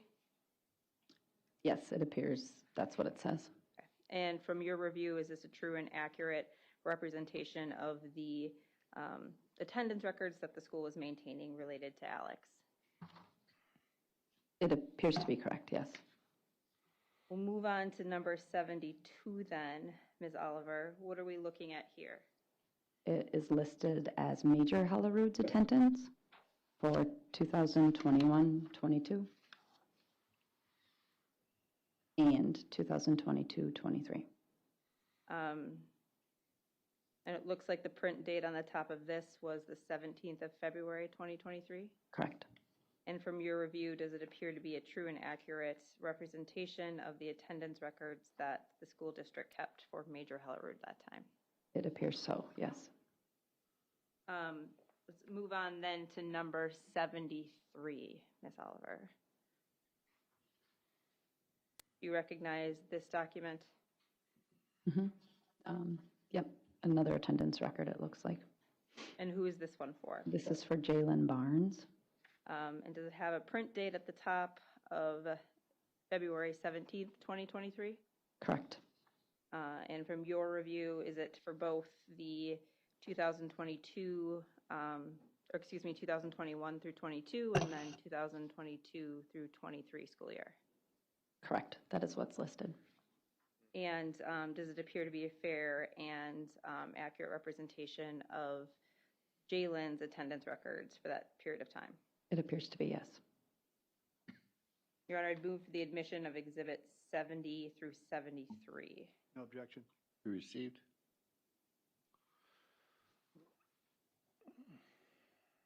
Ms. Oliver, related to Alex and Major and Brantley and Jalen, did you ever communicate yourself personally with their parents or guardians?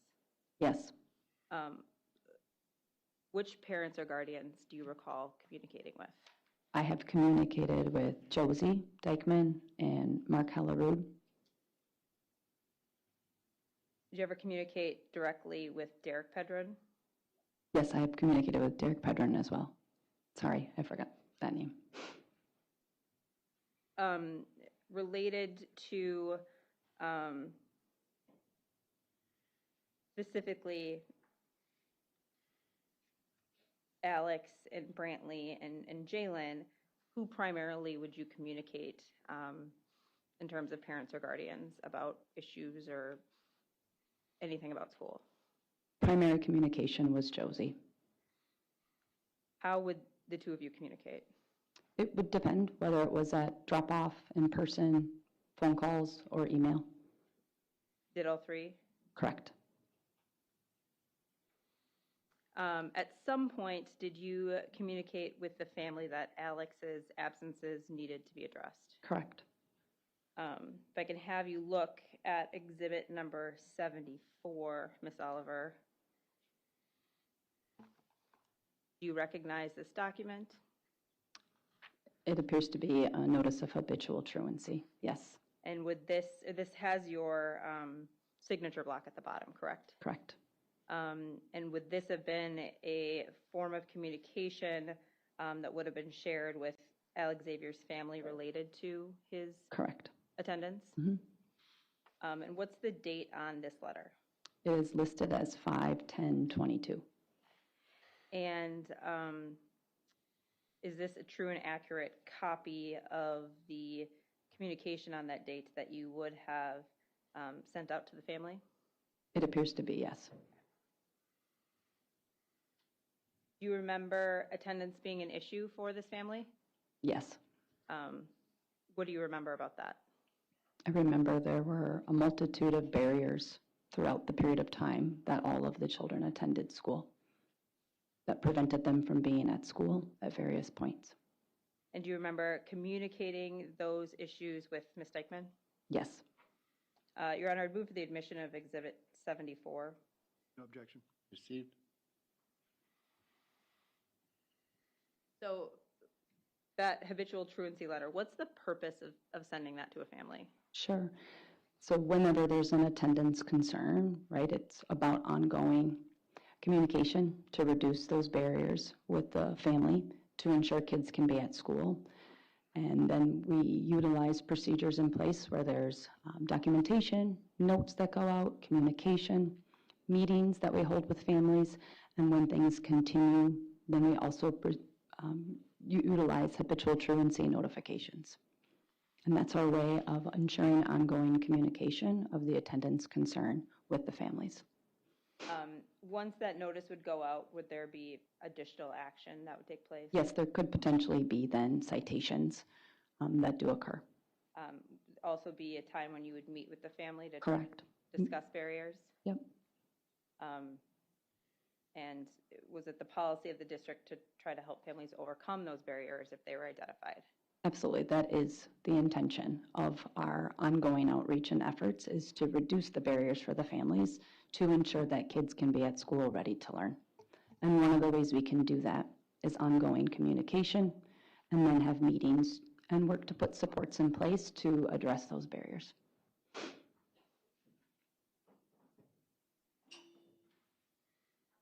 Do you recall meeting with the family to discuss attendance and those barriers?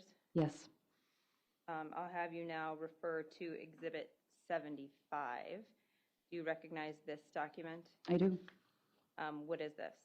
This is just a copy of the meeting notes from a truancy meeting that was held. So would this be prepared before or after the meeting was held? This would be completed during the meeting and then given to the family after, with clearly identifiable next steps of what we're going to do together to reduce the barriers and get the children to school. And is there a meeting date at the top of this document? Yes, 1/5/23. And is this a true and accurate copy of the truancy meeting agenda that would have been placed in Alex's file? This appears to be accurate, yes. Your Honor, I'd move for the admission of Exhibit 75. No objection. Received. Ms. Oliver, who attended the meeting on January 5th of 2023? Josie, myself, and Shang Vang, my neighborhood outreach coordinator. Can you tell me a little bit about what Ms. Vang's role was with the district? Mr. Vang's role is I apologize, That's Mr. okay. Vang? Yep, Thank you. it's okay. So at Hinchin, we have a neighborhood outreach coordinator who works in a specific neighborhood in our school, but also at the larger capacity of the school as a role of La Crosse Area Family Collaborative. And so it is a social worker that works with our families to reduce barriers.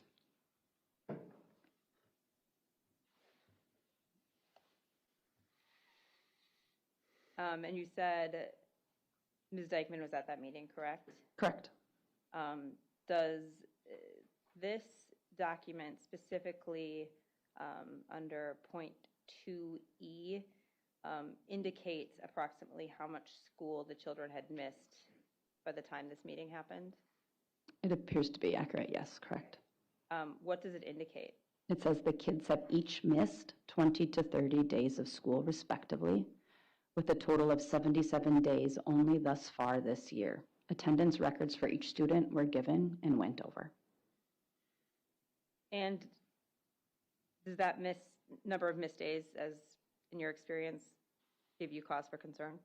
It is cause for concern. I will point out that during this period of time, also from 2021 to 23, also was during COVID. So we also had COVID protocols in place. But even with COVID, this is concerning.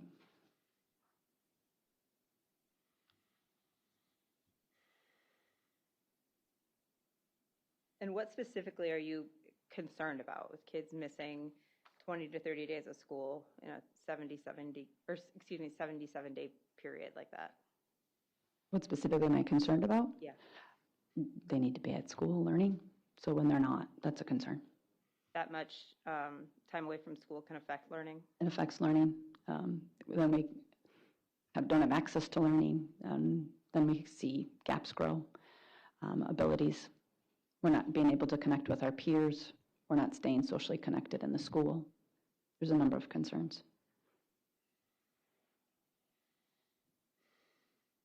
Ms. Oliver, are you a mandatory reporter? I am. And what does that mean? That means if I have something that's communicated to me, I am mandated to report that. Mandated by what? Can you ask that again? Like mandated by what? What do you mean? Is it a law or a policy? What puts that in place for you? Law and district policy. Is that something that you and your staff are trained on? Correct. And in the days that Alex was not absent in the 2022 to 2023 school year, did you observe anything that triggered you to make that mandatory or make a mandatory report on Alex or his siblings?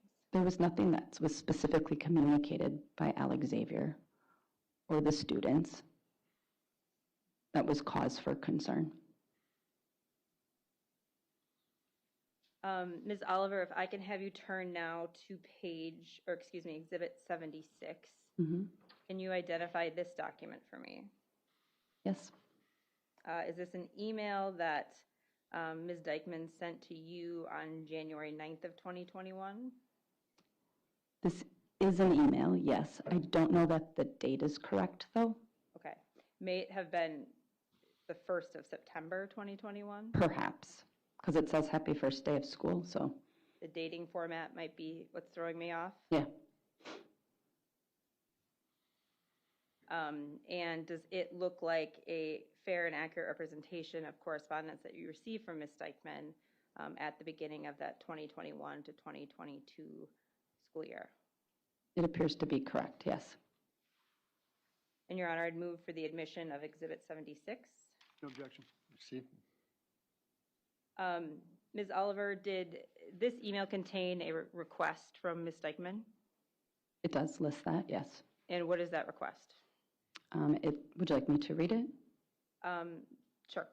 Okay, it says, "Good morning. Happy first day of school. Just wanted to send you a quick message and let you know that this year I want the same to apply with my children and Ryan Schmidt. He can work with our children, but he cannot work with them independently. There always needs to be another adult in the room if my kids are talking with him. This goes for Jalen Barnes, Major Hellerud, Brantley Pedrin, and Alexavier Pedrin. Thanks so much. Any questions, please let me know. Josie Dikeman." And Ms. Oliver, who is Ryan Schmidt? Ryan Schmidt was the counselor at our school at that time. And what were his job duties? As the counselor and social worker, it's a dual role in the school district of La Crosse. Their job is to teach universal guidance, to be a positive, caring adult to all students in the school, and to be a member of the school team, and to follow through on any of the identified job roles and responsibilities that the district has. So he did like classroom guidance, is that correct? Mhm. Would he also meet with students if needed one-on-one? If there was a school-based concern, yes. And Ms. Dikeman did not want him to meet with Alexavier and her siblings without somebody else there, is that correct? Correct.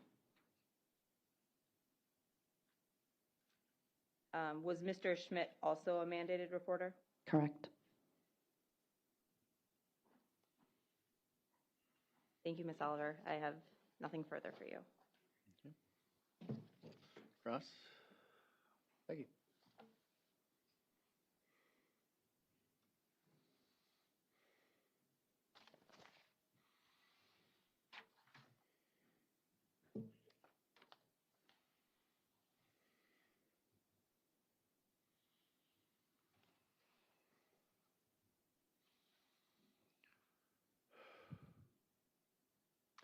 Good afternoon, Ms. Oliver. Hi. It sounds like you're a lifelong educator, Correct. and your domain is the school. Correct. In terms of what's going on at a child's home, you just never really can know, right? I know in the school walls, correct. Right. And so you would have no idea, for instance, with regarding to this family, whether there was domestic abuse by the father physically abusing Alex or Josie or any of the kids. You wouldn't have any knowledge of that. I would have no knowledge of that, no. And domestic violence and child abuse, that can be something that is kept secret, right? Yes. It can be hard to detect if you're just an educator and you're trying to teach kids, you're not a detective, right? No, my job is to teach and ensure teaching and learning in my building. And it's my understanding that, as you've discussed, that the primary concern here was with attendance. Correct. Is that fair? And the children were missing too many days. That's certainly seems to be the case, correct? Correct. And you were concerned about academic progress being impacted by that, right? Correct. And in terms of the kids' safety, you didn't have any reason to think there was a need to report anything. You weren't concerned about their safety based on your interactions with them, right? Anytime a child discloses anything, that's where we ask questions, but there was nothing that was indicated by the children that there was a concern for that. Now, would it be fair to say that Alex never asked any of the school staff for extra food? I can't recall that occurring, no. And he never expressed to anyone that water was being withheld at home, did he? That is not something that I recall, no. And in fact, you recall at a certain point, Josie was reaching out to the school to make sure that Alex had enough water at school. Do you recall that? I do not recall that, no. And we can get into that because there's some emails I know you exchanged Okay. with Josie. But certainly if you had learned that, you would have reported that, right? Reported water? Can you ask me what I would report? If you felt that children were being neglected at home in terms of food and water, that's something that could rise to the level of reporting, correct? That's something that we would address in our building. If that was a concern that was identified by a parent, we do provide food or any other identified supplies they may need to them in their homes for additional support. Now, you're aware that the children were frequently sick in this household, is that fair? Correct. And it sounds like there were around 5 children during this period of time, young children in that household, is that fair? That's correct. And as you indicated, this was still a period of time where COVID was running rampant, right? Correct. Now, in terms of attendance, would you agree that the responsibility for getting children to school rests both with the father and the mother? It is the parent responsibility to get children to school, correct. As I mentioned, there were emails exchanged between Josie and school staff regarding attendance, and you remember that. Correct. Those emails were generated by your staff members in the regular course of conducting business, right? Yes. And they were created by staff members, including yourself, who had personal knowledge of the matters that were being discussed at the time? Fair? Correct, yeah. And those emails were relied on in staff, just like everyone else, in conducting regular school business. Is that fair? Correct, yes. If a parent is communicating why their child is not at school through email, then yes. And just to give a sample from Exhibit 71, which you were shown regarding Alexavier's attendance, I note concerns about fever, vomiting, rough morning. Do you still have that document in front of you? I'm pulling it up. I'll slow down. You're okay, go ahead. So I see references to fever, vomiting, rough morning with dad, more fever and vomiting. It seems like there was certainly reportedly some sickness going on in that household, correct? Yeah, this would be that whatever was communicated to the secretary, and those are the notes that are taken. Right.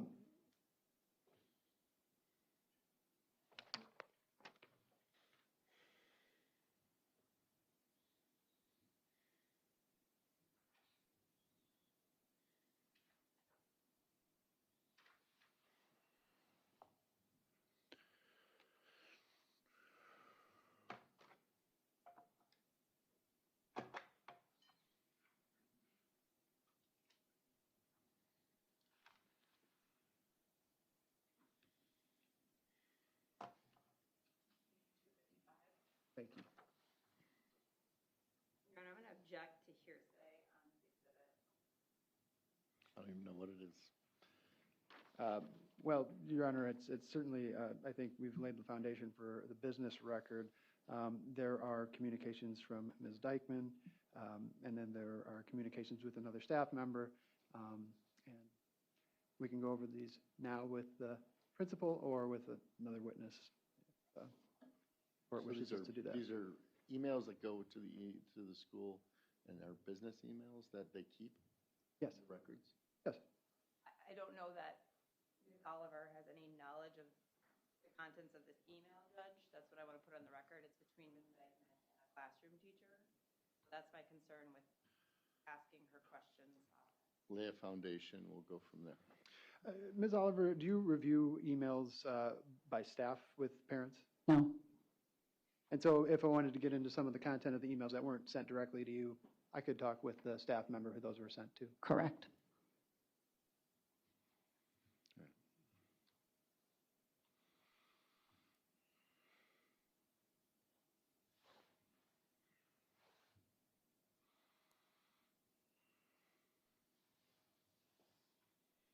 Now, there was a discussion of this attendance meeting in January of 2023. You recall that testimony?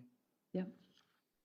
You had a meeting to address attendance issues, and you talked with Jalen and Major and empowered them to help in getting up every day. Is that fair? I'll wait until you get that. Say that again. This meeting was with Josie, not with the students.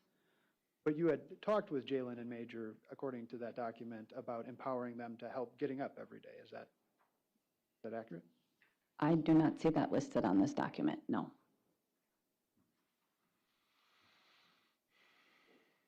Gave you the wrong document. One moment. Okay. There are lots of emails.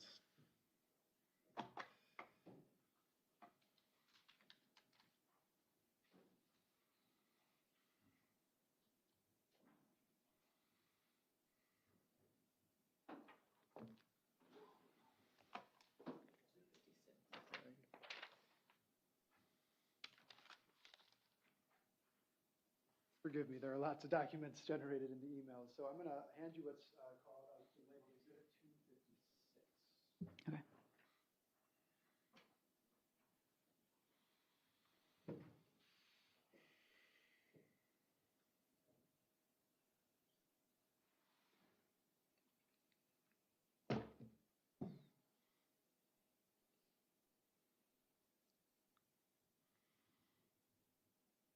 Yes. Do you recall receiving this email? Yes, it appears I wrote this email, and by reading it, I am recalling it, yes. Yes, thank you. And some of these we just have to say for It's okay. foundation, thank you. So you had this meeting, and you did talk with Jalen and Major and empower them to help getting up every day. Okay. You gave them items to assist in the morning, routines, and to help hold the kids accountable. Is that fair? Gave them a dry erase board and markers. According to the email, I gave them 2 alarm clocks, and then both had a plan where to put them in their room so that they could get up. And then there were additional items given to the family to help, that Shang, our neighborhood outreach coordinator, gave dry erase board, markers, and things to assist with to begin morning routines for the kids to help hold them accountable. And as you've stated before, you would agree both the mother and father's responsibility is to ensure the kids get to school. It is the parents' responsibility to get kids to school. Did Derek Pedrin attend this meeting? Derek did not attend this meeting. Derek Pedrin did not attend any meetings about the children's attendance, did he? Not that I recall, no.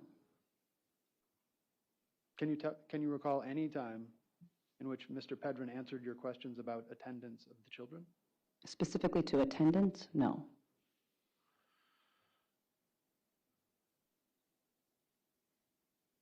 Now, in terms of Josie as a parent and her interactions with Alex and Brant, you saw Alex and Brantley go through stages of not wanting to leave Josie's side. Do you recall that?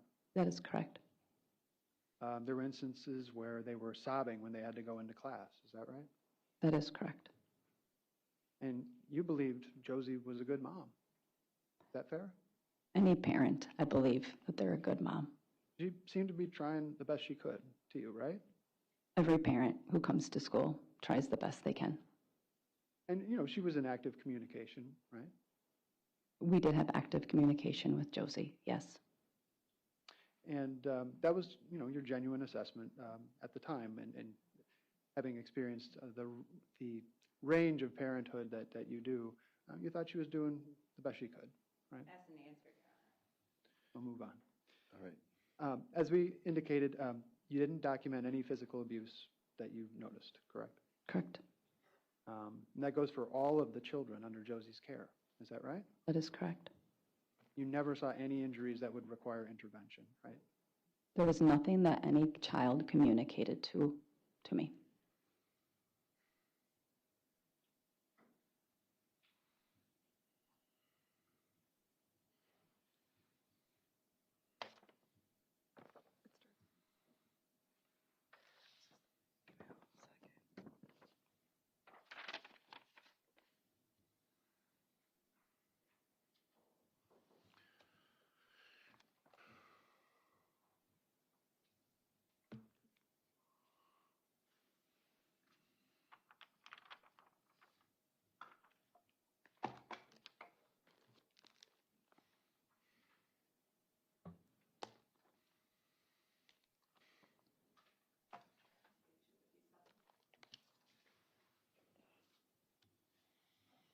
Ms. Oliver, I'm handing you a document, Exhibit 257, and I believe it starts here.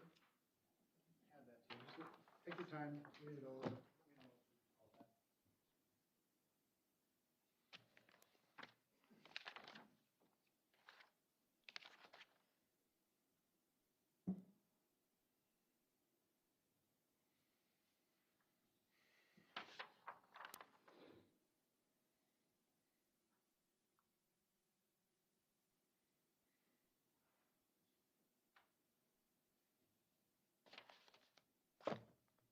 Yes? So it looks like you sent this email to Derek in May 2022, is that right? Which one are you referring to? It looks like That's these are the two original. separate emails. Oh, I'm sorry. So the original email, I guess that would be the opposite side of the exhibit label.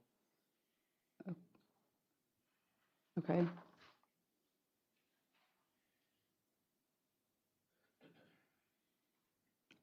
For which date? Looks like your original, well, it looks like these emails comprise dates in May of 2022. Do I have that wrong? Oop, that's what I see. Okay. One is one date though, and one's another. That's why I'm asking which one you're referring to. Yes, thank you. It can get a little complicated when you have email chains, but it looks like there's a discussion that you sent an email to Derek in May of 2022. Does that appear accurate? That appears accurate. And it appears you're trying to get some documentation from Derek on whether you could release Alex's school records with an individual. Correct. That's what it reads. And it appears Derek did not respond to your inquiry. Is that fair? On the email, it appears that way, yes. And you sent a follow-up email to that original email. You copied Josie on that one. Is that accurate? That is accurate. I do recall having a phone conversation with Derek, which is why then there's a follow-up email, because there wasn't a subsequent conversation. Now, did Mr. Pedrin provide a release? No, nothing was provided. And you were indicating that you were reaching out on behalf of a parent? Correct.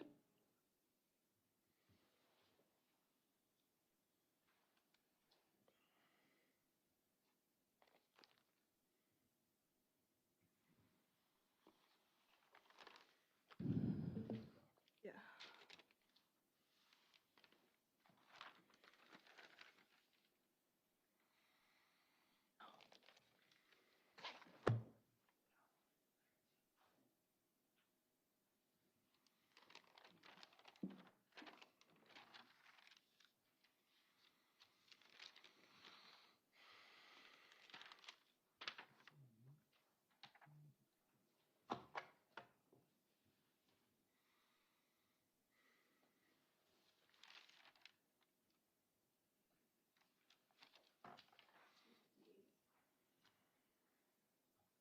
Oliver, I am about to hand you Exhibit 258.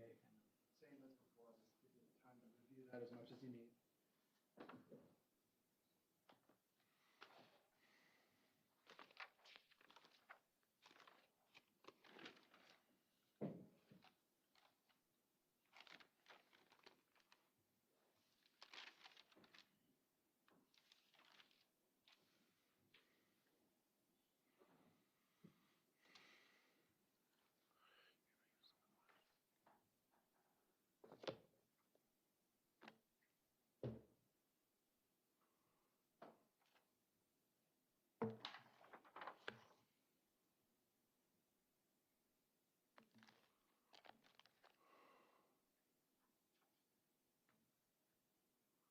Okay.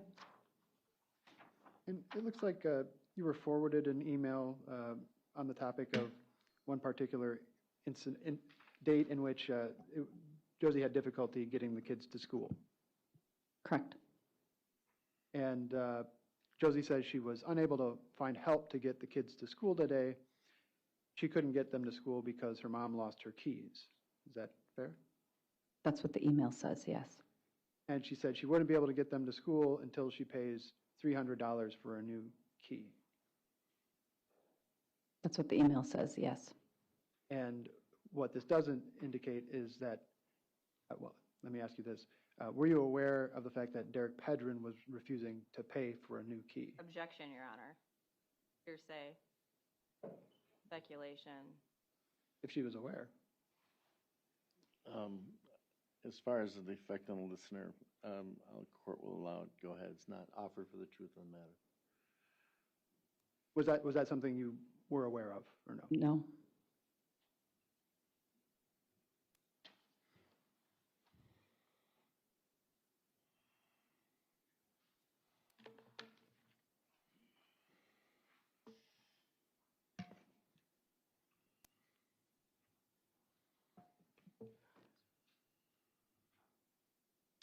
Before I forget, I would move admission of those documents.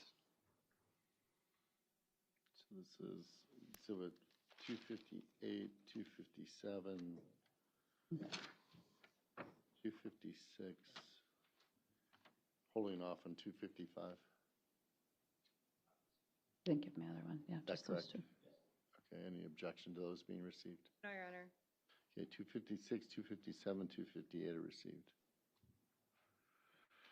Now, Ms. Oliver, you were asked about an email Josie sent on Exhibit 76 regarding a matter relating to the school counselor, Ryan Schmidt, Mr. Schmidt. You remember that discussion with the prosecutor? Correct. Okay. And it is my understanding that, well, first of all, were you aware that there was a custody battle between Major Hellerud's father and his mother, Josie? I do recall that. Okay.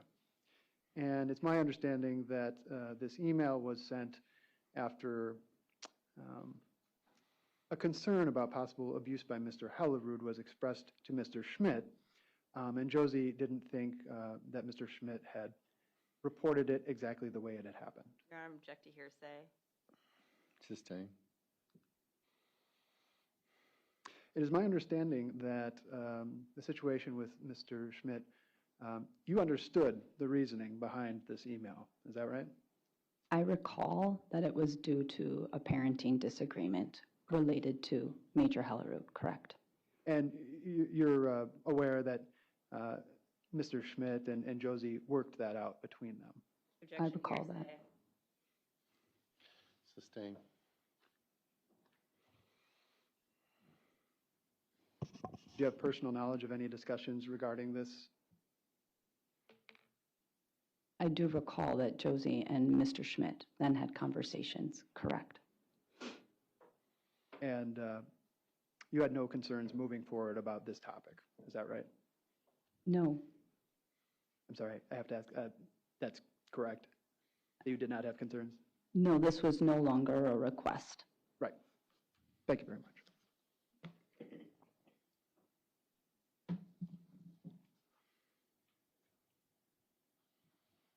Just brief follow-up, Your Honor.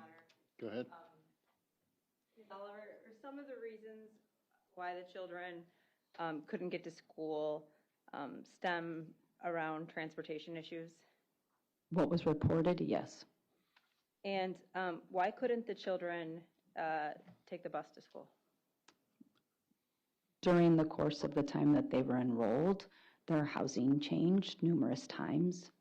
At some points, they were considered doubled up and not within our attendance area, or they were open enrolled, and then it was the responsibility on their own to get transportation to get to school. So if a parent makes the choice to open enroll a student, then busing is not a transportation option, is that Correct. correct?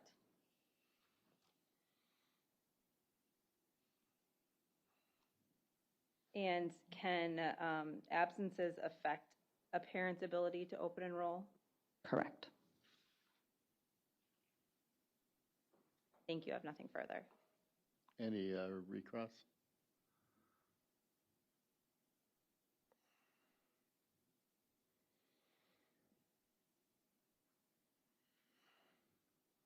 No, thank you.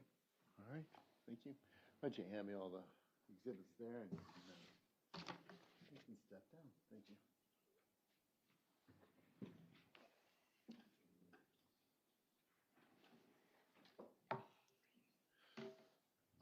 Can I just ask, does the jury need a break at this point? Can we go ahead and call another witness? Break, yes? Okay, we're going to take a break. Feel free to say yes. Okay, let's take about a 10-minute break. I think we all do. So, thank you. Or 15, whatever you need.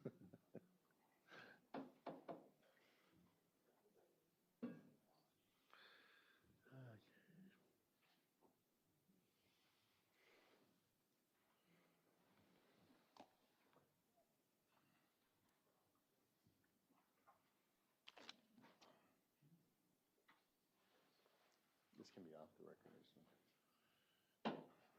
Any issues? we're good. Just curious, who's the next person? The next witness is Beth Lipinski, or Elizabeth Lipinski, Your Honor. Should be short. We should be able to get her done in time. There is one small matter. Want to do it right now? Yeah, we can do right now. Okay. Let's go on the record. Hold a second. Let us get on the record. All right, go. Oh, all right, go ahead. Your Honor, Ms. Lipinski did inform my office, I believe it was yesterday, I'm losing track of my days a little bit, that somebody in the community, while she was attending a meeting, came up to say something about her involvement in this case and the trial. Ms. Lipinski, as soon as she realized what they were talking about, told that person, I can't talk about that, and left the area. But I just, out of the utmost candor, wanted to share that because that is something she then immediately reported to our office. Do you know if it was substantive to any degree or? I don't believe so, Your Honor. Okay. I think it was just that she'd been mentioned in trial. Okay. You can do with that what you want. Are you going to be cross-examining Ms. Lipinski? Yes, sir. Okay. All right. Thank you for putting it on the record. Take a break and we'll go from there. I'm not Wait. sure if now is the opportune time to raise it. We can do this later, but obviously, I'll walk over here. Just given Brantley's responses to testimony about what he had shared with the state prior to his testimony during preparation, we would like to re-raise the earlier motion. All right. Why don't we do that? A couple things. Why don't we get that information, which I haven't even had a chance to look at, have the state look at it. We'll take that all up tomorrow morning. Okay. And we'll go from there. Thank Okay?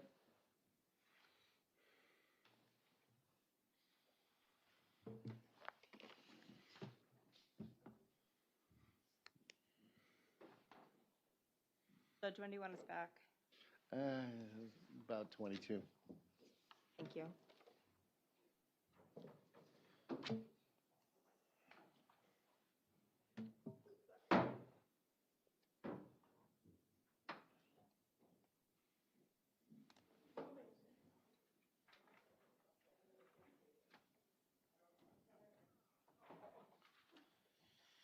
Okay.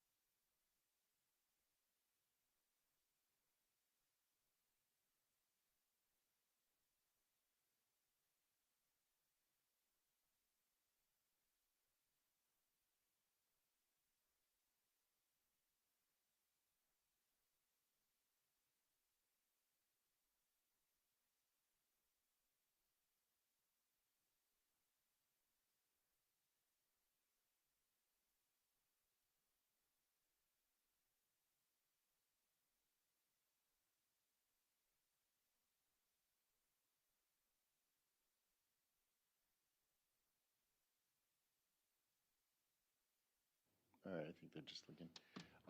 Anything from the state before we bring the jury in? No, Your Honor. Anything from defense? No, thank you. Anything from the defense at all? Thank you. All right, let's bring the jury in.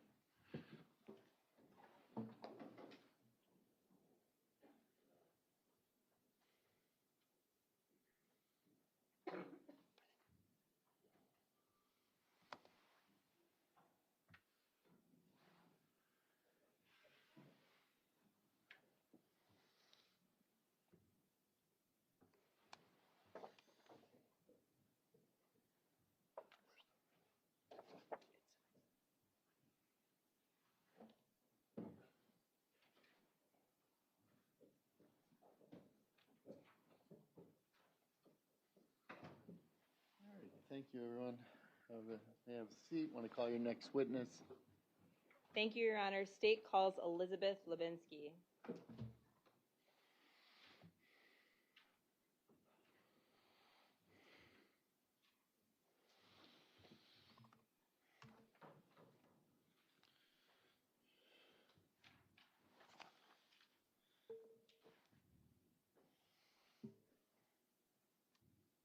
Please raise your right hand.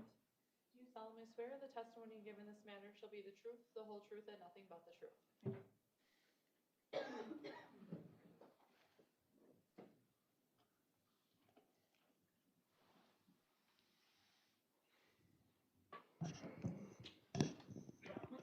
Good afternoon. Good afternoon.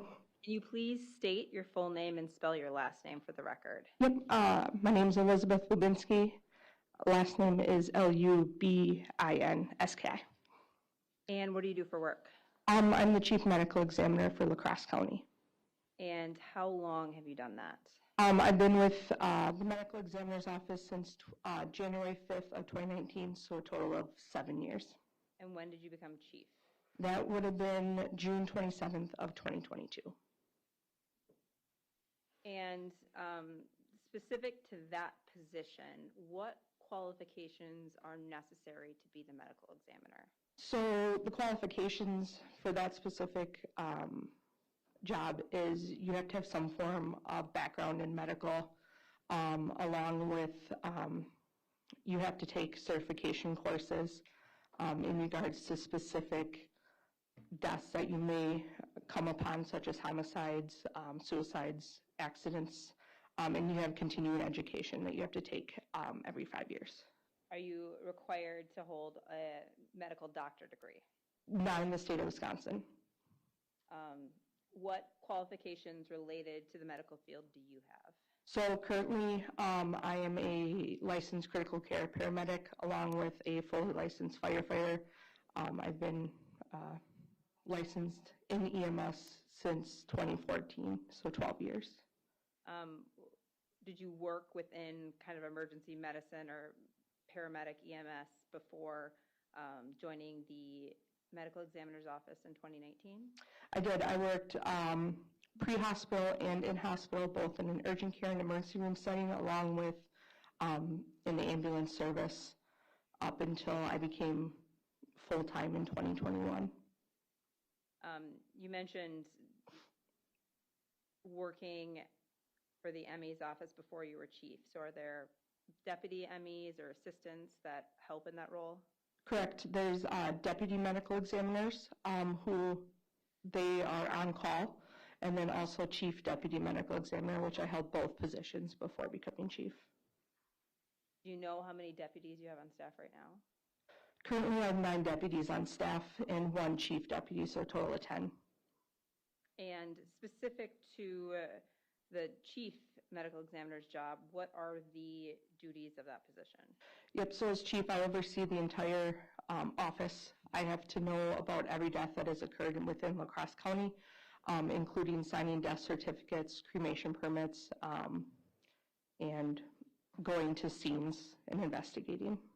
Does either yourself or somebody from your office respond to every death scene? Every death scene that occurs outside of a hospital or nursing home.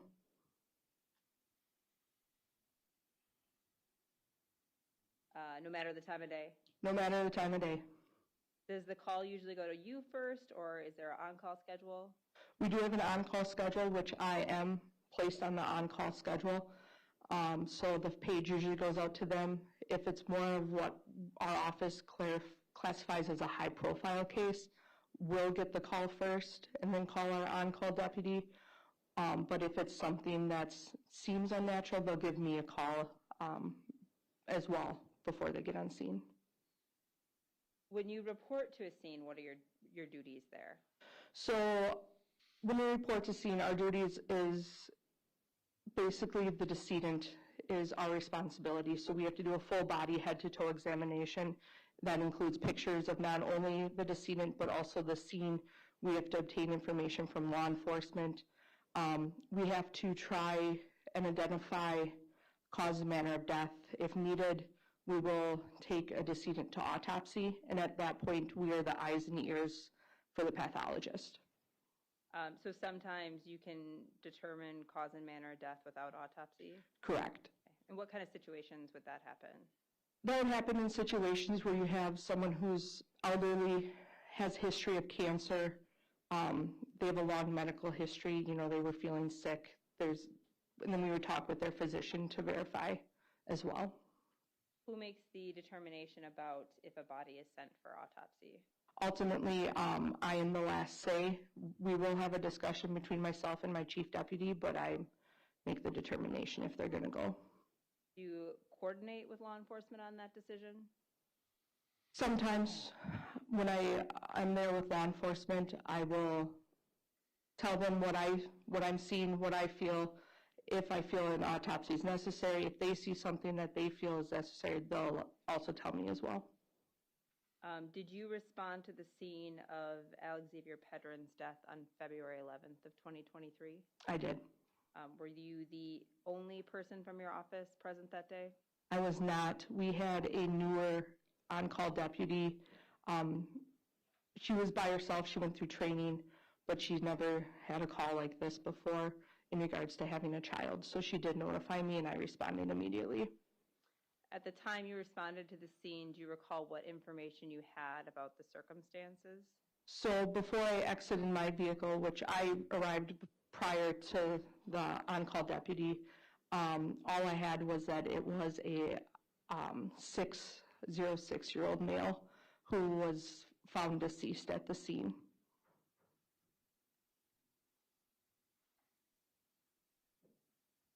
When you go into the scene, do you coordinate that portion of it with law enforcement? That's correct. We always make sure law enforcement has been inside, that they're allowing us to enter the scene. So the scene is law enforcement's responsibility. They have jurisdiction of the scene. And in the case of Alexavier, were you allowed onto the scene? Correct. Specific to Alexavier's death, what did you do on scene that day? So first, exited my vehicle. Once my on-call deputy got there, I explained to her, since she has never had this type of scene before with a child, that I was going to take lead. I made contact with, I don't know if he was investigative sergeant time, but he's now Investigator Williams, who then told us a little bit about what we were going to go into. And then we proceeded to walk into the scene. We took pictures throughout the entire residence. And then I proceeded to do a full head-to-toe assessment of Mr. Pedrin.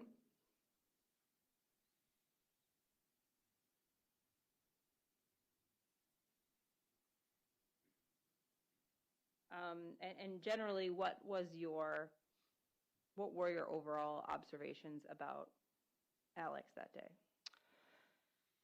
Immediately upon entering, I walked into the residence and noticed him on the floor. He had a significant amount of black tarry substance that was consistent with what I've seen in the past as blood. But I also noted immediately that he had several contusions on his face, is what I was able to see at the time before we did a full body assessment. You did do a full body assessment? I did. And law enforcement was present for that? Correct. I believe your testimony was that you took photos in the whole house. Is that correct? Correct. I'm going to show you what's been marked as Exhibit 200. Before I ask you any questions about this, I just want to let me know if you recognize what I'm showing you. I do recognize this, yep. Your Honor, I request to publish Exhibit 200 again. No objection. Go ahead.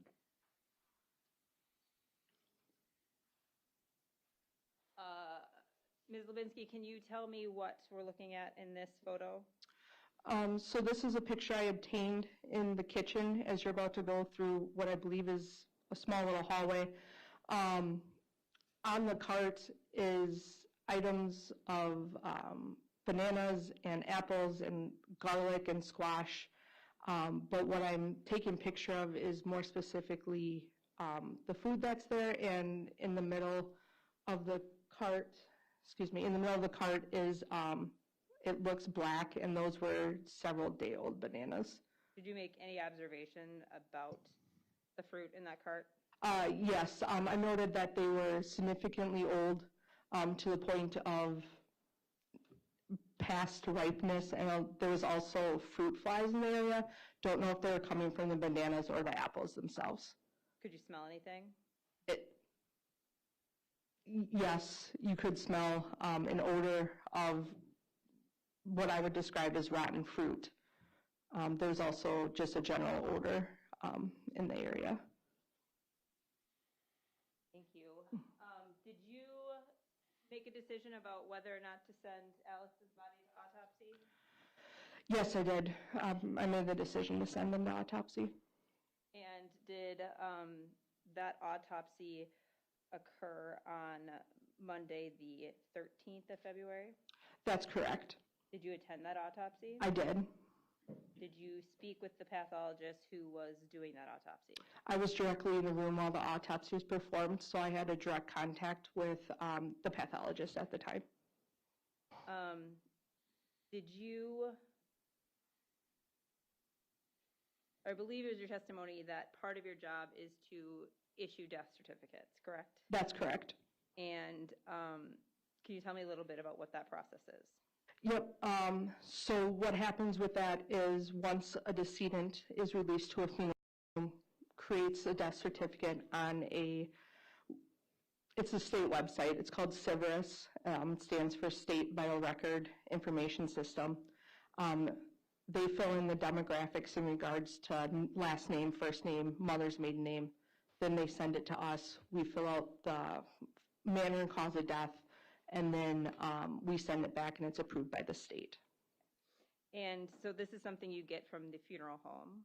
They start it, and then we finish our portion, which is the manner and cause portion, and then once we sign off, it goes to the state approves it, and then it would go to the Register of Deeds. When the funeral home is starting this process, is that because they're at that point dealing with the body, the autopsy is done, that sort of thing? Correct. Okay. They don't start a death certificate process until the decedent, the body, is in their custody and it's been released from our office. So you have to sign or indicate that you've released it? Correct. So the funeral home has to come to our facility, which we're lucky enough to have a morgue. We have to sign a morgue transport form stating that they're released to the funeral home, and it has to be a funeral director that picks them up. Are there time limits related to when you have to issue that death certificate? Yes, according to the state of Wisconsin, we have to follow state statutes, and the state statute is 69.18 that reports I have 6 days to complete a death certificate once it's created by a funeral home. With completion of the death certificate, it doesn't mean the final. It's either I put the final or I have to put pending within 6 days. So if you don't have a manner and cause of death yet, you put pending, is that correct? Correct. Is there then a process for changing that once you do have some certainty about the manner and cause of death? Yes, there is. Okay. And what is that process? So once we put a pending cause and manner of death on a death certificate, it does go to the state to be approved, so that way the family could get certified copies if needed to state that it's pending. They need that for like insurance purposes. But what happens on our end is it goes into a work queue of ours, and it stays in there until I go in and click a button that says CME death amendment. And then once I click that button, I have to list why I'm amending the death certificate and then go in and change what I need amended. Specific to this case, do you remember when approximately you issued Alex's death certificate? Are you allowed to clarify if the first one or the second one, hon? So we'll start with the first. There were more than one? Correct. Okay. We'll start with the first. So the first death certificate I created for Mr. Pedrin was a pending death certificate, and that would have been on, I believe, March 6th of 2023. I don't know the exact time. Did or had your office received the final autopsy report from the pathologist at that time? Not at that time. So did you list a manner or cause of death on that pending death certificate, or the first one that you issued? For the first one, for the manner, I clicked the box that states pending, and then underneath where we normally have the final, I listed pending autopsy results with a time frame of immediate, just because you have to put a time frame in there, and then I sent that off. Do you recall approximately when you received the final autopsy results? I believe the final autopsy results were submitted to our office and to our program on May 17th of 2023. And do you know if you then ever amended Alex's death certificate? I did amend it, correct. Okay. Do you know approximately when you amended it? Yep, I amended it June 28th of 2023. And at that point in time, did you have the manner and cause of death as identified by the pathologist? Correct, yep. Do you remember what you documented as the manner and cause of death? For the manner, I did list it as homicide per what was advised by the pathologist. And then the cause, there's two sections to a death certificate. The first half is what directly caused his death, which was blunt force trauma due to homicidal assault. And then on the bottom, there's a contributing portion, and I believe I put toxic effects of alprazolam. When you listed the blunt force injuries, I think you said due to homicidal assault, is that correct? Correct. Why did you put that specific listing there? So with the state of Wisconsin, they're very particular in how death certificates have to be created. So if you put blunt force trauma or blunt force injury, you have to indicate what the cause was. So for example, if it was a motor vehicle collision, I'd have to put blunt force trauma due to motor vehicle collision. So for Mr. Pedrin's, I opted homicidal assault due to the fact that the pathologist ruled it a homicide, and assault generally in our world encompasses everything. So I can't specifically say if it was by someone's own hand or if it was by an object, but an assault just encompasses it all. And do you know approximately when you amended that death certificate? That death certificate would have been a motor vehicle collision.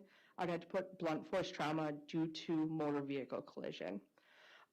So for Mr. Pedrin's, I opted homicidal assault due to the fact that the pathologist ruled it a homicide, and assault generally in our world encompasses everything. So I can't specifically say if it was by someone's own hand or if it was by an object, but an assault just encompasses it all. And do you know approximately when you amended that death certificate? That death certificate would have been amended June 28th of 2023. And when you amend the death certificate, does it change the issue date on the death certificate? Unfortunately, it does not. So the issue date goes back to when I first signed the first death certificate in March. So even with that amendment, the death certificate on file now would be dated March of 2023, is that correct? Correct. Even though back in March of 2023, you didn't have that final autopsy report? Correct. Thank you. I have nothing further. Ross? Yes. Excuse me.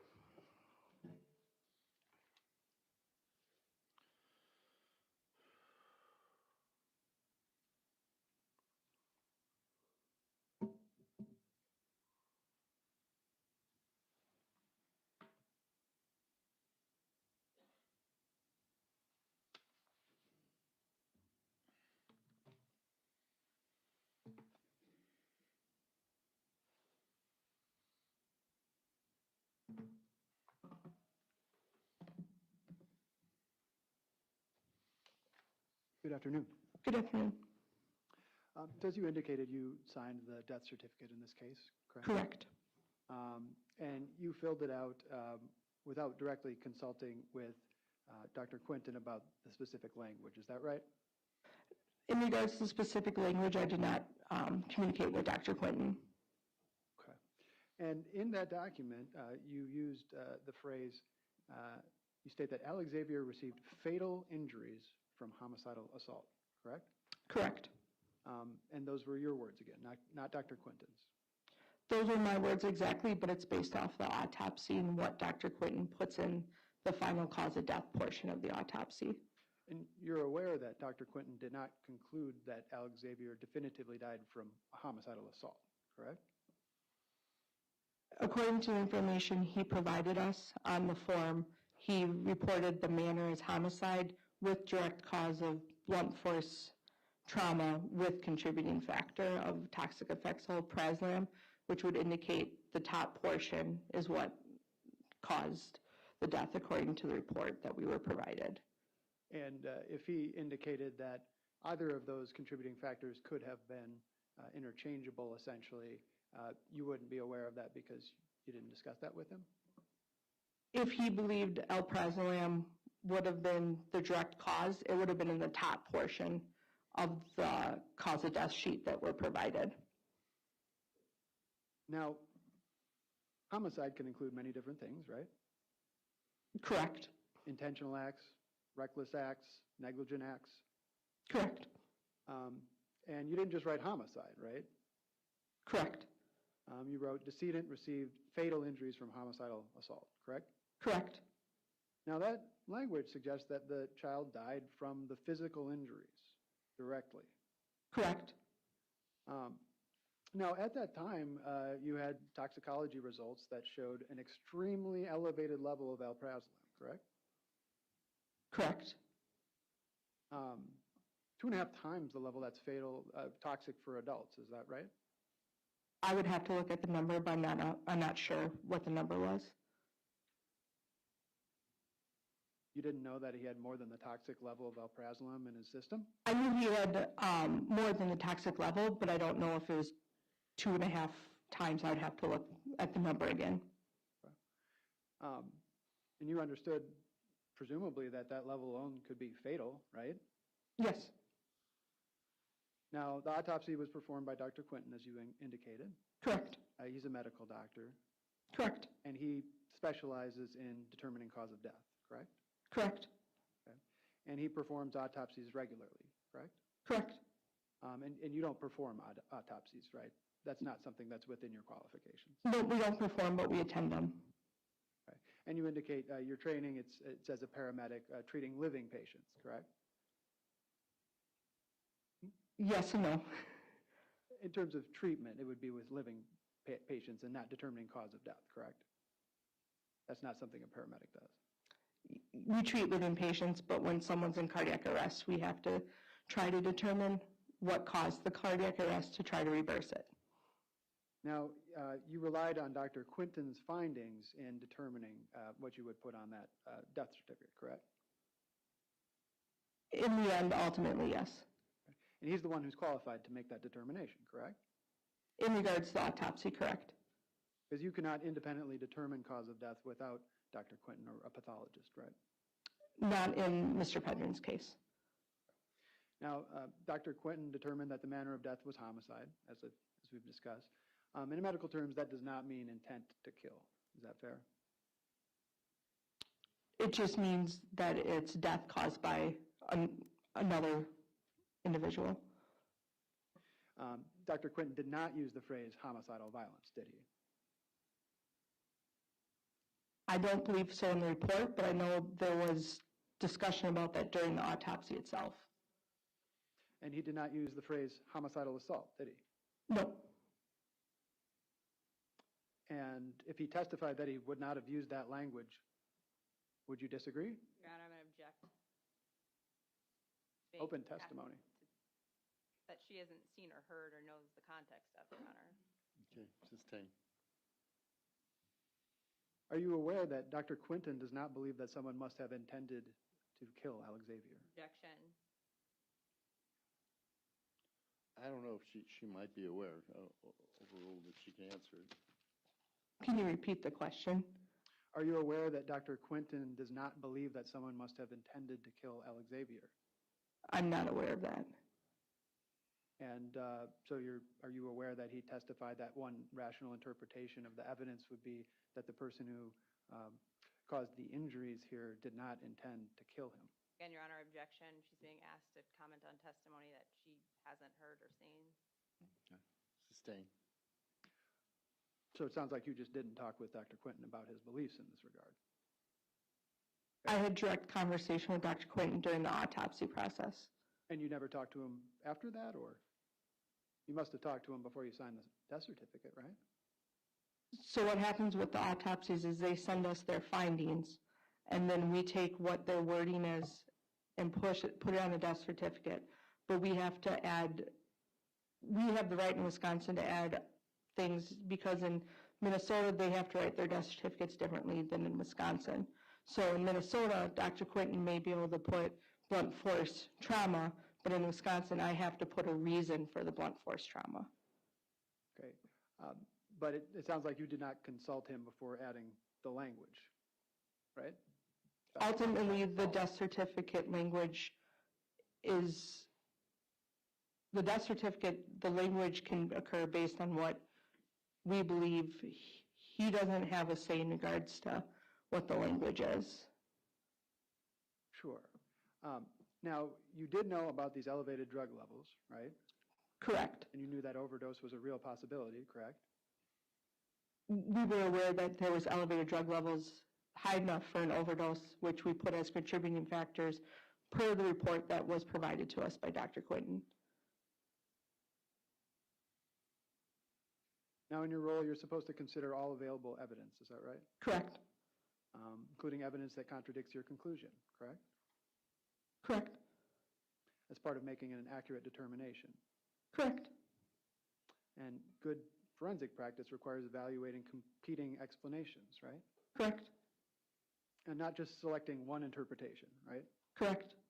And here you had evidence of a potentially fatal drug toxicity, right? Correct. And a pathologist who could not rule that out as a cause of death, right? Correct. And yet your death certificate does not reflect that uncertainty, does it?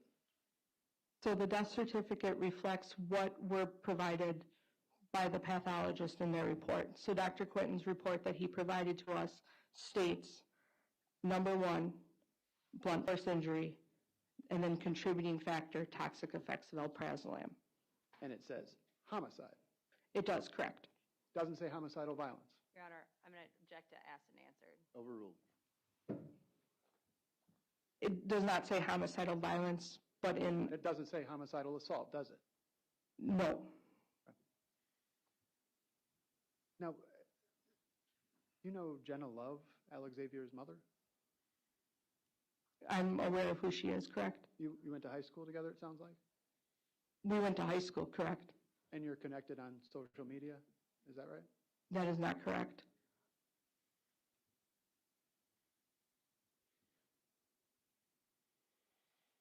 Take that up with a different witness. So once you believed this was intentional homicide, you never revisited that belief, right? I guess I went into the scene believing it was a potential overdose. And then per the autopsy results and the other findings, then it was determined it was homicide. That doesn't state, my statement on the death certificate does not state if it's intentional or if it's accidental, or it just states as homicide?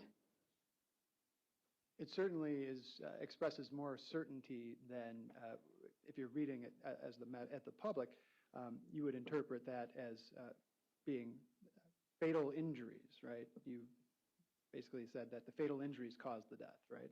Correct. So you added words that Dr. Quinton wouldn't have used, right?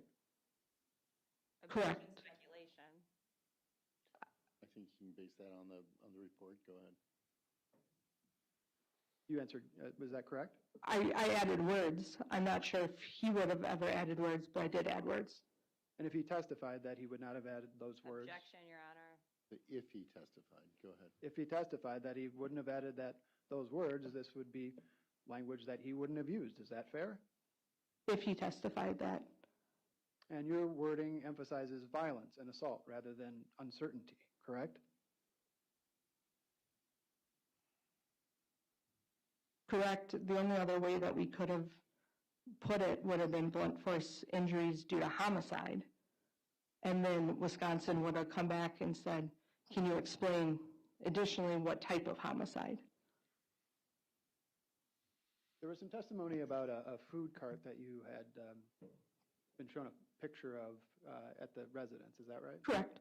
And there was discussion about bananas that were old and not as ripe or maybe overripe. Is that right? Correct.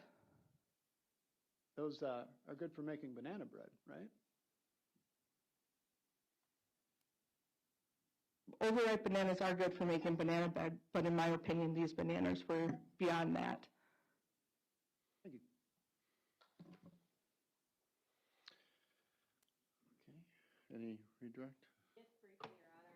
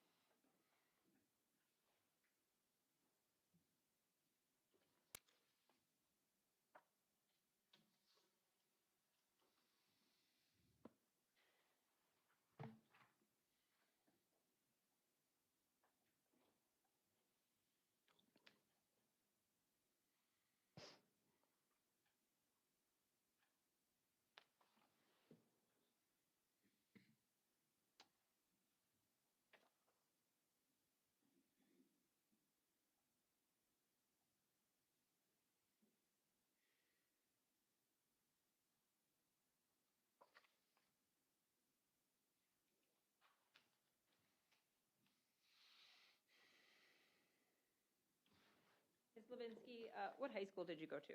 I went to La Crosse Logan High School. Did you also go to high school with Josie Dikeman? I believe she may have been a couple years younger than I was. Fair to say when you grow up in this area and then work in this area, you're going to come into contact with former peers that you may have gone to school with? That is correct. When a relationship is that dated, does that have any effect on how you do your job? No. If you were concerned that a relationship could affect how you do your job, what's your process for handling that? If I was concerned, then what happens is I would call my chief deputy medical examiner, explain the situation, and they would take over in regards to my position. Did you have any concern related to that with this case? No.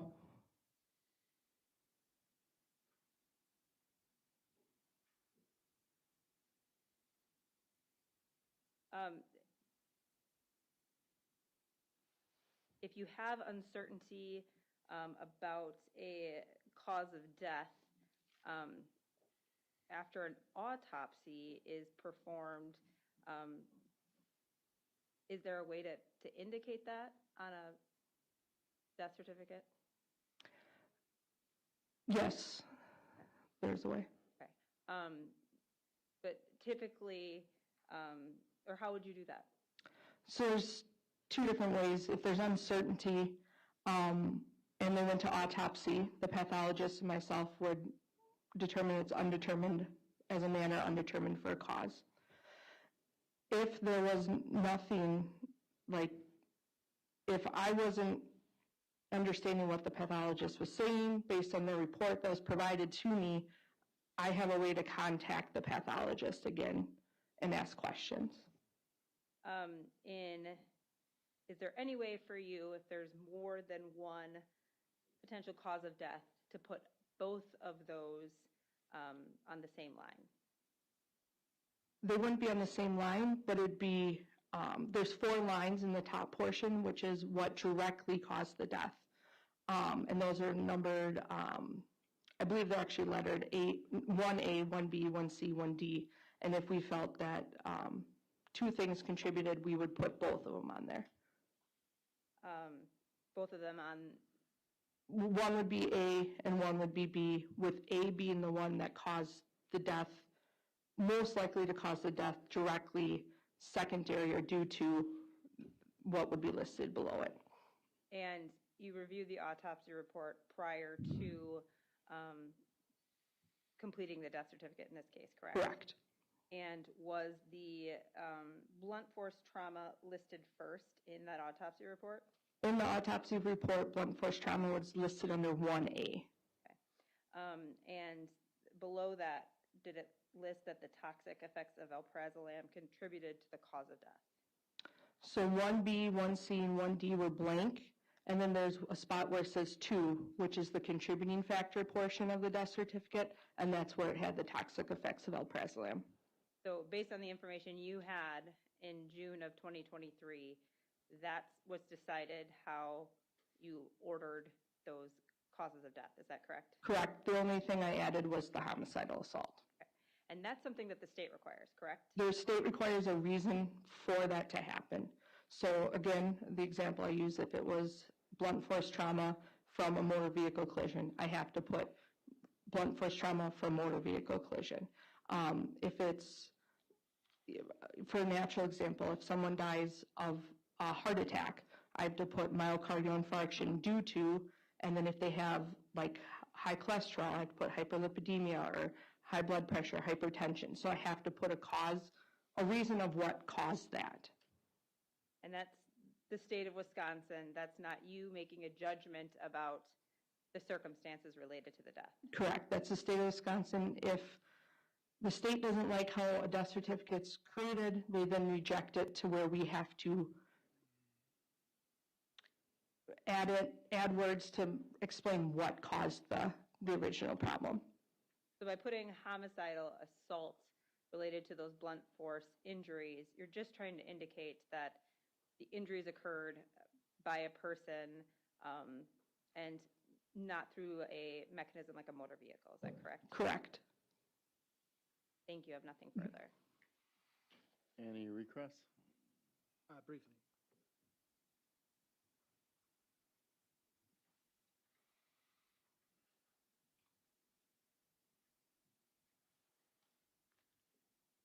This was a complex case, right? Correct. And you indicated that you were free to talk to Dr. Quinton at any point you wanted to, right? Correct. You didn't talk to him about the language on the death certificate. We generally don't discuss the language on the death certificates. We had talked about your connection to Ms. Love on social media. You recall that? I remember you asking the question. And if I were to represent to you that we have a screenshot that would indicate you are in fact friends on Facebook, would you disagree with that? If you have a screenshot, I have hundreds of friends on Facebook, and I wouldn't be able to remember anyone. I could have added it right after high school. I don't know. You do remember Jenna Love, though, right? Correct. And Josie, she went to Central, not your high school. Is that right?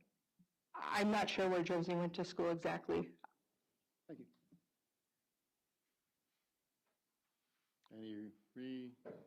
Your Honor, can I publish this just for the record so that it's in the record? Publish what? The Facebook connection. I don't think it's relevant at this time, Judge. She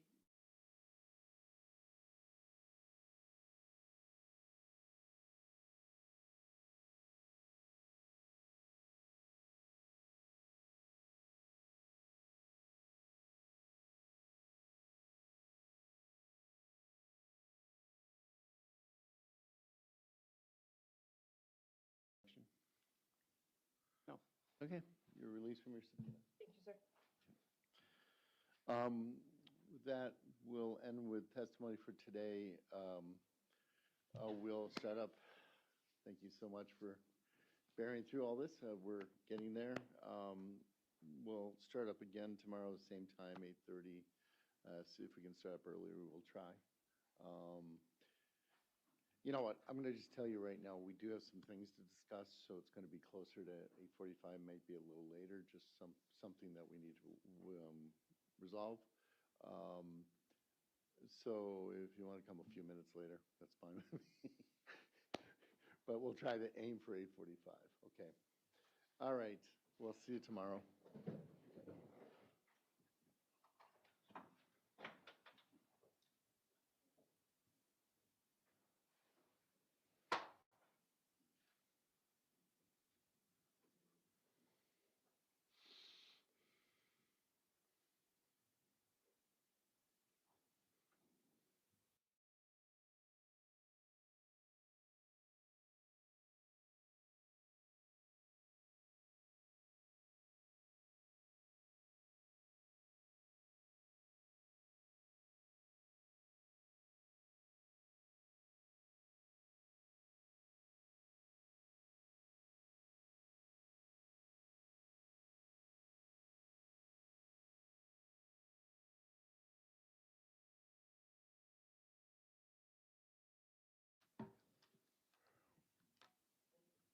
So I sort of pushed that issue off till tomorrow, partially because you said there was a thumb drive of some sort.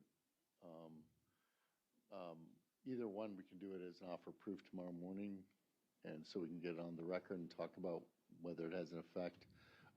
Obviously, I want the state to take a look at it. And then there was other, some of it was based on the testimony of Brantley. I understand. We can talk about that tomorrow morning. I don't want to do it right now. We've had a long day.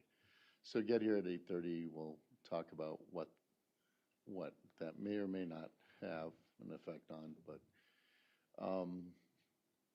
does that sound fair, a way to approach it from the state's perspective?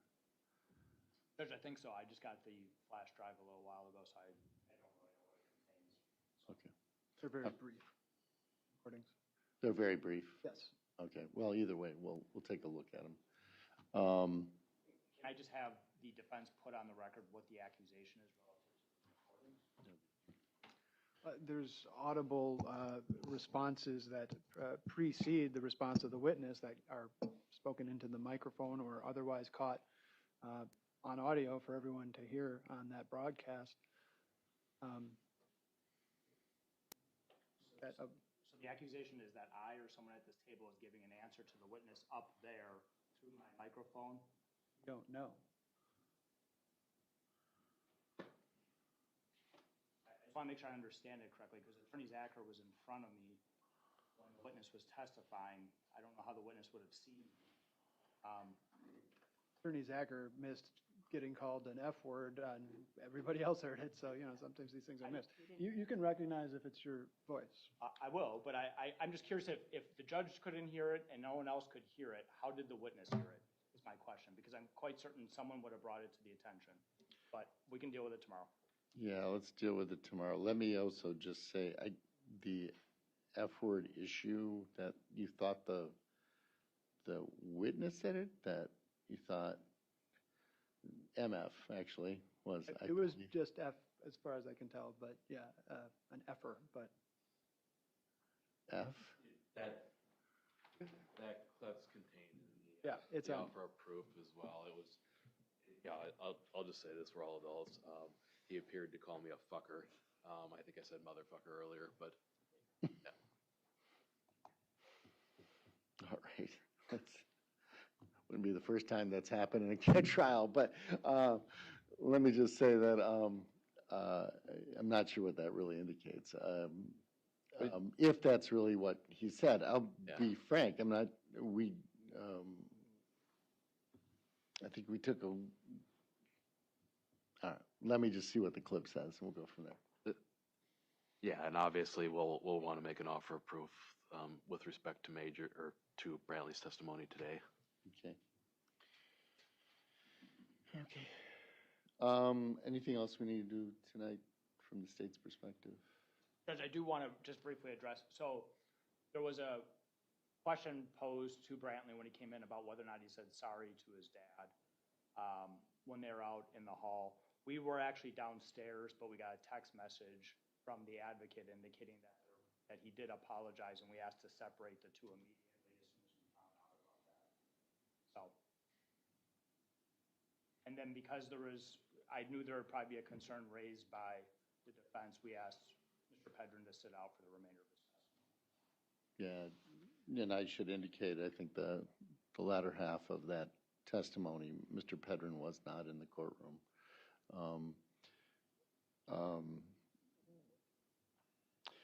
One other question I have for the state, where are we at with witnesses tomorrow?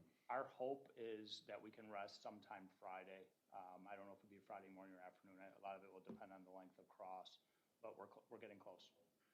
I mean, taking 5 more witnesses, 4 more witnesses? I don't remember the exact number, and we go back and game plan every night to see if there's any. Yeah. So I would say, I don't want to give you a number, because if I'm wrong, then everyone's going to be mad. Mostly me, Judge. Okay. The goal is Friday. That's what the goal Friday. is. So the reason I say that is that, is there any, let's say they rest Friday before noon. I'll have some short witnesses available on Friday if that's fine.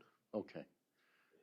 And the other thing I do just want to add is we have actually accomplished some of the defense's case in our case. They've gotten in some of the other acts. I don't know if they're going to present more of that, but we're also going to stipulate to a forensic interview of one of the other children that in our case. And I think otherwise the defense would have been presenting that. We may present, there's a recording of a doctor that's now deceased. We may present that in our case. So we're accomplishing things that would also be in the defense case too, which I think is important. Yeah, and that's fair. Yeah, okay. Well, that's good. I mean, what I'm hoping is that we're able to, next week, obviously be fully into the defense case. Any luck with the doctor being more available? The Wednesday next week is what we've got, and I think just given the anticipated evidence, I think we're going to go through at least Wednesday. Okay, all right. And it all depends if there's rebuttal witnesses or not. It would be nice to be, I'll just say this, I'll tell you my hope and dreams, is that Wednesday morning, we do jury instructions and final and closings Wednesday, or I say that Wednesday. I said that wrong. Thursday, we do instructions and closing arguments Thursday. If there's time, have them deliberate Thursday, but obviously maybe come back on Friday and deliberate. We have both days open. That would be ideal. A judge can dream. Anyway, so